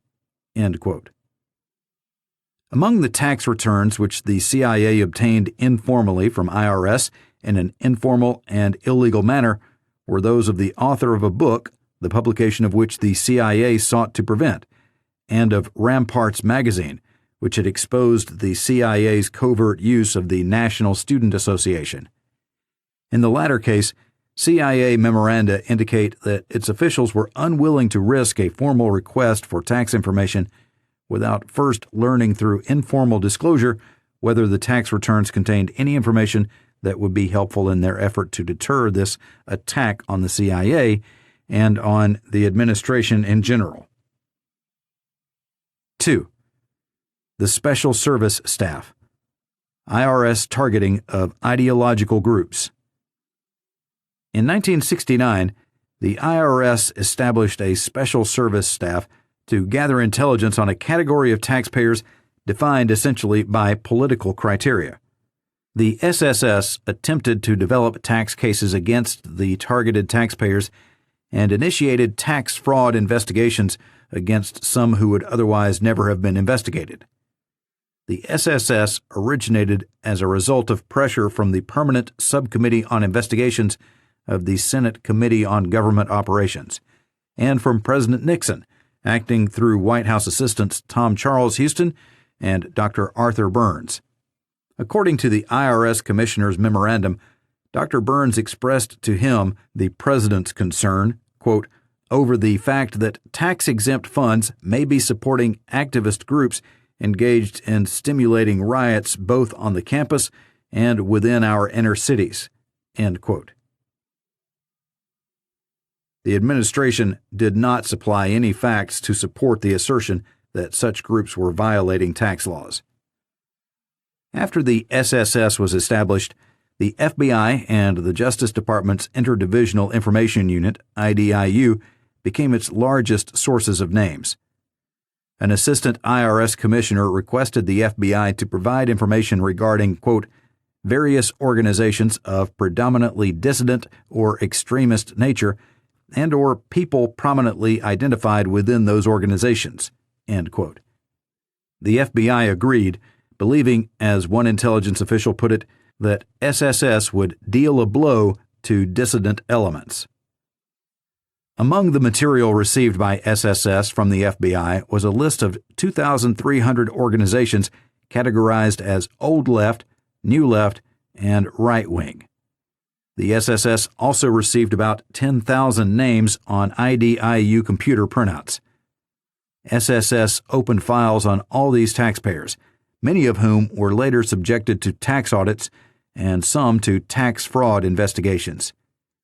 There is no reason to believe that the names listed by the FBI or the IDIU were selected on the basis of any probable noncompliance with the tax laws. Rather, these groups and individuals were targeted because of their political and ideological beliefs and activities. The SSS, by the time it was disbanded in 1973, had gone over approximately half of the IDIU index and established files on those individuals on whom it had no file. Names on the SSS list included Nobel Prize winner Linus Pauling, Senators Charles Goodell and Ernest Gruning, Congressman Charles Diggs, journalists Joseph Alsop and Jimmy Breslin, and attorney Mitchell Rogovan. Organizations on the SSS list included political groups ranging from the John Birch Society to Common Cause, religious organizations such as the B'nai B'rith Anti-Defamation League and the Associated Catholic Charities, professional associations such as the American Law Institute and the Legal Aid Society, private foundations such as the Carnegie Foundation, publications ranging from Playboy to Commonwealth, and government institutions including the United States Civil Rights Commission. SSS officials have conceded that some cases referred to the field for tax investigations would not have qualified for referral but for the ideological category in which they fell. While IRS field offices closed out many cases because of the lack of tax grounds upon which legal action could be taken, referral from the SSS probably resulted in the examination of some cases despite the lack of adequate grounds. Interviews with IRS field personnel confirm that this did occur in several instances. Upon discovering that its functions were not tax-related, new IRS Commissioner Alexander ordered the Special Service staff abolished. He testified, quote, Mr. Alexander, I ordered the Special Service staff abolished. That order was given on August the 9th, 1973. It was implemented by manual supplements issued on August the 13th, 1973. We held the files. I ordered the files to be held intact. I'm not going to give any negative assurances to this committee in order that this committee and other committees could review these files to see what was in them and see what sort of information was supplied to us on this more than 11,000 individuals and organizations as to whom and which files were maintained. I suggested, Mr. Chairman, that at the end of all of these inquiries, I would like to take those files to the ellipse and have the biggest bonfire since 1814. The Chairman: Well, I concur in that judgment. I would only say this to you. In a way, it might be a more important bonfire than the Boston Tea Party when it comes to protecting individual rights of American citizens. I'm glad you feel that way. I'm glad you took that action." End quote. 5. Foreign intelligence and domestic dissent. In the late 1960s, CIA and NSA, acting in response to presidential pressure, turned their technological capacity and great resources toward spying on certain Americans. The initial impetus was to determine whether the anti-war movement, and to a lesser extent the Black Power movement, were controlled by foreigners. Despite evidence that there was no significant foreign influence, the intelligence gathering which culminated in CIA's Operation Chaos followed the general pattern of broadening in scope and intensity. The procedure for one aspect of these programs was established by an informal agreement between the CIA and FBI in 1966, which permitted CIA to engage in internal security activities in the United States. A. Origins of CIA involvement in internal security functions. The National Security Act of 1947 explicitly prohibited the CIA from exercising police, subpoena, or law enforcement powers or internal security functions. But the act did not address the question of the CIA's authority to conduct clandestine intelligence activity within the United States for what Secretary Forrestal called, quote, purposes outside of this country, end quote. Under Director Hoover, the FBI interpreted the term internal security functions broadly to encompass almost, quote, anything that CIA might be doing in the United States, end quote. Throughout the 1950s and into the early 1960s, Director Hoover's position led to jurisdictional conflicts between the CIA and the FBI. The Bureau insisted on being informed of the CIA's activity in the United States so that it could be coordinated with the Bureau. As the FBI liaison with the CIA in that period recalled, quote, CIA would take action, it would come to our attention, and we would have a flap, end quote. In 1966, the FBI and CIA negotiated an informal agreement to regularize their coordination. This agreement was said to have, quote, led to a great improvement, end quote, and almost eliminated the flaps. Under the agreement, the CIA would, quote, seek concurrence and coordination of the FBI, end quote, before engaging in clandestine activity in the United States, and the FBI would, quote, concur and coordinate if the proposed action does not conflict with any operation, current or planned, including active investigation of the FBI, end quote. When an operative recruited by the CIA abroad arrived in the United States, the FBI would be advised, and the two agencies would, quote, confer regarding the handling of the agent in the United States, end quote. The CIA would continue its handling of the agent for foreign intelligence purposes.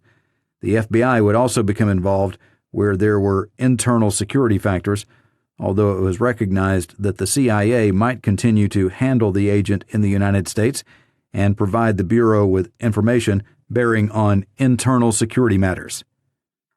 As part of their handling of internal security factors, CIA operatives were used after 1966 to report on domestic dissidents for the FBI. There were infrequent instances in which, according to the former FBI liaison with CIA, quote, CIA had penetrations abroad in radical, revolutionary organizations, and the individual was coming here to attend a conference, a meeting, and would be associating with leading dissidents.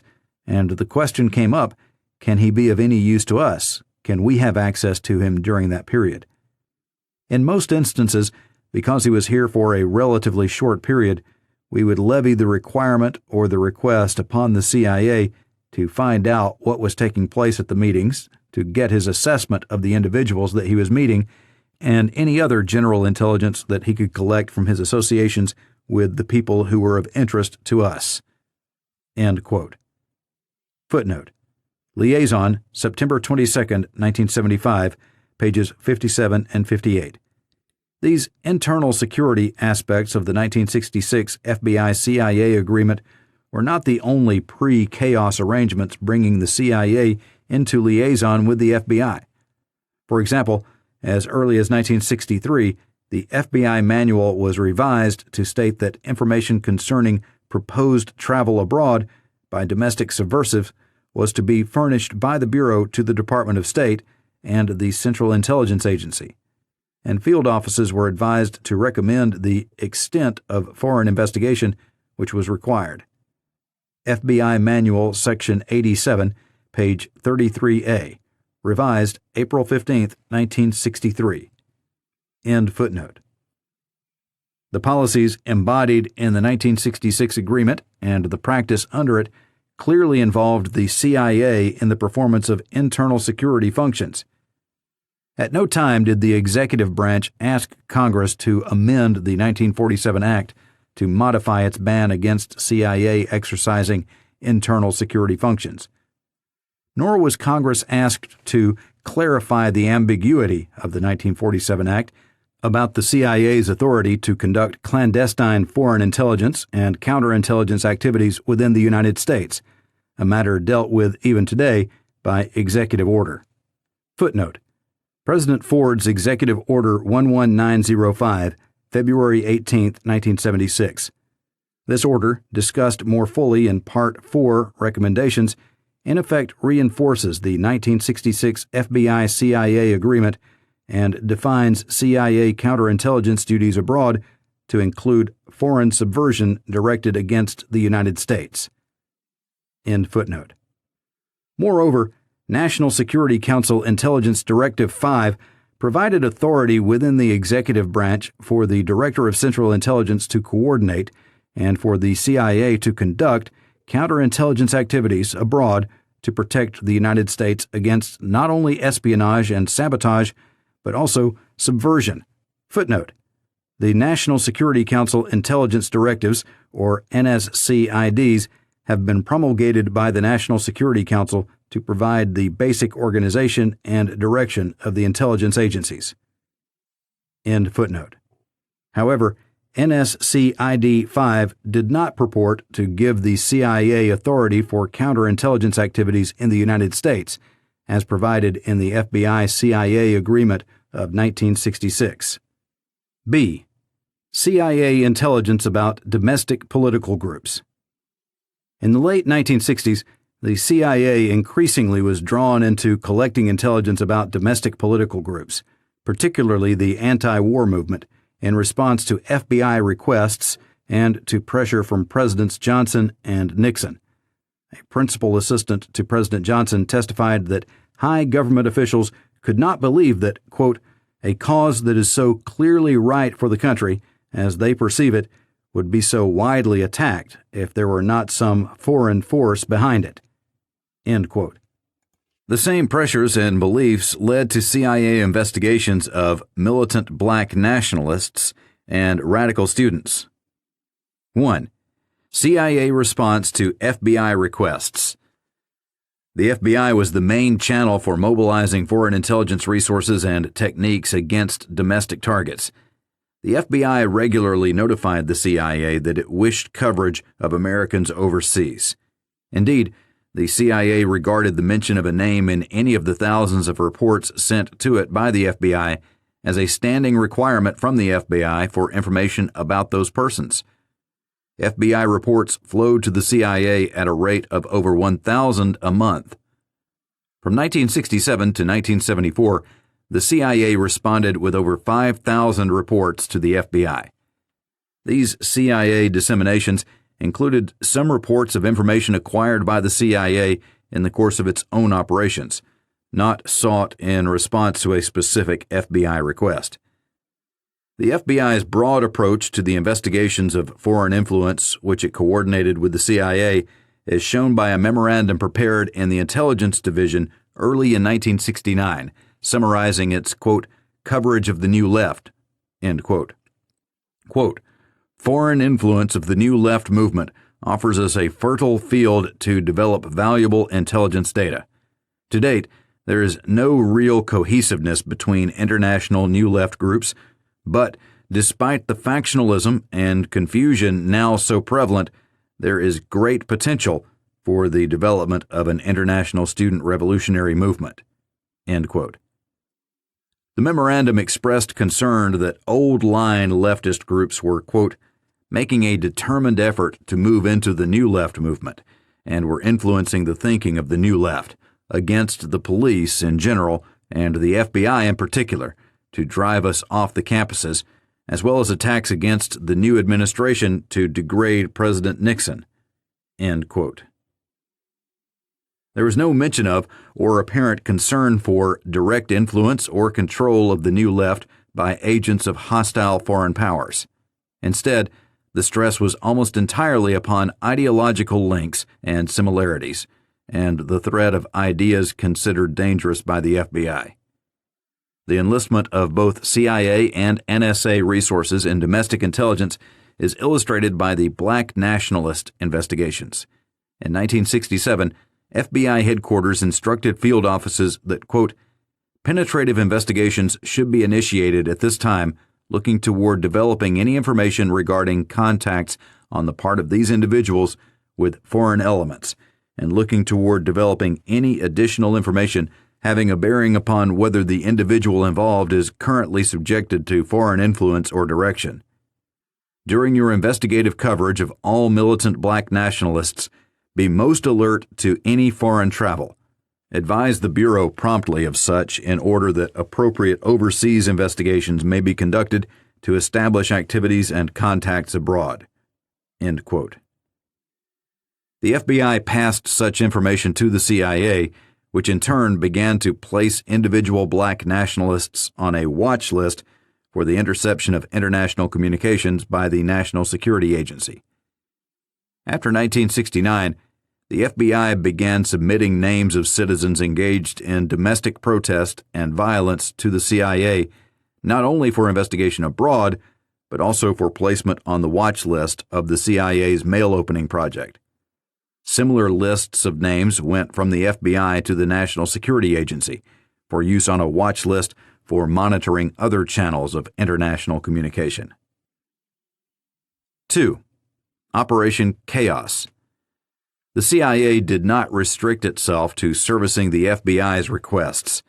Under White House pressure, the CIA developed its own program, Operation Chaos, as an adjunct to the CIA's foreign counterintelligence activities, although CIA officials recognized from the outset that it had, quote, definite domestic counterintelligence aspects, end quote. Former CIA Director Richard Helms testified that he established the program in response to President Johnson's persistent interest in the extent of foreign influence on domestic dissidents. According to Helms, the president would repeatedly ask, quote, how are you getting along with your examination, end quote, and, quote, have you picked up any more information on this subject, end quote. The first chaos instructions to CIA station chiefs in August 1967 described the need for, quote, keeping tabs on radical students and U.S. Negro expatriates, as well as travelers passing through certain select areas abroad, end quote. The originally stated objective was, quote, to find out the extent to which Soviets, Chi-Coms, Chinese communists, and Cubans are exploiting our domestic problems in terms of espionage and subversion, end quote. Following the consistent pattern of intelligence activities, those original instructions gradually broadened without any precision in the kind of foreign contacts which were to be targeted by CIA operations. For example, President Johnson asked the CIA to conduct a study of international connections of the U.S. peace movement following the October 1967 demonstration at the Pentagon. In response, CIA headquarters sent a directive to CIA stations seeking information on illegal and subversive connections between U.S. activists and, quote, communist front, or other anti-American and foreign elements abroad. Such connections might range from casual contacts based merely on mutual interest to closely controlled channels for party directives, end quote.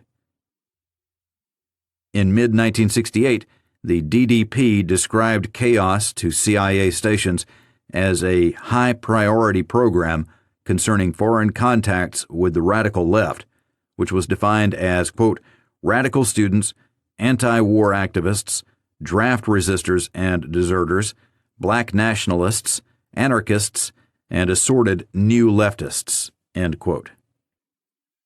In 1969, President Nixon's White House required the CIA to study foreign communist support of American protest groups and stressed that support should be liberally construed to include encouragement by communist countries. In the fall of 1969, CIA stations were asked to report on any foreign support, guidance, or inspiration to protest activities in the United States.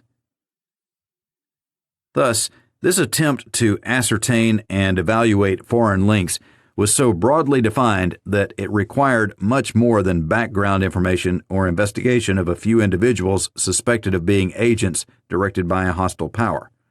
Instead, at a time when there was considerable international communication and travel by Americans engaged in protest and dissent, a substantial segment of American protest groups was encompassed by CIA collection requirements to investigate foreign encouragement, inspiration, casual contacts, or mutual interest. Once again, the use of elastic words and mandates for intelligence activity resulted in overbroad coverage and collection. In addition to their intelligence activity directed at Americans abroad, chaos undercover agents, while in the United States in preparation for overseas assignment or between assignments, provided substantial information about lawful domestic activities of dissident American groups, as well as providing leads about possible foreign ties. In a few instances, the CIA agents appear to have been encouraged to participate in specific protest activity or to obtain particular domestic information. The Chaos program also involved obtaining information about Americans from the CIA mail opening project and other domestic CIA components, and from a National Security Agency International Communications Intercept program. CIA officials recognized that the CIA's examination of domestic groups violated the agency's mandate and thus accorded it a high degree of sensitivity. As CIA Director Richard Helms wrote in 1969 when he transmitted to the White House the CIA's study of restless youth, quote, in an effort to round out our discussion of this subject, we've included a section on American students. This is an area not within the charter of this agency, so I need not emphasize how extremely sensitive this makes the paper. Should anyone learn of its existence, it would prove most embarrassing for all concerned. End quote. The reaction to such admissions of illegality was neither an instruction to stop the program or an attempt to change the law. Rather, the White House continued to ask for more information and continued to urge the CIA to confirm the theory that American dissidents were under foreign control. Director Richard Helms testified that the only manner in which the CIA could support its conclusion that there was no significant foreign influence on the domestic dissent in the face of incredulity at the White House was to continually expand the coverage of chaos. Only by being able to demonstrate that it had investigated all anti-war persons and all contacts between them and any foreign person could CIA prove the negative that none were under foreign domination. In 1972, the CIA Inspector General found general concern among the overseas stations, quote, over what happened to constitute a monitoring of the political views and activities of Americans not known to be or suspected of being involved in espionage, end quote. Several stations had, quote, doubts as to the nature and legitimacy of the program, end quote, because requests for reports on prominent persons were based on nebulous allegations of subversion. This led to a, quote, reduction in the intensity of attention to political dissidents, end quote, although the program was not terminated until March 1974. By the end of the Chaos program, 13,000 different files were accumulated, including more than 7,200 on American citizens. Documents in these files included the names of more than 300,000 persons and groups indexed by computer. In addition to collecting information on an excessive number of persons, some of the kinds of information were wholly irrelevant to the legitimate interests of the CIA or any other government agency. For example, one CIA agent supplying information on domestic activities to Operation Chaos submitted detailed accounts of the activities of women who were interested in women's liberation. C. CIA security operations within the United States, protecting sources and methods. The National Security Act of 1947 granted the Director of Central Intelligence a vaguely worded responsibility for, quote, protecting intelligence sources and methods from unauthorized disclosure, end quote. The legislative history of this provision suggests that it was initially intended to allay concerns of the military services that the new CIA would not operate with adequate safeguards to protect the military intelligence secrets which would be shared with the CIA. However, this authority was later read by the CIA to authorize infiltration of domestic groups in order to protect CIA personnel and facilities from possible violent public demonstrations. It was also read to permit electronic surveillance and surreptitious entry to protect sensitive information. The CIA undertook a series of specific security investigations within the United States, in some cases to find the source of news leaks, and in others to determine whether government employees were involved in espionage or otherwise constituted security risks. These investigations were directed at former CIA employees, employees of other government agencies, newsmen, and other private citizens in this country. Among the techniques used were physical surveillance, mail and tax information coverage, electronic surveillance, and surreptitious entry. Attorney General Robert Kennedy appears to have authorized CIA wiretapping in one of these investigations. With this exception, however, there is no suggestion that the CIA's security investigations were specifically approved by the Attorney General. Footnote: according to a memorandum for the record sent by CIA General Counsel Lawrence R. Houston to Deputy Attorney General William P. Rogers in 1954, an agreement was reached at that time allowing the CIA to investigate on its own any, quote, actual or probable violation of criminal statutes involving the CIA's covert operations, and to determine for itself, without consulting the Justice Department, whether there were possibilities for prosecution. The Justice Department would not be informed if the CIA decided that there should be no prosecution on the ground that it might lead to revelation of highly classified information. Memorandum from Houston to Rogers, March 1, 1954, and enclosed memorandum from Houston to the Director of Central Intelligence, February 23, 1954. This practice was reviewed and reconfirmed internally within the CIA on at least 2 subsequent occasions. Memorandum from Houston to the Assistant to the Director, CIA, January 6, 1960. Memorandum from Houston to the Deputy Director of Central Intelligence, June 10, 1964. It was not terminated until 1975. Memorandum from John S. Warner, CIA General Counsel for the record, January 31, 1975. End footnote. The CIA Office of Security established 2 programs directed at protest demonstrations, which involved the CIA in domestic affairs on the theory that doing so was necessary to safeguard CIA facilities in the United States. Project Merrimack, 1967 to 1973, involved the infiltration by CIA agents of Washington-based peace groups and black activist groups. The stated purpose of the program was to obtain early warning of demonstrations and other physical threats to the CIA. However, the collection requirements were broadened to include general information about the leadership, funding, activities, and policies of the targeted groups. Project Resistance, 1967 to 1973, was a broad effort to obtain general background information about radical groups across the country, particularly on campuses. The CIA justified this program as a means of predicting violence which might threaten CIA installations, recruiters, or contractors, and gathering information with which to evaluate applicants for CIA employment. Much of the reporting by CIA field offices to headquarters was from open sources such as newspapers, but additional information was obtained from cooperating police departments, campus officials, and other local authorities, some of whom in turn were using collection techniques such as informants. These programs illustrated fundamental weaknesses and contradictions in the statutory definition of CIA authority in the 1947 Act.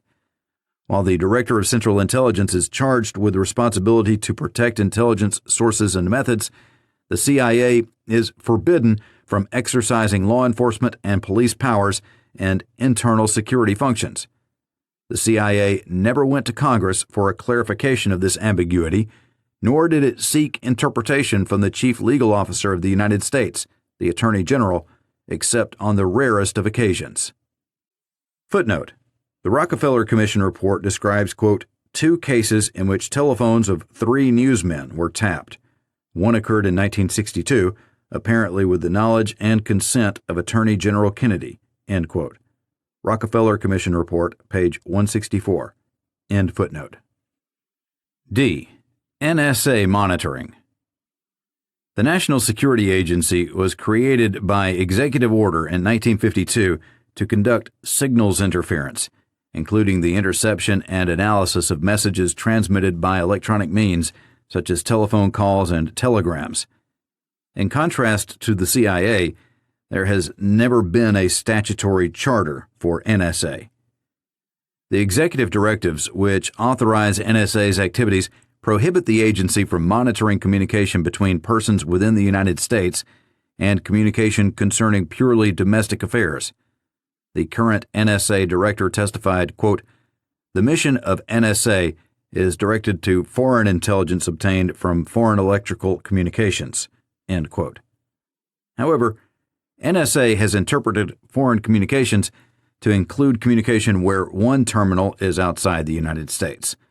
Under this interpretation, NSA has for many years intercepted communications between the United States and a foreign country, even though the sender or receiver was an American. During the past decade, NSA increasingly broadened its interpretation of foreign intelligence to include economic and financial matters and international terrorism. The overall consequence, as in the case of CIA activities such as Project Chaos, was to break down the distinction between foreign and domestic intelligence. For example, in the 1960s, NSA began adding to its watch lists, at the request of various intelligence agencies, the names of Americans suspected of involvement in civil disturbance or drug activity which had some foreign aspects. Second, Operation Shamrock, which began as an effort to acquire the telegrams of certain foreign targets, expanded so that NSA obtained from at least 2 cable companies essentially all cables to or from the United States, including millions of the private communications of Americans. 6. Intrusive techniques. As domestic intelligence activity increasingly broadened to cover domestic dissenters under many different programs, the government intensified the use of covert techniques which intruded upon individual privacy. Informants were used to gather more information about more Americans, often targeting an individual because of his political views and, quote, regardless of past or present involvement in disorders, end quote. The CIA's mail opening program increasingly focused upon domestic groups, including protest and peace organizations, which were covered at the FBI's request. Similarly, NSA, largely in response to Army, CIA, and FBI pressures, expanded its international interception program to include, quote, information on U.S. organizations or individuals who are engaged in activities which may result in civil disturbances or otherwise subvert the national security of the United States, end quote. During this period, Director Hoover ordered cutbacks on the FBI's use of a number of intrusive techniques. Frustration with Hoover's cutbacks was a substantial contributing factor to the effort in 1970, coordinated by White House aide Tom Charles Houston and strongly supported by CIA Director Helms, NSA Director Gaylor, and Hoover's Intelligence Division subordinates to obtain presidential authorization for numerous illegal or questionable intelligence techniques. A. Warrantless electronic surveillance. 1. Executive Branch Restrictions on Electronic Surveillance, 1965 to 1968. In March 1965, Attorney General Nicholas Katzenbach established a new requirement for the FBI's intelligence operations. The Bureau had to obtain the written approval of the Attorney General prior to the implementation of any microphone surveillance. He also imposed a 6-month limitation on both wiretaps and microphone surveillances, after which time new requests had to be submitted for the Attorney General's reauthorization. Upon Katzenbach's recommendation, President Johnson issued a directive in June 1965 forbidding all federal government wiretapping, quote, except in conjunction with investigations related to national security, end quote. This standard was reiterated by Attorney General Katzenbach for both wiretapping and microphone surveillances 3 months later, and again in July 1966. While the procedures were tightened, the broad national security standard still allowed for questionable authorizations of electronic surveillance. In fact, Katzenbach told Director Hoover that he would, quote, continue to approve all such requests in the future as I have in the past, end quote. He saw, quote, no need to curtail any such activities in the national security field, end quote. In line with that policy, Katzenbach approved FBI requests for wiretaps on the Student Nonviolent Coordinating Committee, Students for a Democratic Society, the editor of an anti-communist newspaper, a Washington attorney with whom the editor was in frequent contact, a Klan official, and a leader of the Black Revolutionary Action Movement. According to FBI records, Katzenbach also initialed 3 memoranda informing him of microphone surveillances of Dr. Martin Luther King, Jr. There were no similar electronic surveillance authorizations by Attorney General Ramsey Clark in cases involving purely domestic national security considerations. Footnote. For example, Clark turned down FBI requests to wiretap the National Mobilization Committee Office for Demonstrations at the Democratic National Convention in Chicago in 1968. Memoranda from Hoover to Clark, March 11, 1968, March 22, 1968, June 11, 1968. Clark decided that there was not, quote, an adequate demonstration of a direct threat to the national security, end quote. Clark to Hoover, March 12, 1968. These memoranda appear at Hearings, Volume 6, pages 740 to 755. End footnote. Clark has stated that his policy was to, quote, confine the area of approval to international activities directly related to the military security of the United States, end quote. Footnote. Clark has stated that he denied requests, quote, to tap Abba Eban when he was on a visit to this country, an employee of the United Nations Secretariat, the Organization of Arab Students in the U.S., the Tanzanian Mission to the United Nations, the Office of the Agricultural Counselor at the Soviet Embassy, and a correspondent of TASS, end quote. Statement of former Attorney General Ramsey Clark, hearings before the Subcommittee on Administrative Practice and Procedure, Committee on the Judiciary, United States Senate, 1974. End footnote. 2. Omnibus Crime Control Act of 1968. In response to a 1967 Supreme Court decision that required judicial warrants for the use of electronic surveillance in criminal cases, Congress enacted the Omnibus Crime Control Act of 1968. Footnote: Kantz v. United States, 397 U.S. 347, 1967. This case explicitly left open the question of warrantless electronic surveillance in, quote, situations involving the national security, end quote. 397 U.S. at 358 N. 23, end footnote. This act established warrant procedures for wiretapping and microphone surveillances, but it included a provision that neither it nor the Federal Communications Act of 1934, quote, shall limit the constitutional power of the President, end quote. Although Congress did not purport to define the President's power, the Act suggested 5 broad categories in which warrantless electronic surveillance might be permitted. The first 3 categories related to foreign intelligence and counterintelligence matters. 1. To protect the nation against actual or potential attack or other hostile acts of a foreign power. 2.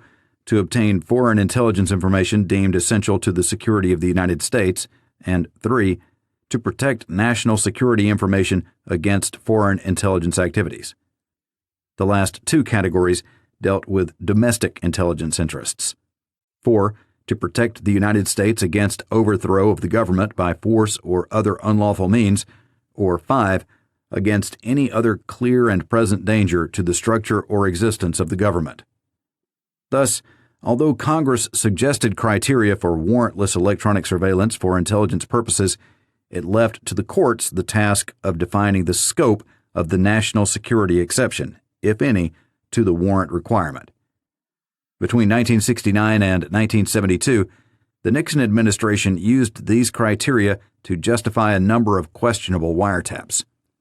One New Left organization was tapped because, among other factors, its members desired to, quote, take the radical politics they learned on campus and spread them among factory workers, end quote.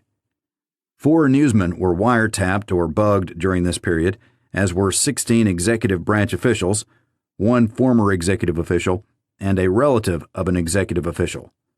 There were numerous wiretaps and some microphones used against the Black Panther Party and similar domestic groups.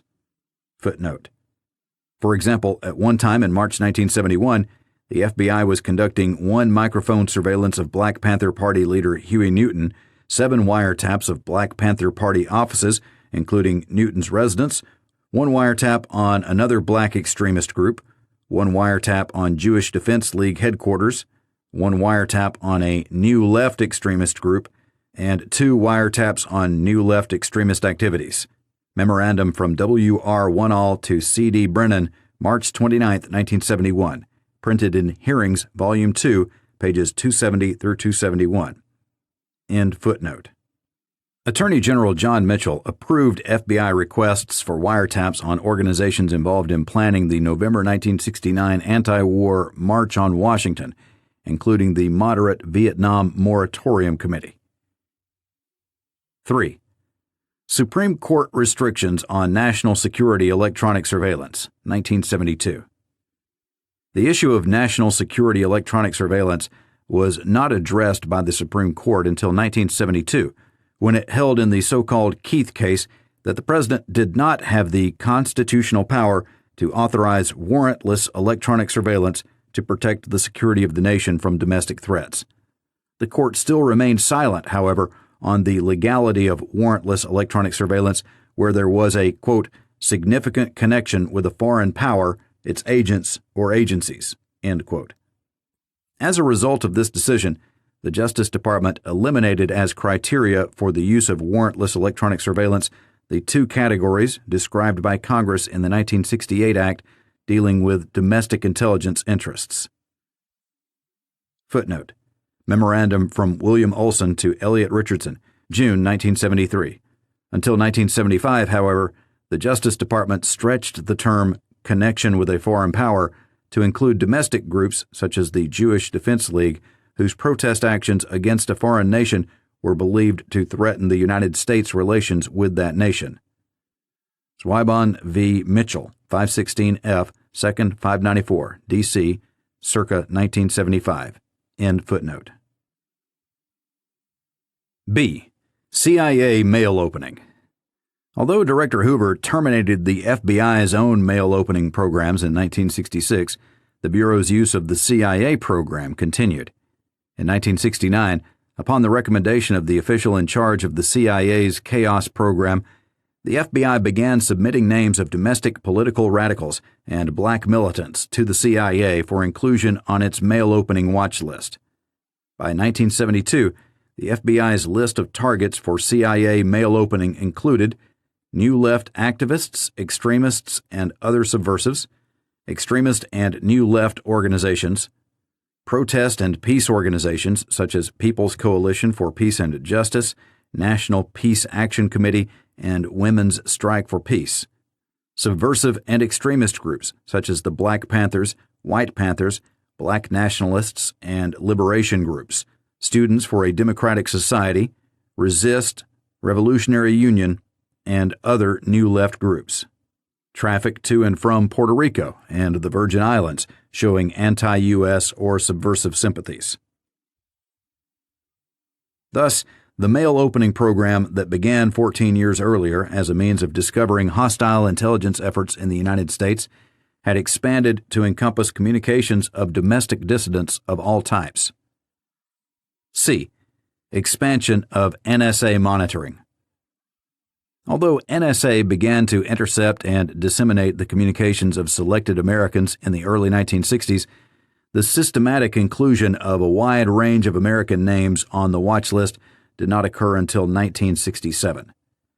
The Army Chief of Staff for Intelligence requested, quote, any information on a continuing basis, end quote, that NSA might intercept concerning A. Indications that foreign governments, or individuals or organizations acting as agents of foreign governments, are controlling or attempting to control or influence the activities of U.S. peace groups and black power organizations. B. Identities of foreign agencies exerting control or influence on U.S. organizations. C. Identities of individuals and organizations in U.S. in contact with agents of foreign governments. D. Instructions or advice being given to U.S. groups by agents of foreign governments. 2 years later, NSA issued an internal instruction intended to ensure the secrecy of the fact that it was monitoring and disseminating communications to and from Americans. This memorandum described the watch list program in terms which indicated that it had widened beyond its originally broad mandate. In addition to describing the program as covering foreigners who are attempting to influence, coordinate, or control U.S. groups or individuals who may foment civil disturbance or otherwise undermine the national security of the U.S., the memorandum indicated that the program intercepted communications dealing with, quote, information on U.S. organizations or individuals who are engaged in activities which may result in civil disturbances or otherwise subvert the national security of the U.S., end quote. This standard, which was clearly outside the foreign intelligence mandate of NSA, resulted in sweeping coverage. Communications such as the following were intercepted, disseminated, and stored in government files. Discussion of a peace concert, the interest of the wife of a U.S. senator in peace causes, a correspondence report from Southeast Asia to his magazine in New York, an anti-war activist's request for a speaker in New York. According to testimony before the committee, the material which resulted from the watch list was of little intelligence value. Most intercepted communications were of a private or personal nature or involved rallies and demonstrations that were public knowledge. D. FBI cutbacks. The reasons for J. Edgar Hoover's cutback in 1966 on FBI use of several covert techniques are not clear. Hoover's former assistants have cited widely divergent factors. Certainly by the mid-1960s, Hoover was highly sensitive to the possibility of damage to the FBI from public exposure of its most intrusive intelligence techniques.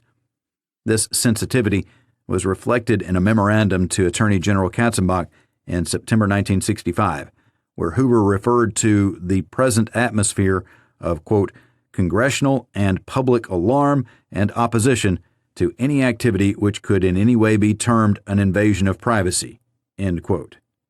Footnote: Memorandum from Hoover to Katzenbach, September 14, 1965. This memorandum dealt specifically with electronic surveillance and did not mention mail openings or black bag jobs. Hoover said the FBI had discontinued microphone surveillances, bugs, a restriction which Attorney General Katzenbach said went too far.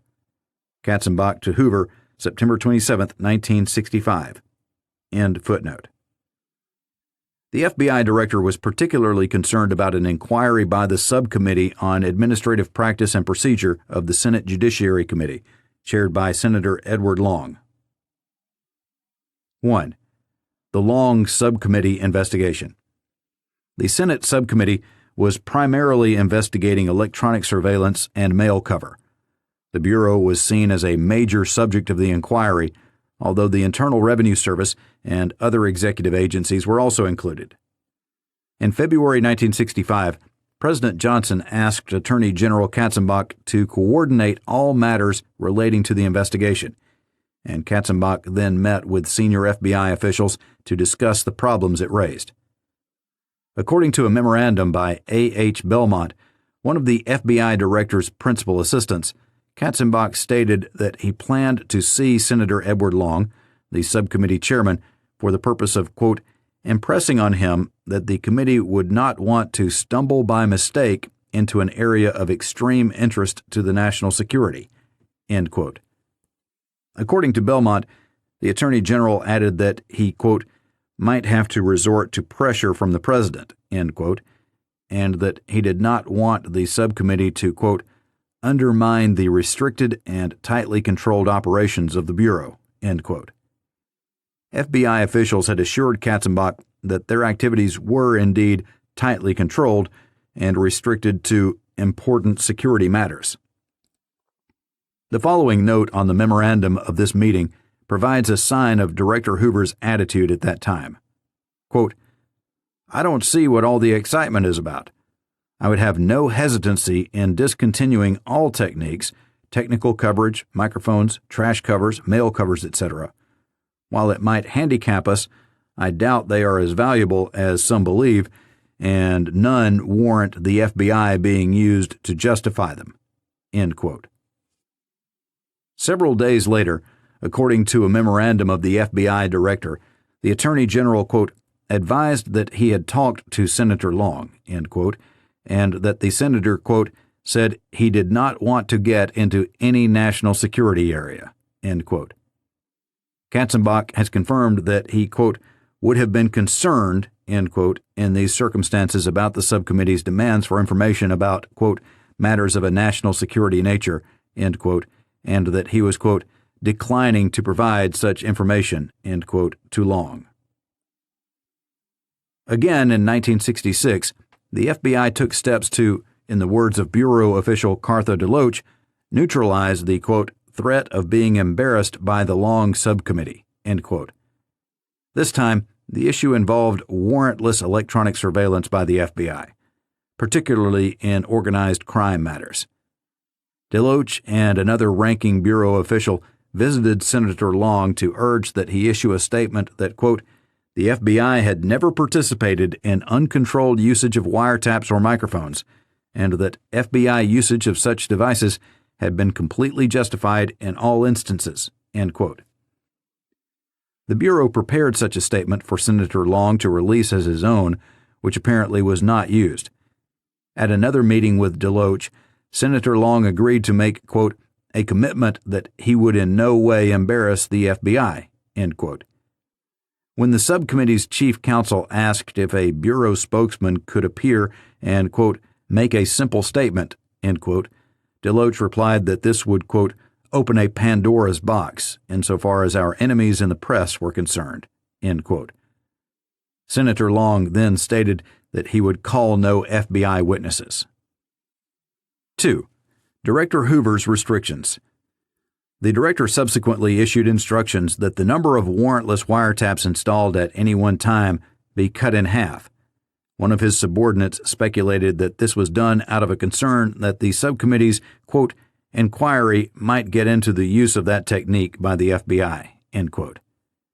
In July 1966, after hundreds of FBI black bag jobs operations had been approved over many years, Director Hoover decided to eliminate warrantless surreptitious entries for purposes other than microphone installations.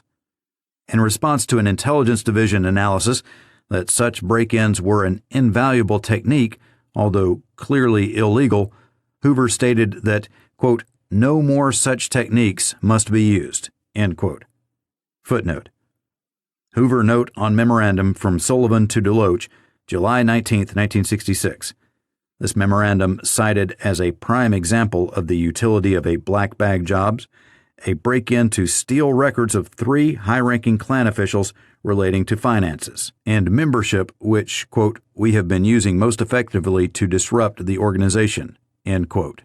End footnote. Bureau subordinates took Hoover's no more such techniques language as an injunction against the Bureau's mail opening program as well. Footnote. Winall, October 13, 1975, pages 45 and 46. There is, to this day, no formal order prohibiting FBI mail opening, although Assistant Director Winall contended that general FBI manual instructions now applicable forbid any unlawful technique. End footnote. Apparently, a termination order was issued to field offices by telephone. FBI mail opening was suspended, although the Bureau continued to seek information from CIA's illegal mail opening program until its suspension in 1973. A year and a half before Hoover's cutbacks on wiretapping, black bag jobs, and mail opening, he prohibited the FBI's use of other covert techniques such as mail covers and trash covers. Footnote. These techniques were not prohibited by law. Their use was banned in all cases, including serious criminal investigations and foreign counterintelligence matters. Memorandum from W.C. Sullivan to A.H. Belmont, September 30, 1964. Mail covers, which may be used to identify from their exteriors certain letters which can then be opened with a judicial warrant, were reinstituted with Justice Department approval in 1971.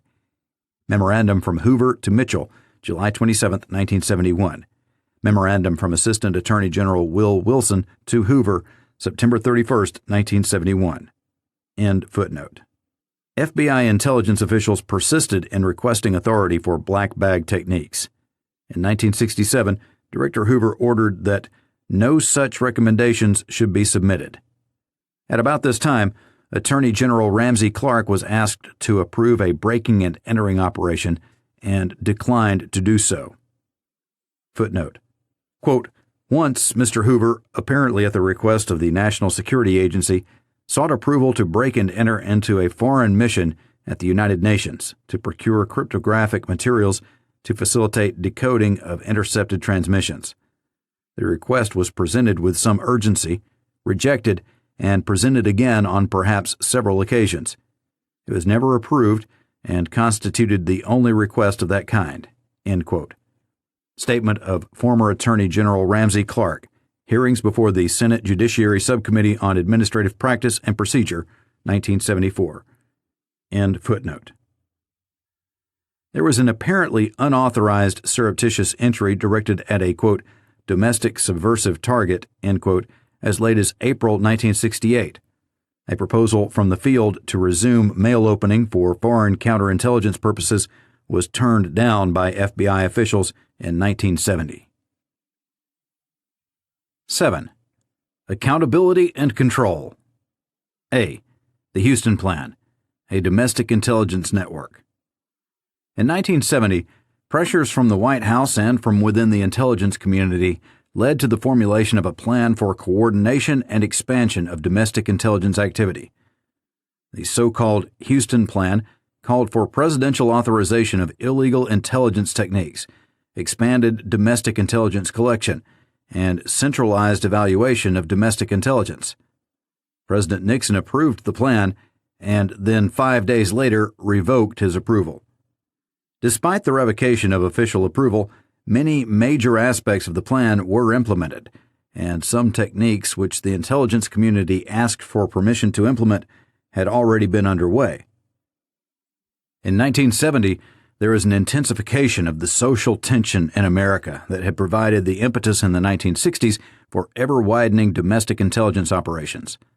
The spring invasion of Cambodia by United States forces triggered the most extensive campus demonstrations and student strikes in the history of the war in Southeast Asia.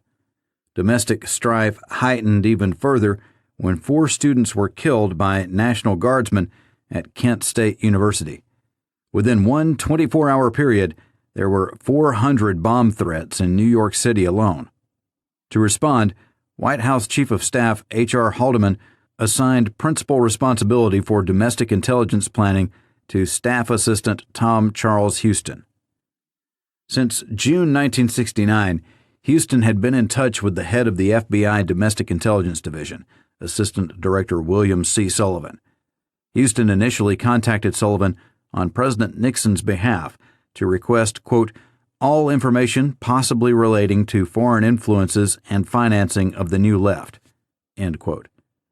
Houston also made similar requests to CIA, NSA, and the Defense Intelligence Agency. The quality of the data provided by these agencies, especially by the FBI, had failed to satisfy Houston and Presidential Assistant John Ehrlichman.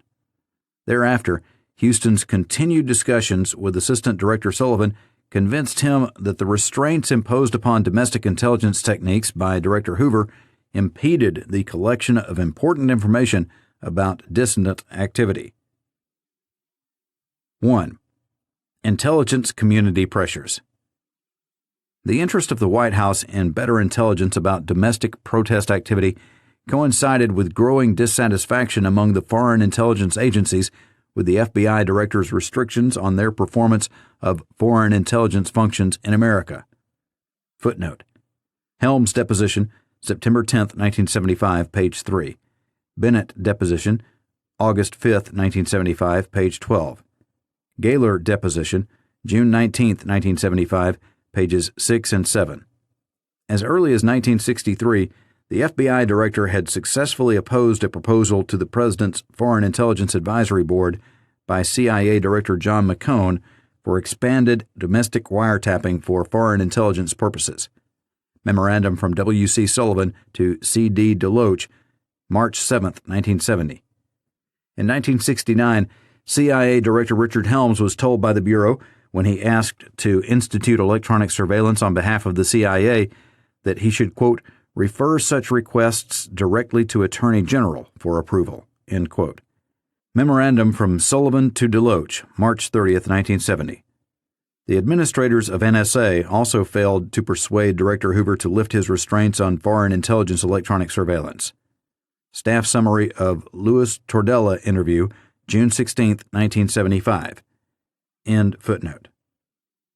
The CIA's concerns crystallized in March 1970 when, as a result of a flap over the CIA's refusal to disclose information to the FBI, Hoover issued an order that direct liaison at FBI headquarters with CIA be terminated and that, quote, any contact with CIA in the future, end quote, was to take place, quote, by letter only, end quote. This order did not bar interagency communication. Secure telephones were installed and working-level contacts continued, but the position of FBI liaison agent with CIA was eliminated. CIA Director Helms subsequently attempted to reopen the question of FBI cooperation with CIA requests for installing electronic surveillances and covering mail. Hoover replied that he agreed with Helms that there should be expanded, quote, exchange of information between our agencies concerning New Left and racial extremist matters, end quote. However, he refused the request for aid with electronic surveillance and mail coverage. Hoover cited the, quote, widespread concern by the American public regarding the possible misuse of this type of coverage, end quote. Their use in domestic investigations posed legal problems not encountered in similar operations abroad. Hoover added, quote, the FBI's effectiveness has always depended in large measure on our capacity to retain the full confidence of the American people." End quote. 2. The Interagency Committee Report. In the following months, Tom Charles Houston arranged a meeting between President Nixon and the directors of the FBI, CIA, NSA, and DIA on June 5, 1970.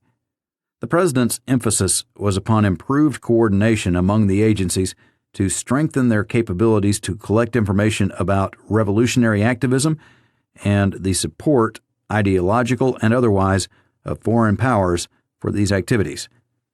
The talking paper prepared by Houston for the president to read at the meeting declared, quote, "We are now confronted with a new and grave crisis in our country, one which we know too little about." End quote. From this meeting emanated the special report of the Interagency Committee on Intelligence, ad hoc, prepared jointly by representatives of the FBI, CIA, NSA, and DIA, and submitted to the president a month later. The report presented the president a series of options, and Houston recommended that the president approve the following. 1. Coverage by NSA of the communications of U.S. citizens using international facilities. 2. Intensification of electronic surveillances and penetrations directed at individuals and groups who pose a major threat to the internal security and at foreign nationals in the United States of interest to the intelligence community. 3. Removal of restrictions on legal mail coverage and relaxation of restrictions on covert coverage, mail opening, on selected targets of priority foreign intelligence and internal security interest. 4. Modification of present restrictions on surreptitious entry to allow procurement of vitally needed foreign cryptographic material and to permit selective use against high-priority internal security targets. 5. Relaxation of present restrictions on the development of campus sources to permit expanded coverage of violence-prone and student-related groups. 6. Increased coverage by CIA of American students and others traveling or living abroad. 7. Appointment of a permanent committee consisting of the FBI, CIA, NSA, DIA, and the military counterintelligence agencies to evaluate domestic intelligence and to carry out the other objectives specified in the report. Footnote. The 7 recommendations were made in an attachment to a memorandum from Houston to Haldeman, July 1970. End footnote. Houston also raised and dismissed questions about the legality of 2 collection techniques in particular. Quote, "Covert mail opening coverage is illegal, and there are serious risks involved," end quote, he wrote.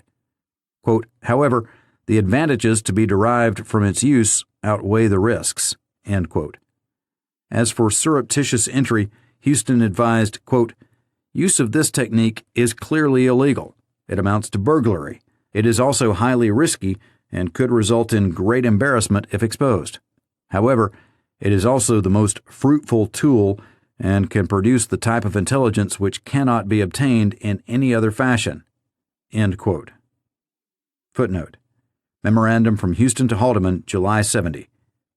In using the word burglary, Houston said he sought to, quote, "escalate the rhetoric to make it as bold as possible," end quote. He thought that, as a staff man, he should give the president, quote, "the worst possible interpretation of what the recommendation would result in," end quote. Houston Deposition, May 22, 1975, page 69. End footnote. Houston testified that his recommendations, quote, "reflected what I understood to be the consensus of the working group," end quote, of intelligence officials on the Interagency Committee. Just over a week later, the FBI, CIA, NSA, and DIA were advised by Houston that, quote, "the president has made the following decisions," end quote, to adopt all of Houston's recommendations.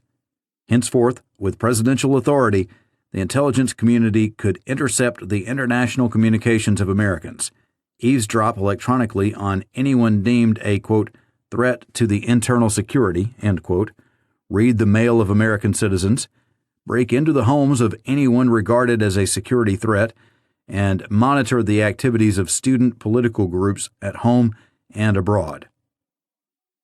There is no indication that the president was informed at this time that NSA was already covering the international communications of Americans and had been doing so for domestic intelligence purposes since at least 1967. Nor is there any indication that he was told that the CIA was opening the mail of Americans and sharing the contents with the FBI and the military for domestic intelligence purposes. In effect, the Houston Plan supplied presidential authority for operations previously undertaken in secret without such authorization.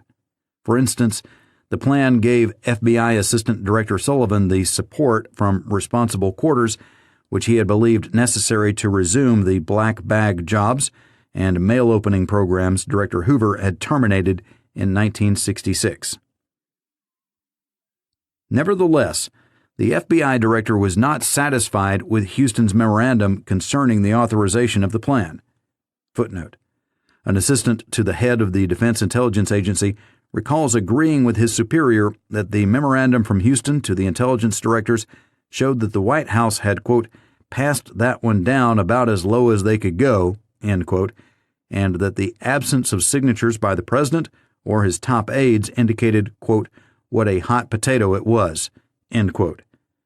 Staff summary of James Stilwell interview, May 21, 1975. End footnote. Hoover went immediately to Attorney General Mitchell, who had not known of the prior deliberations or the president's decisions. In a memorandum, Director Hoover said he would implement the plan, but only with the explicit approval of the Attorney General or the President. Quote, despite my clear-cut and specific opposition to the lifting of the various investigative restraints referred to above and to the creation of a permanent interagency committee on domestic intelligence, the FBI is prepared to implement the instructions of the White House at your direction. Of course, we would continue to seek your specific authorization, where appropriate, to utilize the various sensitive investigative techniques involved in individual cases. End quote.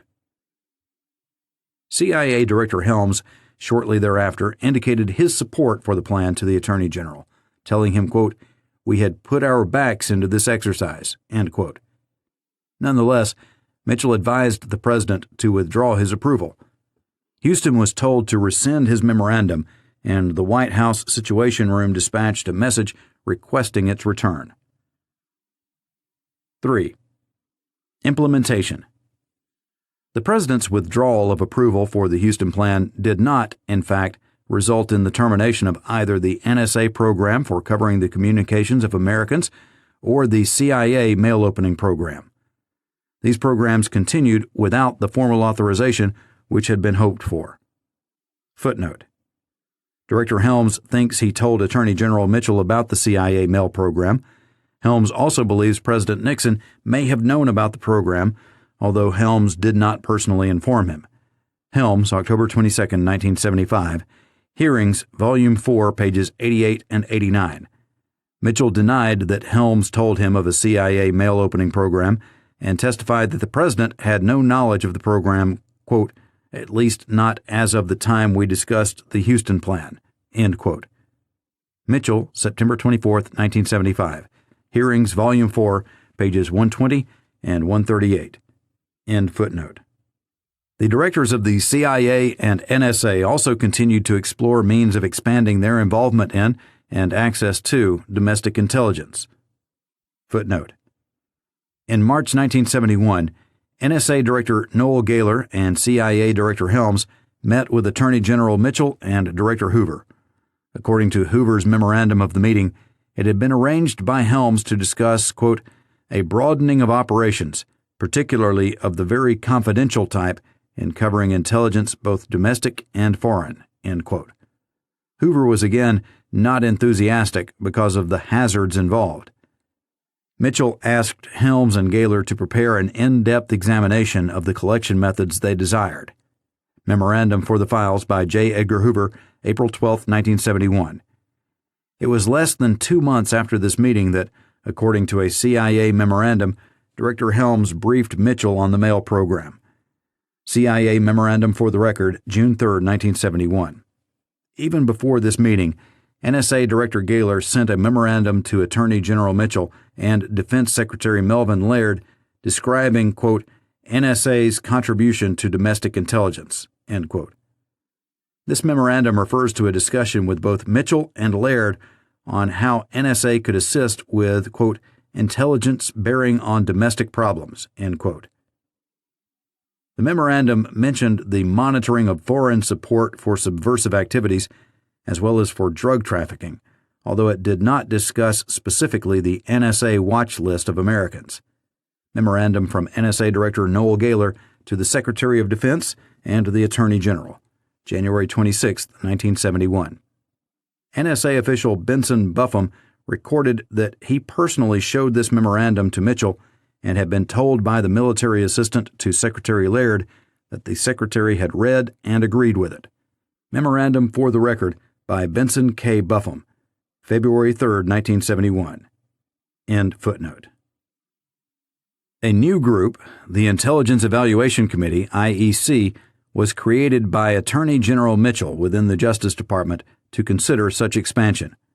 NSA, CIA, Army Counterintelligence, and the FBI each sent representatives to the IEC.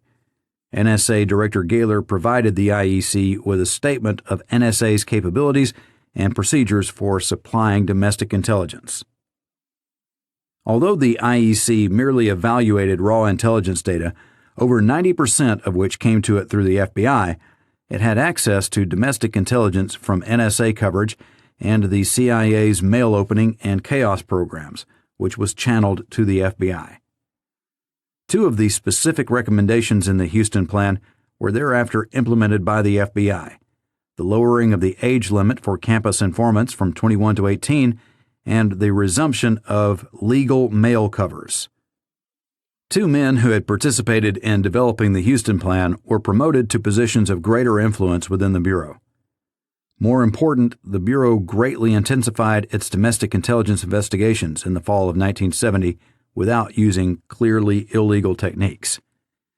The key Black Extremist Program was inaugurated, and field offices were instructed to open approximately 10,500 new investigations, including investigations of all Black student groups, quote, regardless of their present or past involvement in disorders, end quote. All militants of, quote, militant New Left campus organizations, end quote, were also to be investigated if they were not, quote, known to be violence-prone, end quote. The objectives of these investigations was to identify potential as well as actual extremists. The chief of the Domestic Intelligence Division in 1970 said the Houston Plan had nothing to do with the FBI's expanded intelligence activities. Rather, both the Houston Plan and the Bureau intensification represented the same effort by FBI intelligence officials, quote, to recommend the types of action and programs which they thought necessary to cope with the problem, end quote. Brennan admits that, quote, the FBI was getting a tremendous amount of pressure from the White House, end quote, although he attributes this pressure to demands from, quote, a vast majority of the American people, end quote, who wanted to know, quote, why something wasn't being done, end quote, about violence and disruption in the country. B. Political intelligence. The FBI practice of supplying political information to the White House and, on occasion, responding to White House requests for such information was established before 1964. However, under the administrations of President Lyndon Johnson and Richard Nixon, this practice grew to unprecedented dimensions. 1. Name check requests. White House aides serving under Presidents Johnson and Nixon made numerous requests for name checks of FBI files to elicit all Bureau information on particular critics of each administration. Johnson aides requested such reports on critics of the escalating war in Vietnam.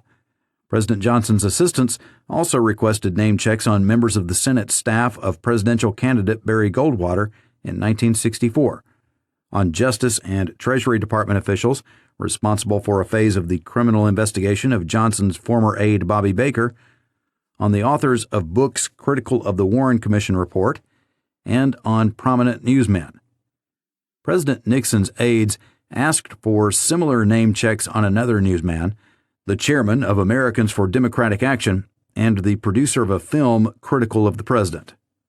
According to a memorandum by Director Hoover, Vice President Spiro Agnew received ammunition from Bureau files that could be used in destroying the credibility of Southern Christian Leadership Conference leader Reverend Ralph Abernathy. Footnote: Memorandum from Hoover to Tolleson et al., May 18, 1970. Agnew admits having received such information, but denies having asked for it. Staff summary of Spiro Agnew interview, October 15, 1975. End footnote. Democratic National Convention, Atlantic City, 1964. On August 22, 1964, at the request of the White House, the FBI sent a special squad to the Democratic National Convention site in Atlantic City, New Jersey.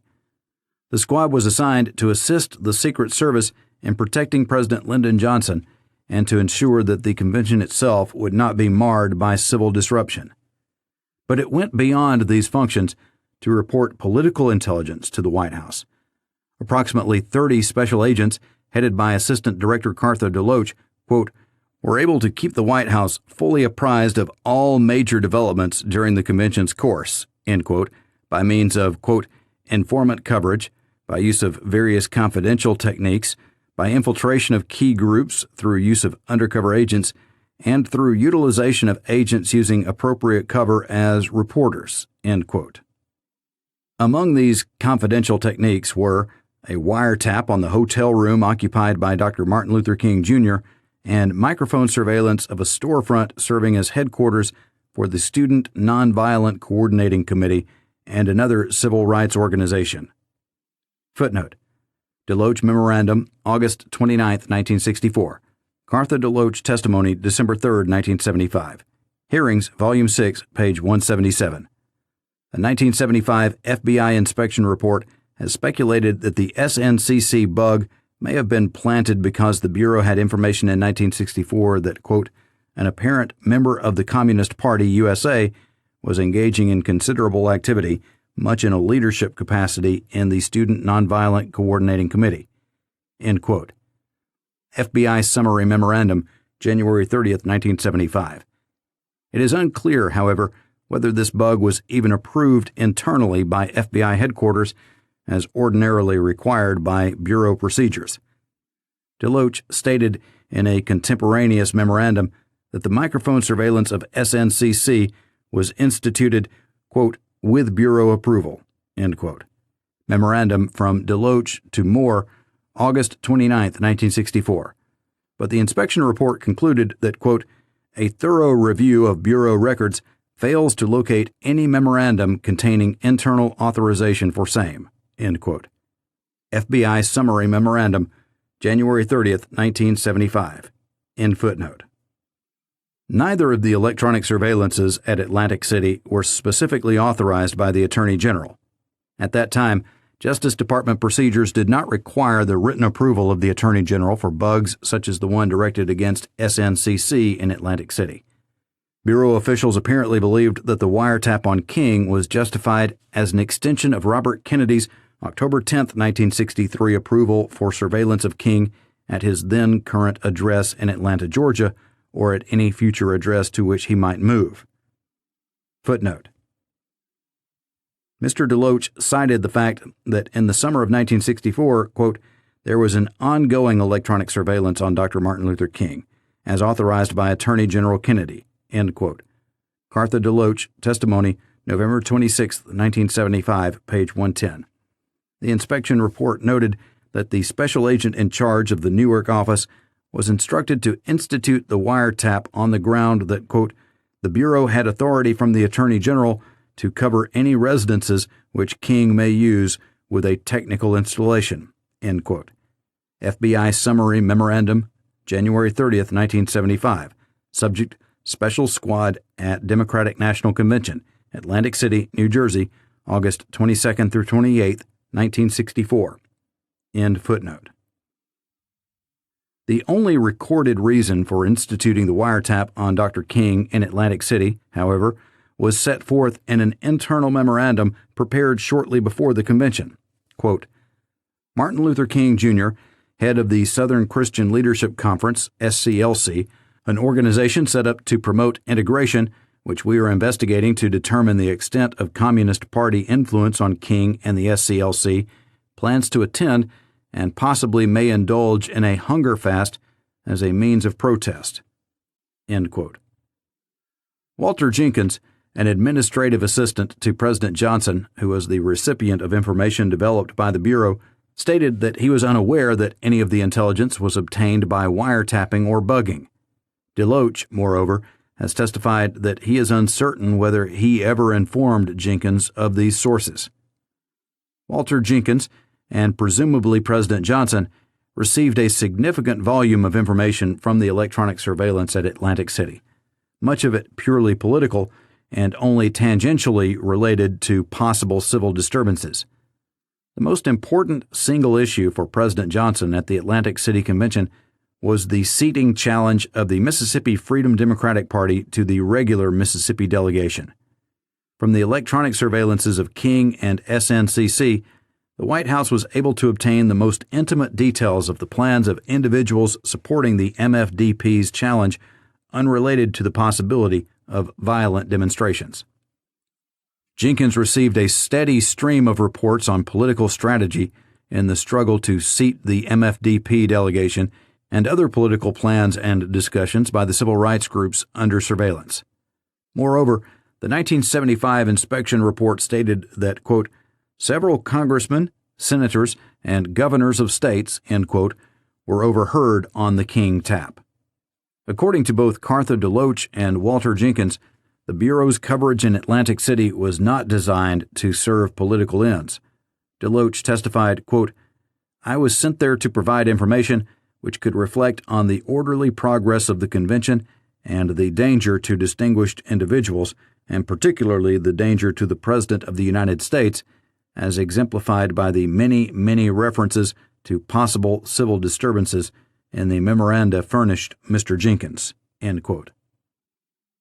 Jenkins has stated that the mandate of the FBI's special unit did not encompass the gathering of political intelligence, and speculated that the dissemination of any such intelligence was due to the inability of Bureau agents to distinguish dissident activities which represented a genuine potential for violence. Jenkins did not believe the White House ever used the incidental political intelligence that was received. However, a document located at the Lyndon B. Johnson Presidential Library suggests that at least one political use was made of Mr. DeLoach's reports.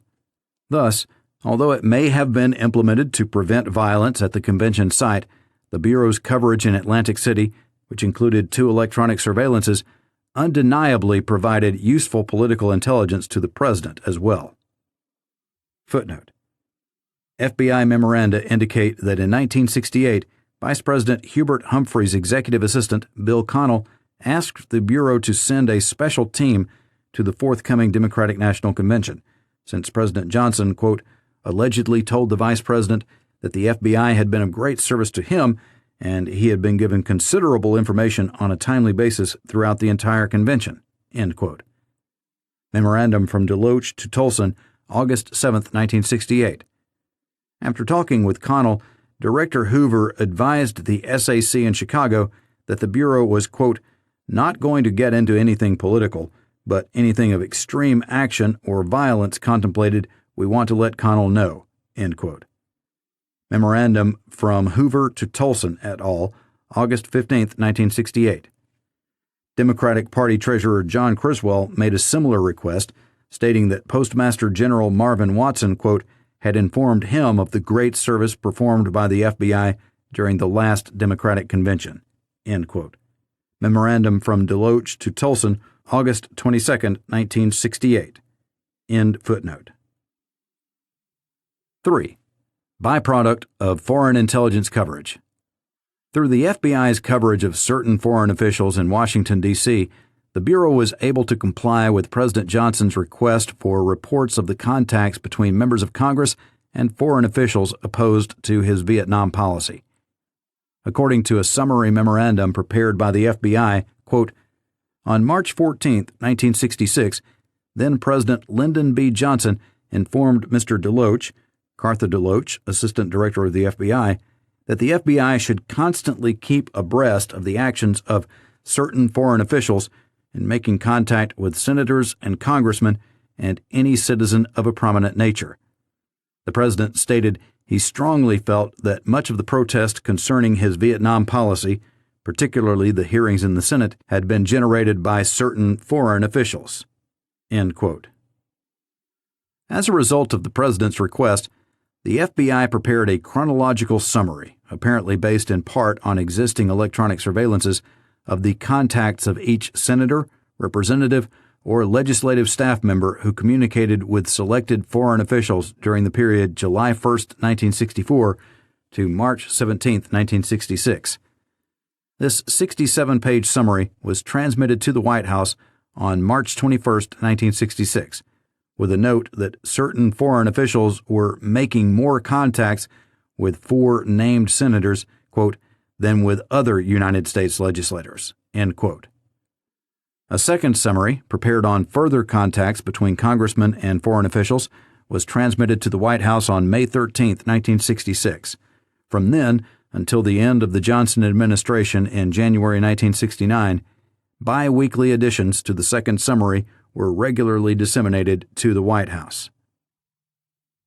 This practice was reinstituted during the Nixon administration. On July 27, 1970, Larry Higby, assistant to H.R. Haldeman, informed the Bureau that Haldeman, quote, wanted any information possessed by the FBI relating to contacts between certain foreign officials and members of Congress and its staff, end quote. 2 days later, the Bureau provided the White House with a statistical compilation of such contacts from January 1, 1967 to the present. Unlike the case of the information provided to the Johnson White House, however, there is no indication in related Bureau records that President Nixon or his aides were concerned about critics of the president's policy. The Bureau's reports did not identify individual senators.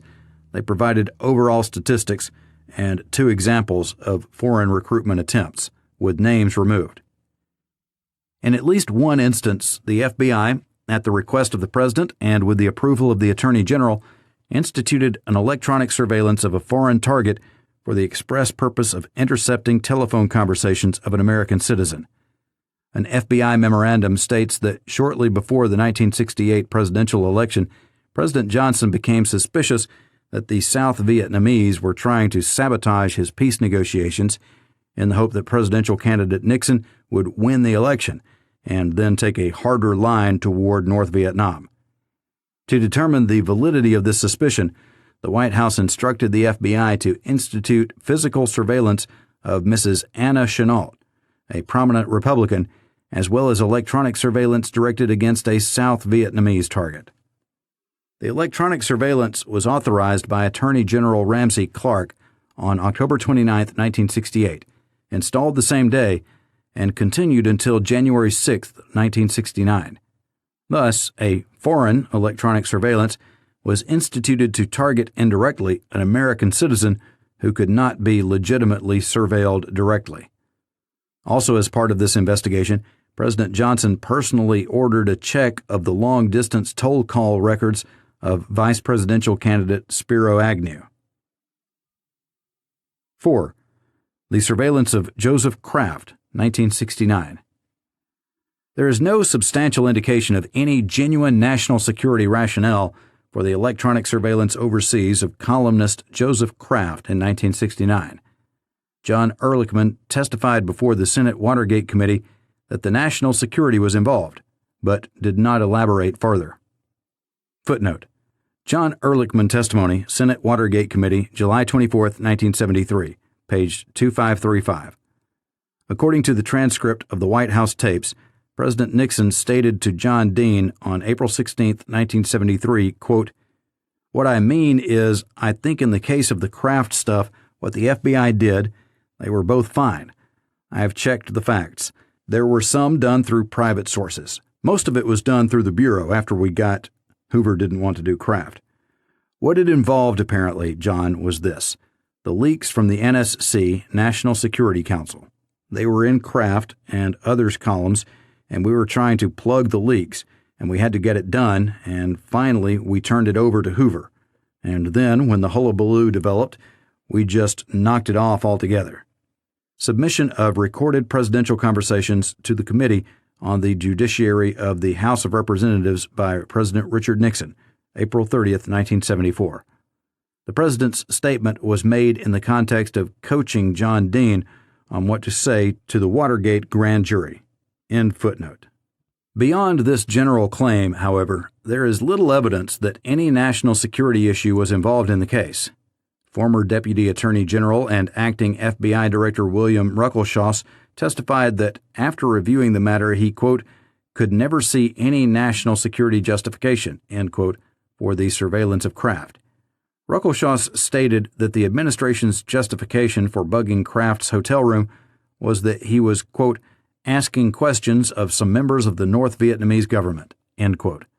Ruckelshaus believed that this was not an adequate national security justification for placing, quote, any kind of surveillance on an American citizen or newsman, end quote.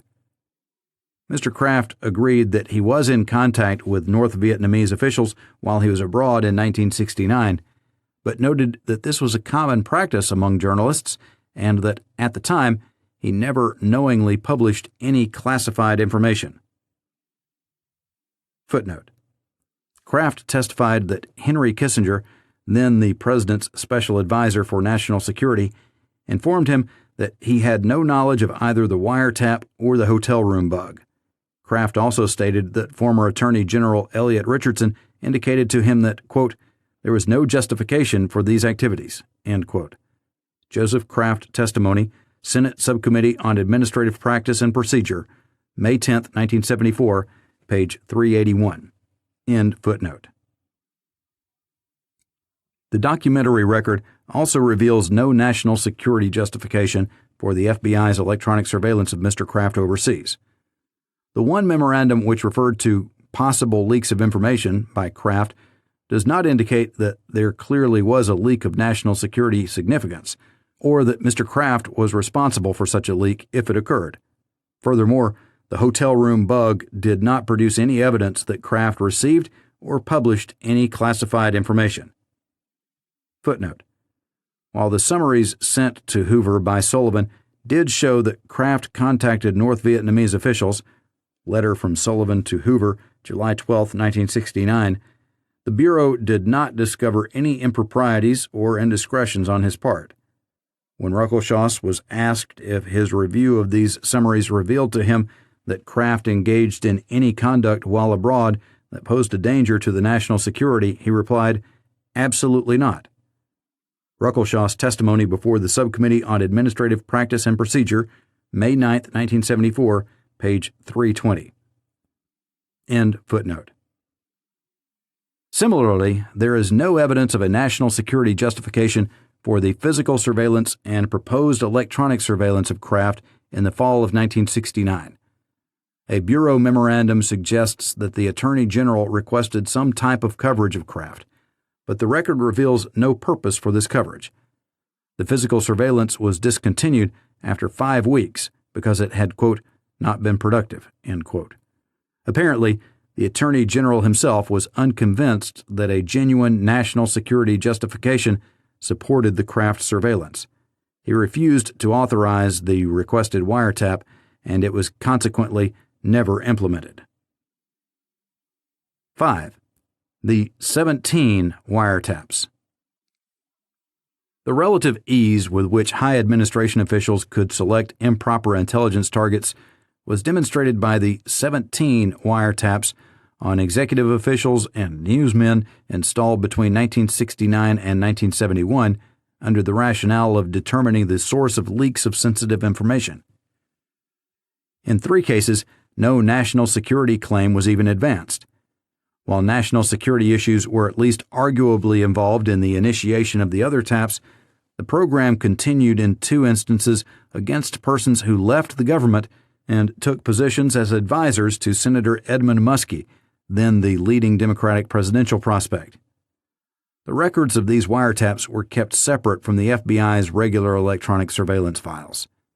Their duration, in many cases, went beyond the period then required for reauthorization by the Attorney General, and in some cases, the Attorney General did not authorize the tap until after it had begun. In 1971, the records were removed from the FBI's possession and sent to the White House. Thus, misuse of the FBI had progressed by 1971 from the regular receipt by the White House of political tidbits and occasional requests for name checks of Bureau files to the use of a full array of intelligence operations to serve the political interests of the administration. The final irony was that the Nixon administration came to distrust Director Hoover's reliability and consequently to develop a White House-based covert intelligence operation. Footnote: the creation of the Plumbers Unit in the White House led inexorably to Watergate. See report of the House Judiciary Committee, August 20, 1974, pages 157 through 162 and 166 through 170. End footnote. C. The Justice Department's Internal Security Division. FBI intelligence reports flowed consistently to the Justice Department, especially to the IDIU, established by Attorney General Clark in 1967, and to the Internal Security Division. Before 1971, the Justice Department provided little guidance to the FBI on the proper scope of domestic intelligence investigations. For example, in response to a Bureau inquiry in 1964 about whether a group's activities came within the criteria of the Employee Security Program or were, quote, in violation of any other federal statute, end quote, the Internal Security Division replied that there was, quote, insufficient evidence, end quote, for prosecution, and that the group's leaders were, quote, becoming more cautious in their utterances, end quote. Nevertheless, the FBI continued for years to investigate the group with the knowledge and approval of the division. 1. The new Internal Security Division. When Robert Mardian was appointed Assistant Attorney General in late 1970, the Internal Security Division assumed a more active posture.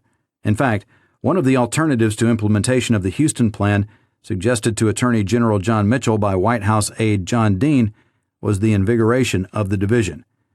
This included Mardian's establishment of the IEC to prepare domestic intelligence estimates. Equally significant, however, was Mardian's preparation of a new executive order on federal employee security.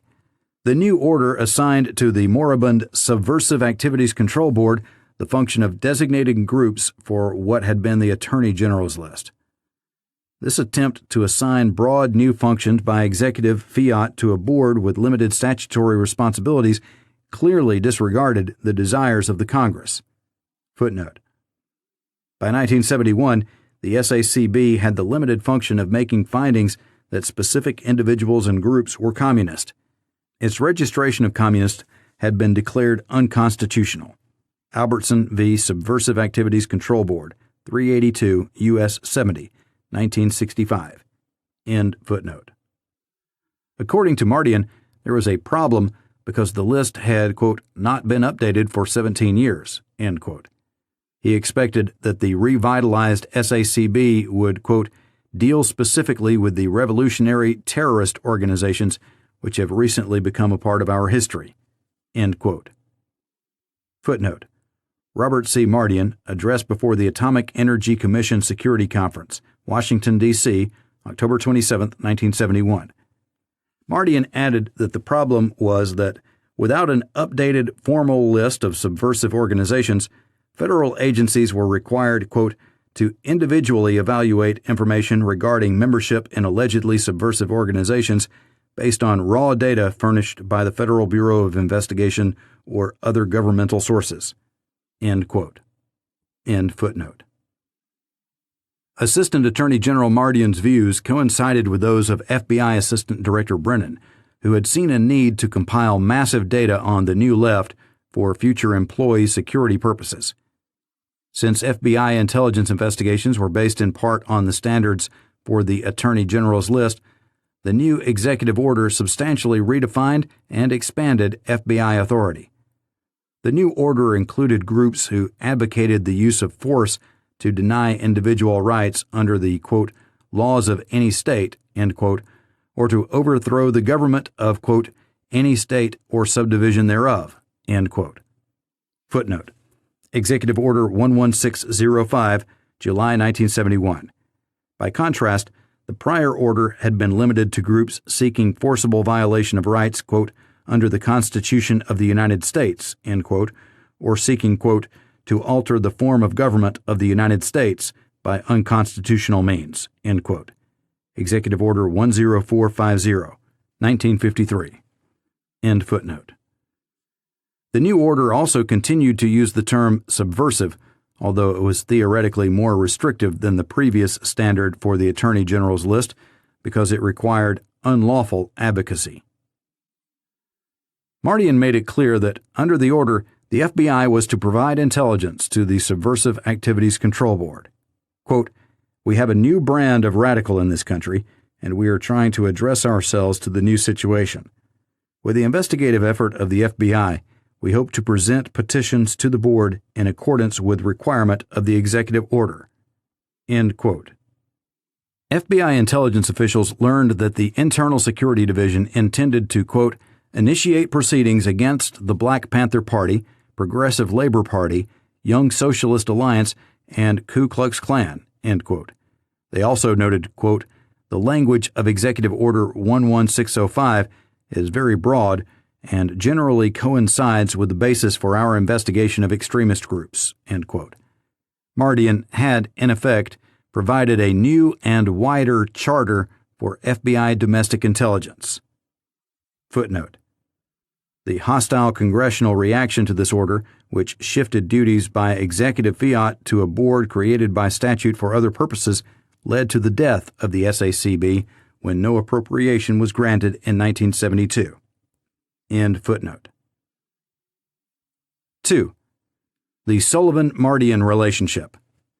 In 1971, Director Hoover expressed growing concern over the close relationship developing between his FBI subordinates in the Domestic Intelligence Division and the Internal Security Division under Mardian. For example, when FBI intelligence officials met with Mardian's principal deputy, A. William Olson, to discuss proposed changes in procedure for the Attorney General's authorization of electronic surveillance, Hoover reiterated instructions that Bureau officials be, quote, very careful in our dealings, end quote, with Mardian. Moreover, to have a source of legal advice independent of the Justice Department, the FBI director created a new position of Assistant Director for Legal Counsel and required that he attend, quote, at any time officials of the department are being contacted on any policy consideration which affects the Bureau, end quote. Footnote. FBI Executives Conference Memorandum, June 2, 1971. The first Assistant Director for Legal Counsel was Dwight Dalby, who had for years been in charge of the legal training of Bureau agents. Dalby's elevation early in 1971 and Hoover's requirement that he review all legal aspects of FBI policy, including intelligence matters, was a major change in Bureau procedure. Memorandum from Hoover to all Bureau officials and supervisors, March 8, 1971. End footnote. In the summer of 1971, William C. Sullivan openly challenged FBI Director Hoover, possibly counting on Mardian and Attorney General Mitchell to back him up and oust Hoover. Sullivan charged in one memorandum to Hoover that other Bureau officials lacked objectivity and independent thinking and that, quote, they said what they did because they thought this was what the director wanted them to say, end quote. Shortly thereafter, Director Hoover appointed W. Mark Felt, formerly Assistant Director for the Inspection Division, to a newly created position as Sullivan's superior. Apparently realizing that he was on his way out, Sullivan gave Assistant Attorney General Mardian the FBI's documents recording the authorization for and dissemination of information from the 17 wiretaps placed on executive officials and newsmen in 1969 through 1971. The absence of these materials was not discovered by other FBI officials until after Sullivan was forced to resign in September 1971. Mardian eventually took part in the transfer of these records to the White House. Footnote. FBI Summary of Interview with Robert Mardian, May 10, 1973, pages 2 and 3. The Watergate special prosecutor investigated these events and did not find sufficient evidence of criminal conduct to bring an indictment. However, they occurred at the time of intense White House pressure to develop a criminal prosecution against Daniel Ellsberg over the Pentagon Papers matter. The dismissal of charges against Ellsberg in 1973 was largely due to the belated discovery of the fact that Ellsberg had been overheard on a wiretap indicated in these records, which were withheld from the court, preventing its determination of the pertinency of the material to the Ellsberg case. End footnote. Thus, the Attorney General's principal assistant for internal security collaborated with a ranking FBI official to conceal vital records, ultimately to be secreted away in the White House. This provides a striking example of the manner in which channels of legitimate authority within the executive branch can be abused. D. The FBI's Secret Administrative Index. In the fall of 1971, the FBI confronted the prospect of the first serious congressional curtailment of domestic intelligence investigations, repeal of the Emergency Detention Act of 1950, and set a course of evasion of the will of Congress, which continued, partly with Justice Department approval, until 1973. An FBI inspection report viewed the prospect of the repeal without great alarm. In the event the act was repealed, the FBI intended to continue as before under, quote, the government's inherent right to protect itself internally, end quote. After the repeal took place, Bureau officials elaborated the following rationale for keeping the security index of, quote, potentially dangerous subversives, end quote. Quote, should this country come under attack from hostile forces, foreign or domestic, there is nothing to preclude the President from going before a joint session of Congress and requesting necessary authority to apprehend and detain those who would constitute a menace to national defense. At this point, it would be absolutely essential to have an immediate list, such as the SI, for use in making such apprehensions. End quote. Thus, FBI officials hoped there would be a way to circumvent the repeal, quote, in which the essence of the security index and emergency detention of dangerous individuals could be utilized under presidential powers, end quote. Assistant Director Dwight Dalby, the FBI's legal counsel, recommended writing to the Attorney General for a reassessment in order to protect the Bureau in case, quote, some spokesman of the extreme left, end quote, claimed that repeal of the Detention Act eliminated FBI authority for domestic intelligence activity. Dalby agreed that since the act, quote, could easily be put back in force should an emergency convince Congress of its need, end quote, the Bureau should, quote, have on hand the necessary action information pertaining to individuals, end quote. Thereupon, a letter was sent to Attorney General Mitchell proposing that the Bureau be allowed to maintain an administrative index of individuals who, quote, pose a threat to the internal security of the country, end quote. Such an index would be an aid to the Bureau in discharging its investigative responsibility.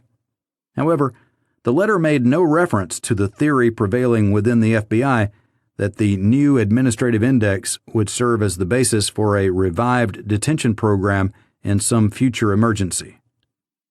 Thus, when the Attorney General replied that the repeal of the act did not prohibit the FBI from compiling an administrative index to make readily retrievable the results of its investigations, he did not deal with the question of whether the index would also serve as a roundup list for a future emergency. The Attorney General also stated that the Department did not desire a copy of the new index, abdicating even the minimal supervisory role performed previously by the Internal Security Division in its review of the names on the security index.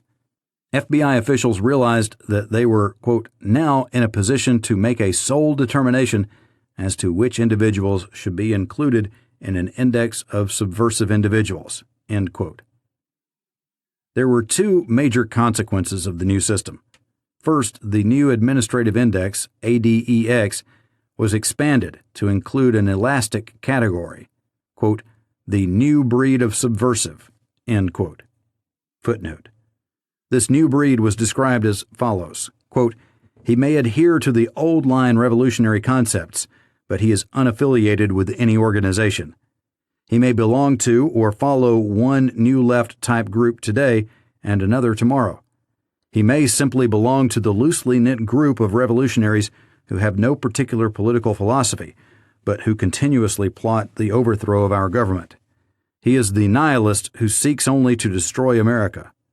On the other hand, he may be one of the revolutionary black extremists who, while perhaps influenced by groups such as the Black Panther Party, is also unaffiliated either permanently or temporarily with any black organization, but with a seething hatred of the white establishment will assassinate, explode, or otherwise destroy white America. End quote. T.J. Smith to E.S. Miller, November 11, 1971. End footnote. Second, the previous reserve index, which had never been disclosed to the Justice Department, was incorporated into the ADEX. It included teachers, writers, lawyers, etc., who did not actively participate in subversive activity, quote, but who were nevertheless influential in espousing their respective philosophies, end quote. It was estimated that the total caseload under the ADEX would be in excess of 23,000. One of the FBI standards for placing someone on the ADEX list demonstrates the vast breadth of the list and the assumption that it could be used as the basis for detention in an emergency. Quote, an individual who, although not a member of or participant in activities of revolutionary organizations or considered an activist in affiliated fronts, has exhibited a revolutionary ideology and is likely to seize upon the opportunity presented by national emergency to commit acts of espionage or sabotage, including acts of terrorism, assassination, or any interference with or threat to the survival and effective operation of the national, state, and local governments and of the defense efforts. End quote. These criteria were supplied to the Justice Department in 1972, and the Attorney General did not question the fact that the ADEX was more than an administrative aid for conducting investigations, as he had previously been told. A Bureau memorandum indicates that representatives of the department in fact agreed with the view that there might be circumstances where it would be necessary, quote, to quickly identify persons who were a threat to the national security, end quote, and that the President could then go to Congress, quote, for emergency legislation permitting apprehension and detention, end quote. Thus, although the Attorney General did not formally authorize the ADEX as a continuation of the previous detention list, there was informal departmental knowledge that the FBI would proceed on that basis. One FBI official later recognized that the ADEX could be, quote, interpreted as a means to circumvent repeal of the Emergency Detention Act, end quote. 8. Reconsideration of FBI authority. In February 1971, the Subcommittee on Constitutional Rights of the Senate Judiciary Committee began a series of hearings on federal databanks and the Bill of Rights, which marked a crucial turning point in the development of domestic intelligence policy. The subcommittee, chaired by Senator Sam J. Ervin of North Carolina, reflected growing concern among Americans for the protection of, quote, the privacy of the individual against the information power of government, end quote. Footnote. Federal Databanks. Hearings. Opening statement of Senator Ervin, February 23, 1971. Page 1. Senator Ervin declared that a major objective of the inquiry was to look into, quote, programs for taking official note of law-abiding people who are active politically or who participate in community activities on social and political issues, end quote. The problem, as Senator Ervin saw it, was that there were citizens who felt intimidated by these programs and were, quote, fearful about exercising their rights under the First Amendment to sign petitions or to speak and write freely on current issues of government policy, end quote. The ranking minority member of the subcommittee, Senator Roman Haruska endorsed the need for a penetrating and searching inquiry. Hearings, pages 4 and 7. End footnote. Largely in response to this first serious congressional inquiry into domestic intelligence policy, the Army curtailed its extensive surveillance of civilian political activity. The Senate inquiry also led, after Director Hoover's death in 1972, to reconsideration by the FBI of the legal basis for its domestic intelligence activities, and eventually to a request to the Attorney General for clarification of its authority. Footnote. Also during March 1971, an FBI office in Media, Pennsylvania was broken into. A substantial number of documents were removed and soon began to appear in the press. One of these was captioned COINTELPRO. The Bureau reacted by ordering its field offices to discontinue COINTELPRO operations for security reasons because of their sensitivity. It was suggested, however, that counterintelligence action would be considered in exceptional instances so long as there were, quote, tight procedures to ensure absolute secrecy. Memorandum from Brennan to Sullivan, April 27, 1971. Memorandum from FBI headquarters to all SACs, April 28, 1971. For actions taken thereafter, see COINTELPRO report. End footnote. A. Developments in 1972 through 1974. There is no indication that FBI guidelines material or the FBI manual provisions themselves were submitted to or requested by the Justice Department prior to 1972. Footnote. After repeal of the Emergency Detention Act in the fall of 1971, the FBI's Assistant Director for Legal Counsel recommended that the Bureau's request for approval of its new ADEX also include a more general request for reaffirmation of FBI domestic intelligence authority to investigate subversive activity. Memorandum from D.J. Dalby to Mr. Tolson, September 24, 1971. The letter to the Attorney General reviewed the line of presidential directives from 1939 to 1953. Memorandum from Hoover to Mitchell, September 30, 1971. The Attorney General replied with a general endorsement of FBI authority to investigate subversive activities. Memorandum from Mitchell to Hoover, October 22, 1971. End footnote. Indeed, when Deputy Attorney General Richard Kleindienst testified in February 1972 at the hearings on his nomination to be Attorney General, he stated that he was not sure what guidelines were used by the FBI. Kleindienst also stated that he believed FBI investigations were, quote, restricted to criminal conduct or the likelihood of criminal conduct, end quote. Director Hoover noted on a newspaper report of the testimony, quote, prepare a succinct memo to him on our guidelines, end quote. Footnote. FBI routing slip attached to Washington Post article, February 24, 1972. The FBI's summary of its guidelines submitted to the Attorney General stated that its investigations were partly based on criminal statutes, but that, quote, subversive activity often does not clearly involve a specific section of a specific statute, end quote. Thus, investigations were also based on the 1939 Roosevelt directives, which were said to have been, quote, reiterated and broadened by subsequent directives, end quote. Attachment to Hoover Memorandum to Kleindienst, February 25, 1972. End footnote. After Hoover's death in 1972, a sharp split developed within the Domestic Intelligence Division over whether or not the Bureau should continue to rely on the various executive orders as a basis for its authority. Footnote. The background for this development may be summarized as follows. In May 1972, FBI intelligence officials prepared a position paper for Acting Director L. Patrick Gray. This paper merely recited the various presidential directives, executive orders, delimitation agreements, and general authorizations from the Attorney General, with no attempt at analysis. FBI Domestic Intelligence Division, Position Paper, Investigations of Subversion, May 19, 1972. Assistant Director E.S. Miller head of the Domestic Intelligence Division, withdrew this paper at a conference with Gray and other top Bureau officials. Miller then initiated work on a more extensive position paper, which was completed in July.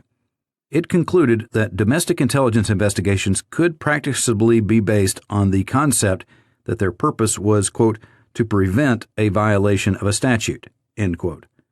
The paper also indicated that the ADEX would be revised so that it could not be, quote, interpreted as a means to circumvent repeal of the Emergency Detention Act, end quote.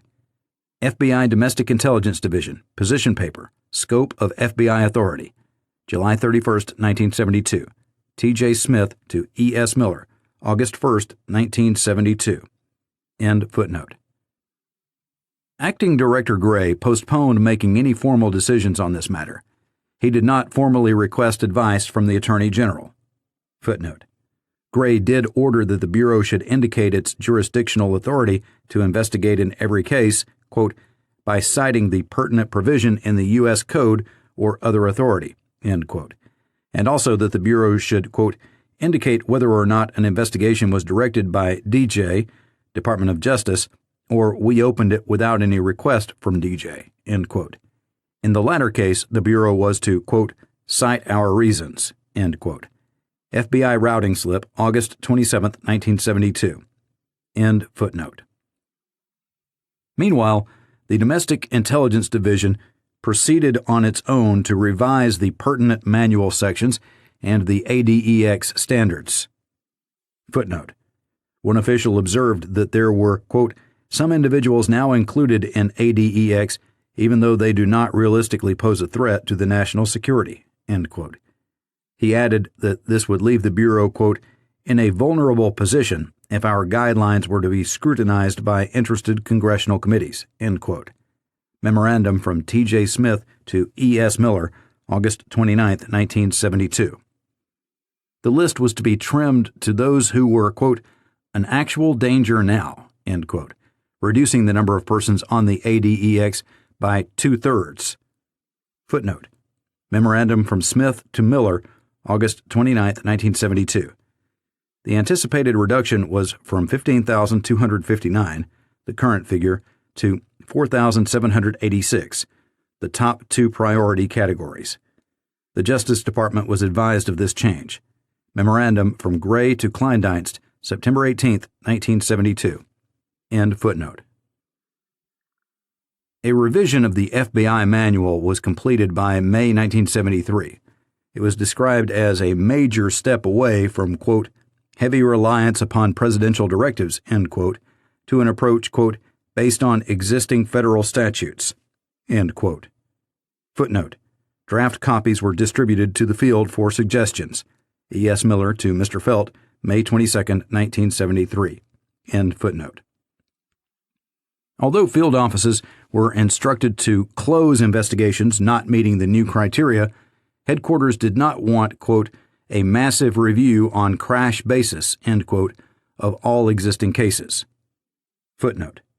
Memorandum from FBI headquarters to all SACs, June 7, 1973.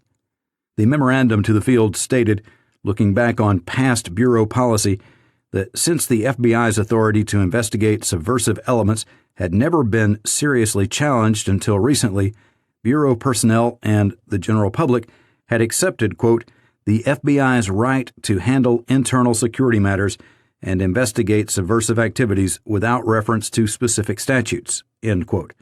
But the rationale based on presidential directives was no longer adequate.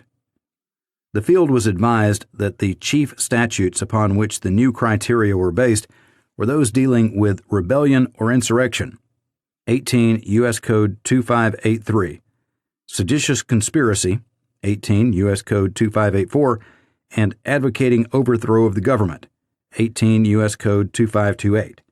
The ADEX was to be strictly an administrative device and should play no part, quote, in investigative decisions or policies, end quote.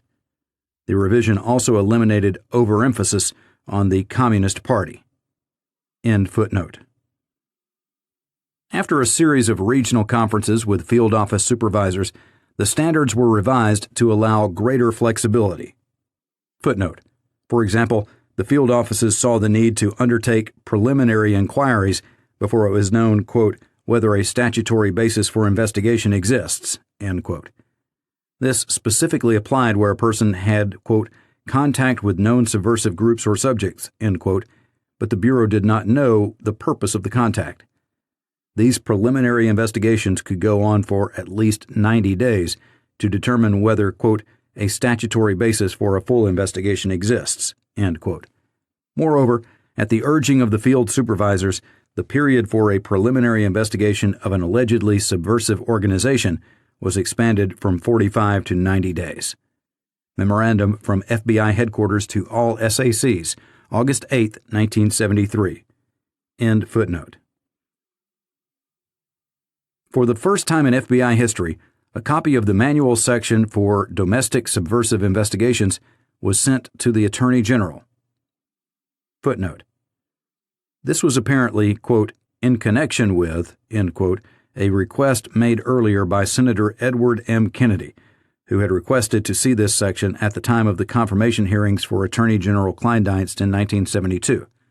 Kleindienst, Senate Judiciary Committee, February 24, 1972, page 64. Memorandum from Kelly to Richardson, August 7, 1973. End footnote.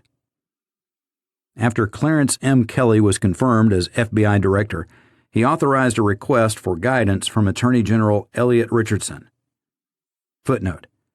In a memorandum to the Attorney General, Director Kelly cited Senator Sam J. Ervin's view that the FBI should be prohibited by statute, quote, from investigating any person without the individual's consent, unless the government has reason to believe that the person has committed a crime or is about to commit a crime, end quote. Kelly then summarized the position paper prepared by the Domestic Intelligence Division and the Bureau's current policy of attempting to rely on statutory authority. However, he observed that the statutes upon which the FBI was relying were either, quote, designed for the Civil War era, not the 20th century, end quote, the rebellion and insurrection laws, or had been, quote, reduced to a fragile shell by the Supreme Court, end quote, the Smith Act dealing with advocacy of overthrow. Moreover, it was difficult to fit into the statutory framework groups, quote, such as the Ku Klux Klan, which do not seek to overthrow the government, but nevertheless are totalitarian in nature and seek to deprive constitutionally guaranteed rights, end quote. Kelly stated that while the FBI had statutory authority, it still needed, quote, a definite requirement from the president as to the nature and type of intelligence data he requires in the pursuit of his responsibilities based on our statutory authority, end quote. While the statutes gave authority, an executive order, quote, would define our national security objectives, end quote.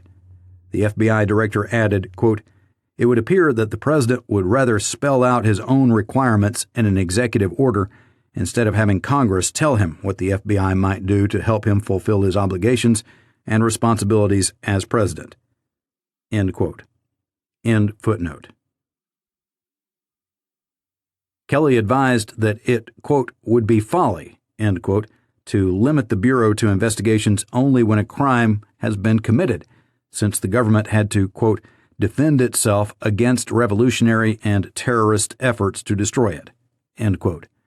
Consequently, he urged that the president exercise his, quote, inherent executive power to expand by further defining the FBI's investigative authority to enable it to develop advance information, end quote, about the plans of, quote, terrorists and revolutionaries who seek to overthrow or destroy the government, end quote.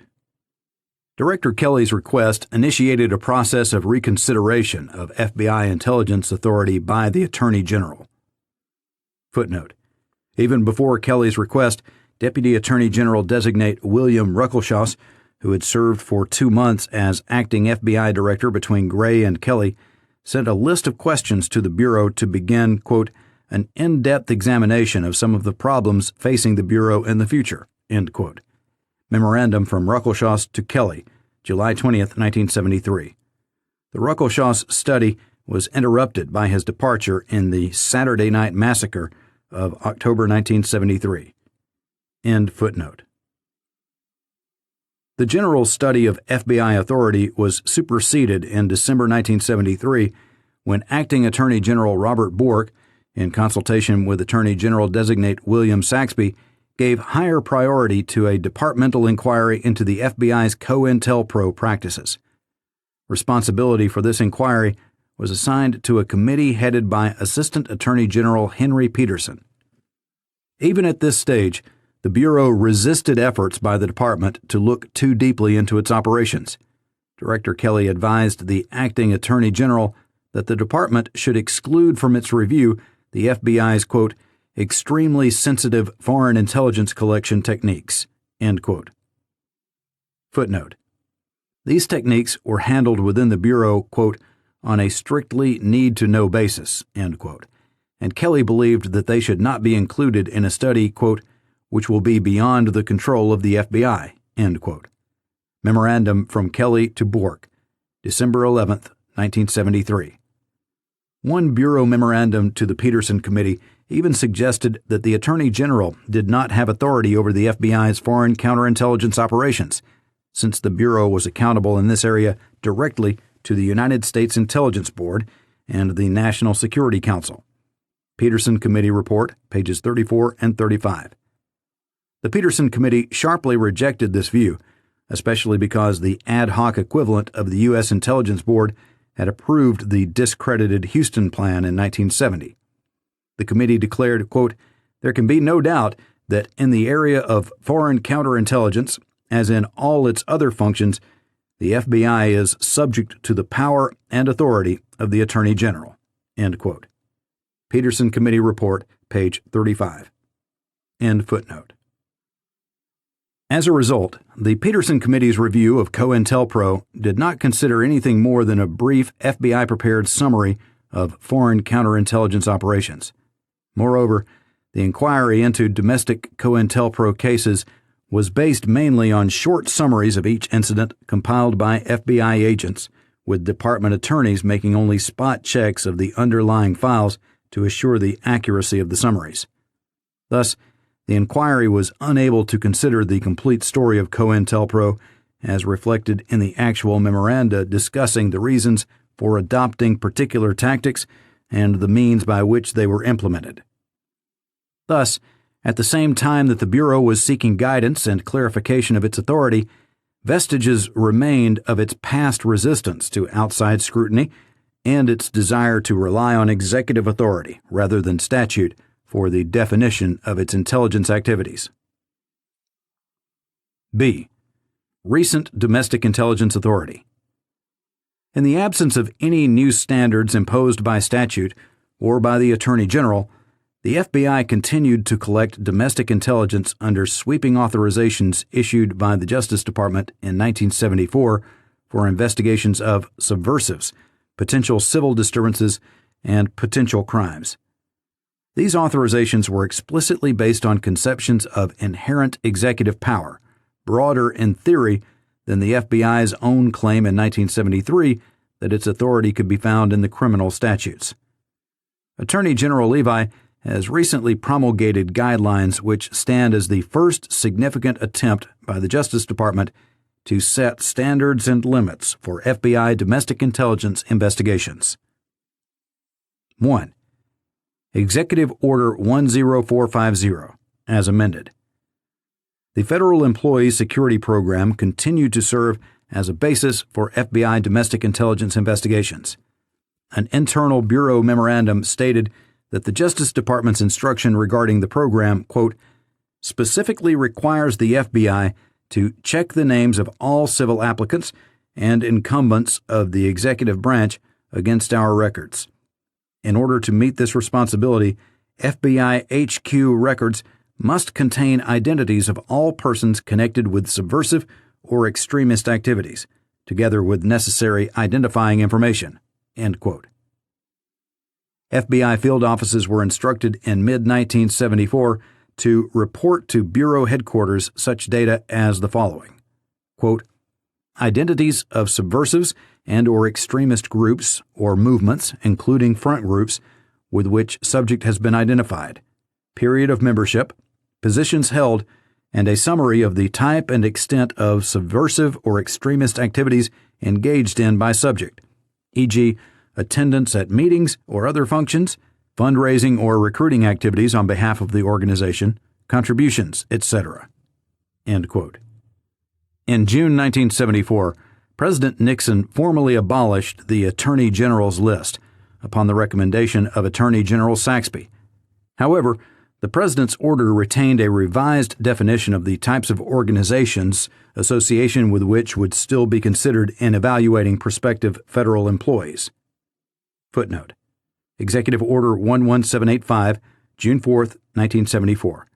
The new standard, quote, "knowing membership with the specific intent of furthering the aims of or adherence to and active participation in any foreign or domestic organization, association, movement, group, or combination of persons, hereinafter referred to as organizations, which unlawfully advocates or practices the commission of acts of force or violence to prevent others from exercising their rights under the Constitution or laws of the United States or of any state, or which seeks to overthrow the government of the United States or any state or subdivisions thereof by unlawful means."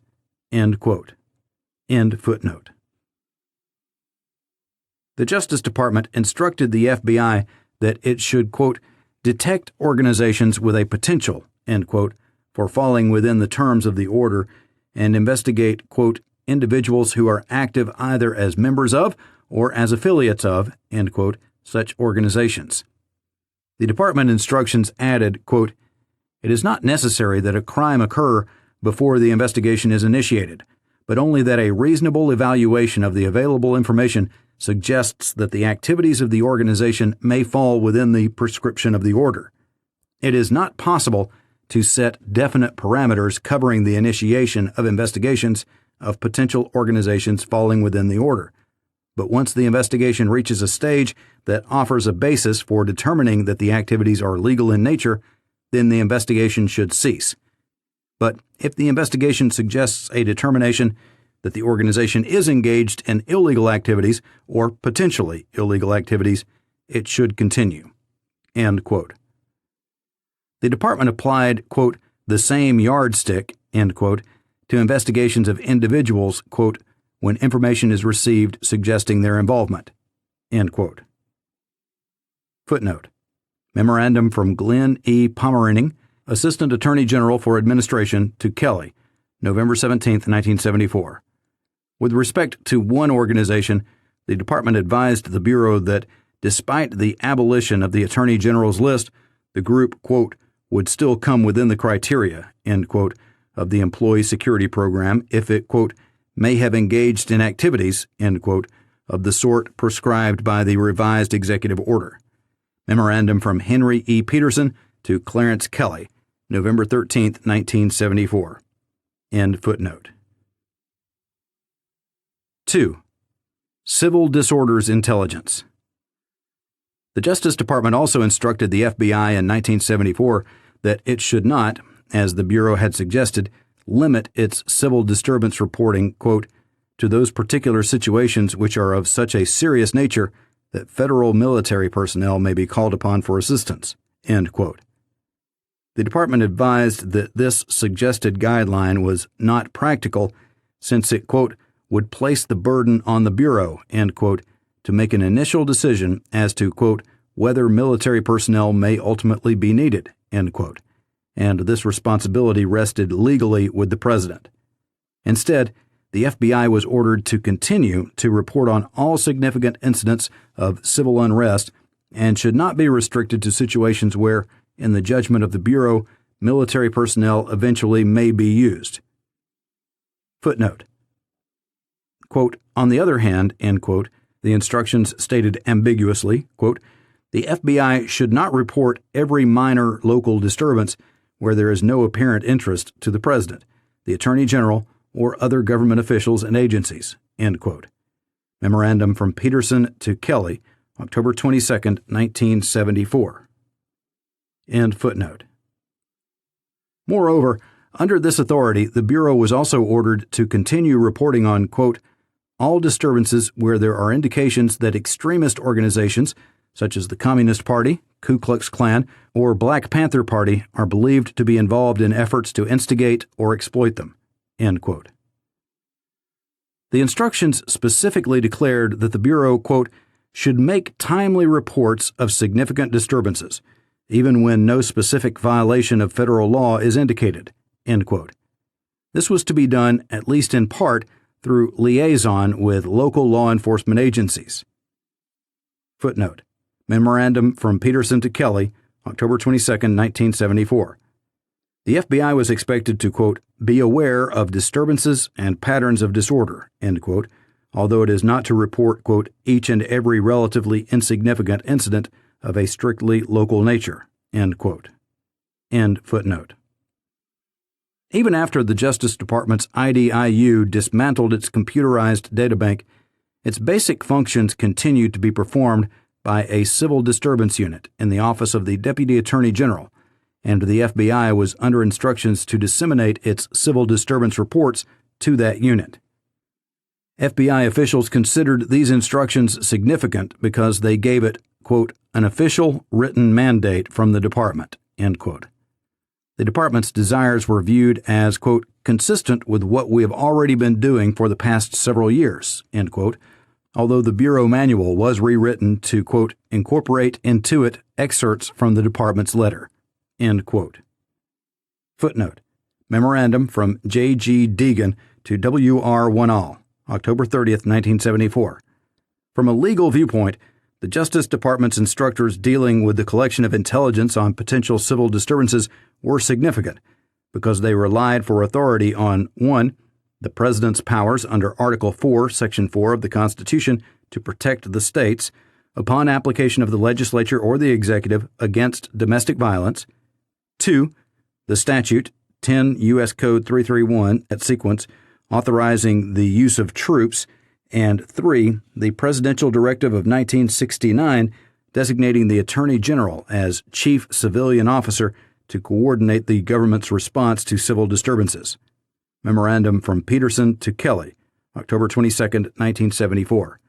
Memorandum from Melvin Laird and John Mitchell to the President, April 1, 1969. End footnote. 3. Potential crimes. The FBI recently abolished completely the Administrative Index, ADEX, of persons considered dangerous now. However, the Justice Department has advanced a theory to support broad power for the executive branch in investigating groups which represent a potential threat to the public safety, or which have a potential for violating specific statutes. For example, the department advised the FBI that the General Crimes section of the Criminal Division had recommended continued investigation of one group on the basis of potential violations of the anti-riot statutes. These same instructions added that there need not be a potential for violation of any specific statute. Footnote: Memorandum from Peterson to Kelly, November 13, 1974. This memorandum added, quote, "Without a broad range of intelligence information, the President and the departments and agencies of the executive branch could not properly and adequately protect our nation's security and enforce the numerous statutes pertaining thereto. The department, and in particular the Attorney General, must continue to be informed on those organizations that engage in violence which represents a potential threat to the public safety." End quote. End footnote. 4. Claim of inherent executive power. The department's theory of executive power was set forth in 1974 testimony before the House Internal Security Committee.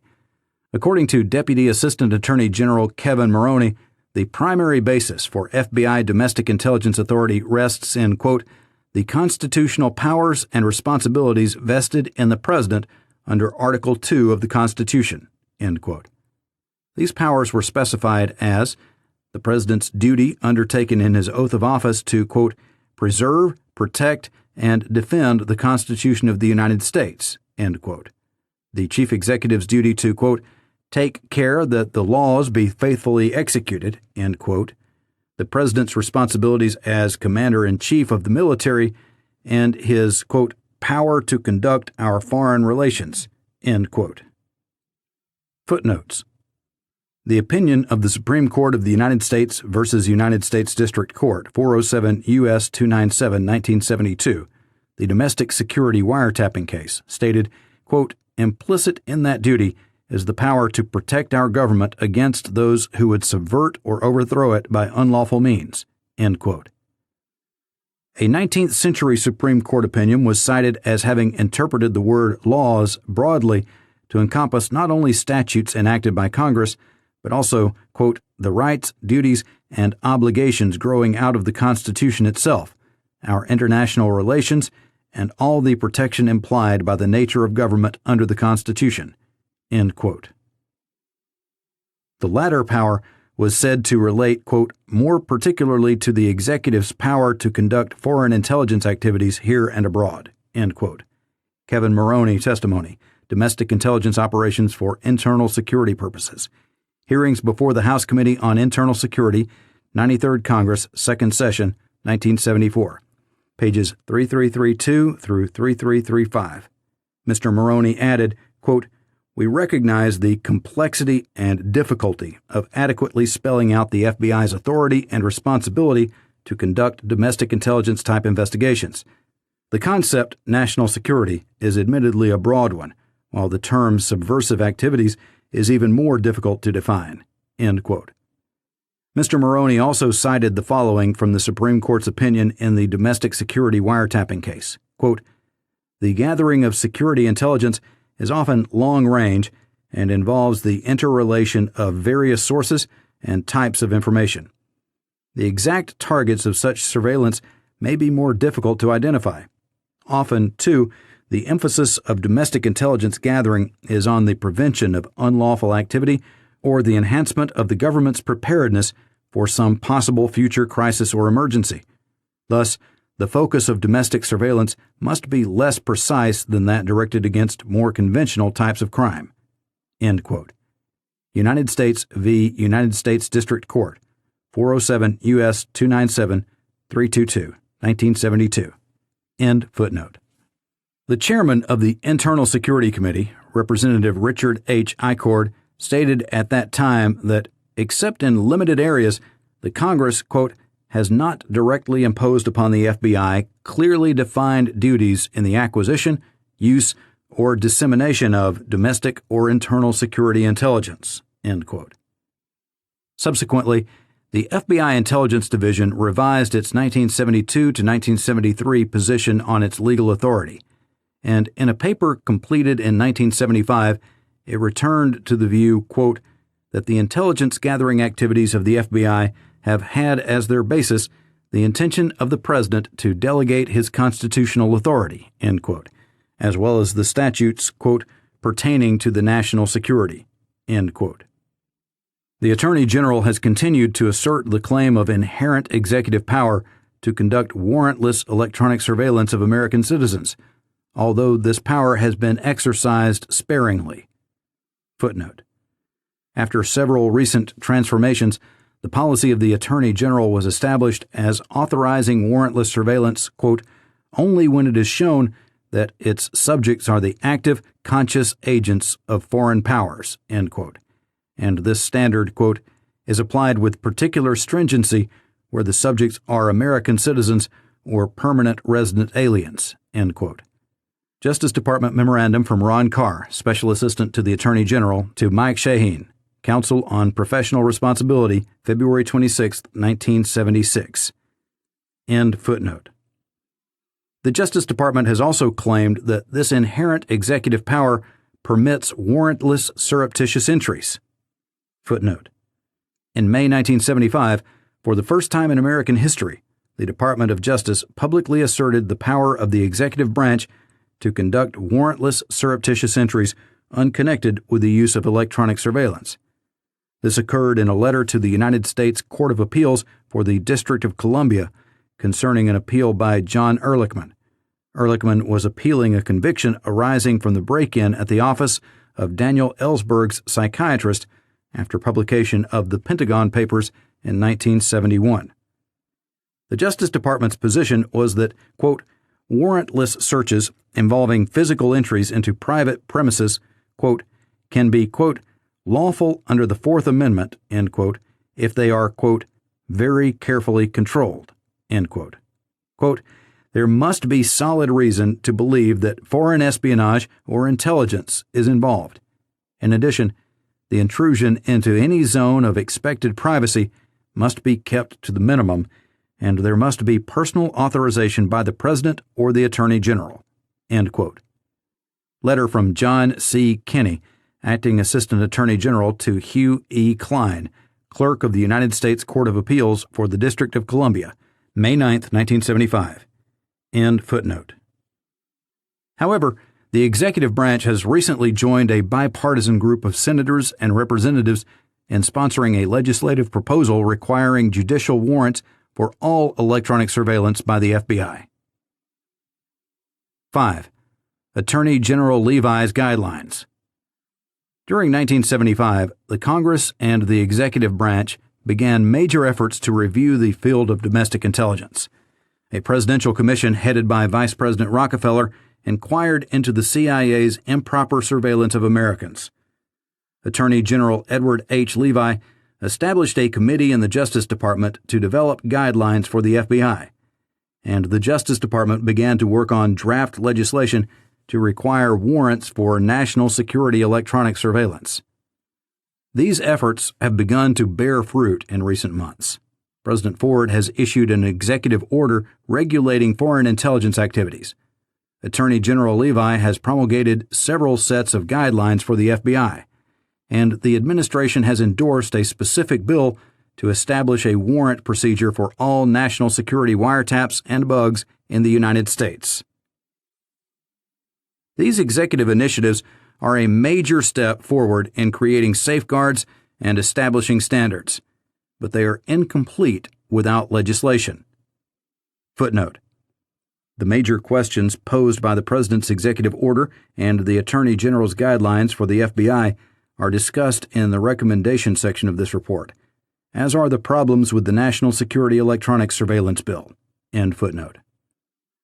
Among the issues left open by the President's executive order, for example, are 1. The definition of the term foreign subversion, used to characterize the counterintelligence responsibilities of the CIA and the FBI, and 2. Clarification of the vague provisions in the National Security Act of 1947 relating to the authority of the Director of Central Intelligence to protect sources and methods, and 3. Amplification of the 1947 Act's prohibition against the CIA's exercise of law enforcement powers or internal security functions. Although they represent only a partial answer to the need for permanent restraints, the initiatives of the executive branch demonstrate a willingness to seriously consider the need for legislative action. The Attorney General has recognized that executive guidelines are not enough to regulate and authorize FBI intelligence activities. The committee's conclusions and recommendations in Part 4 of this report indicate the areas most in need of legislative attention. This has been Our Hidden History.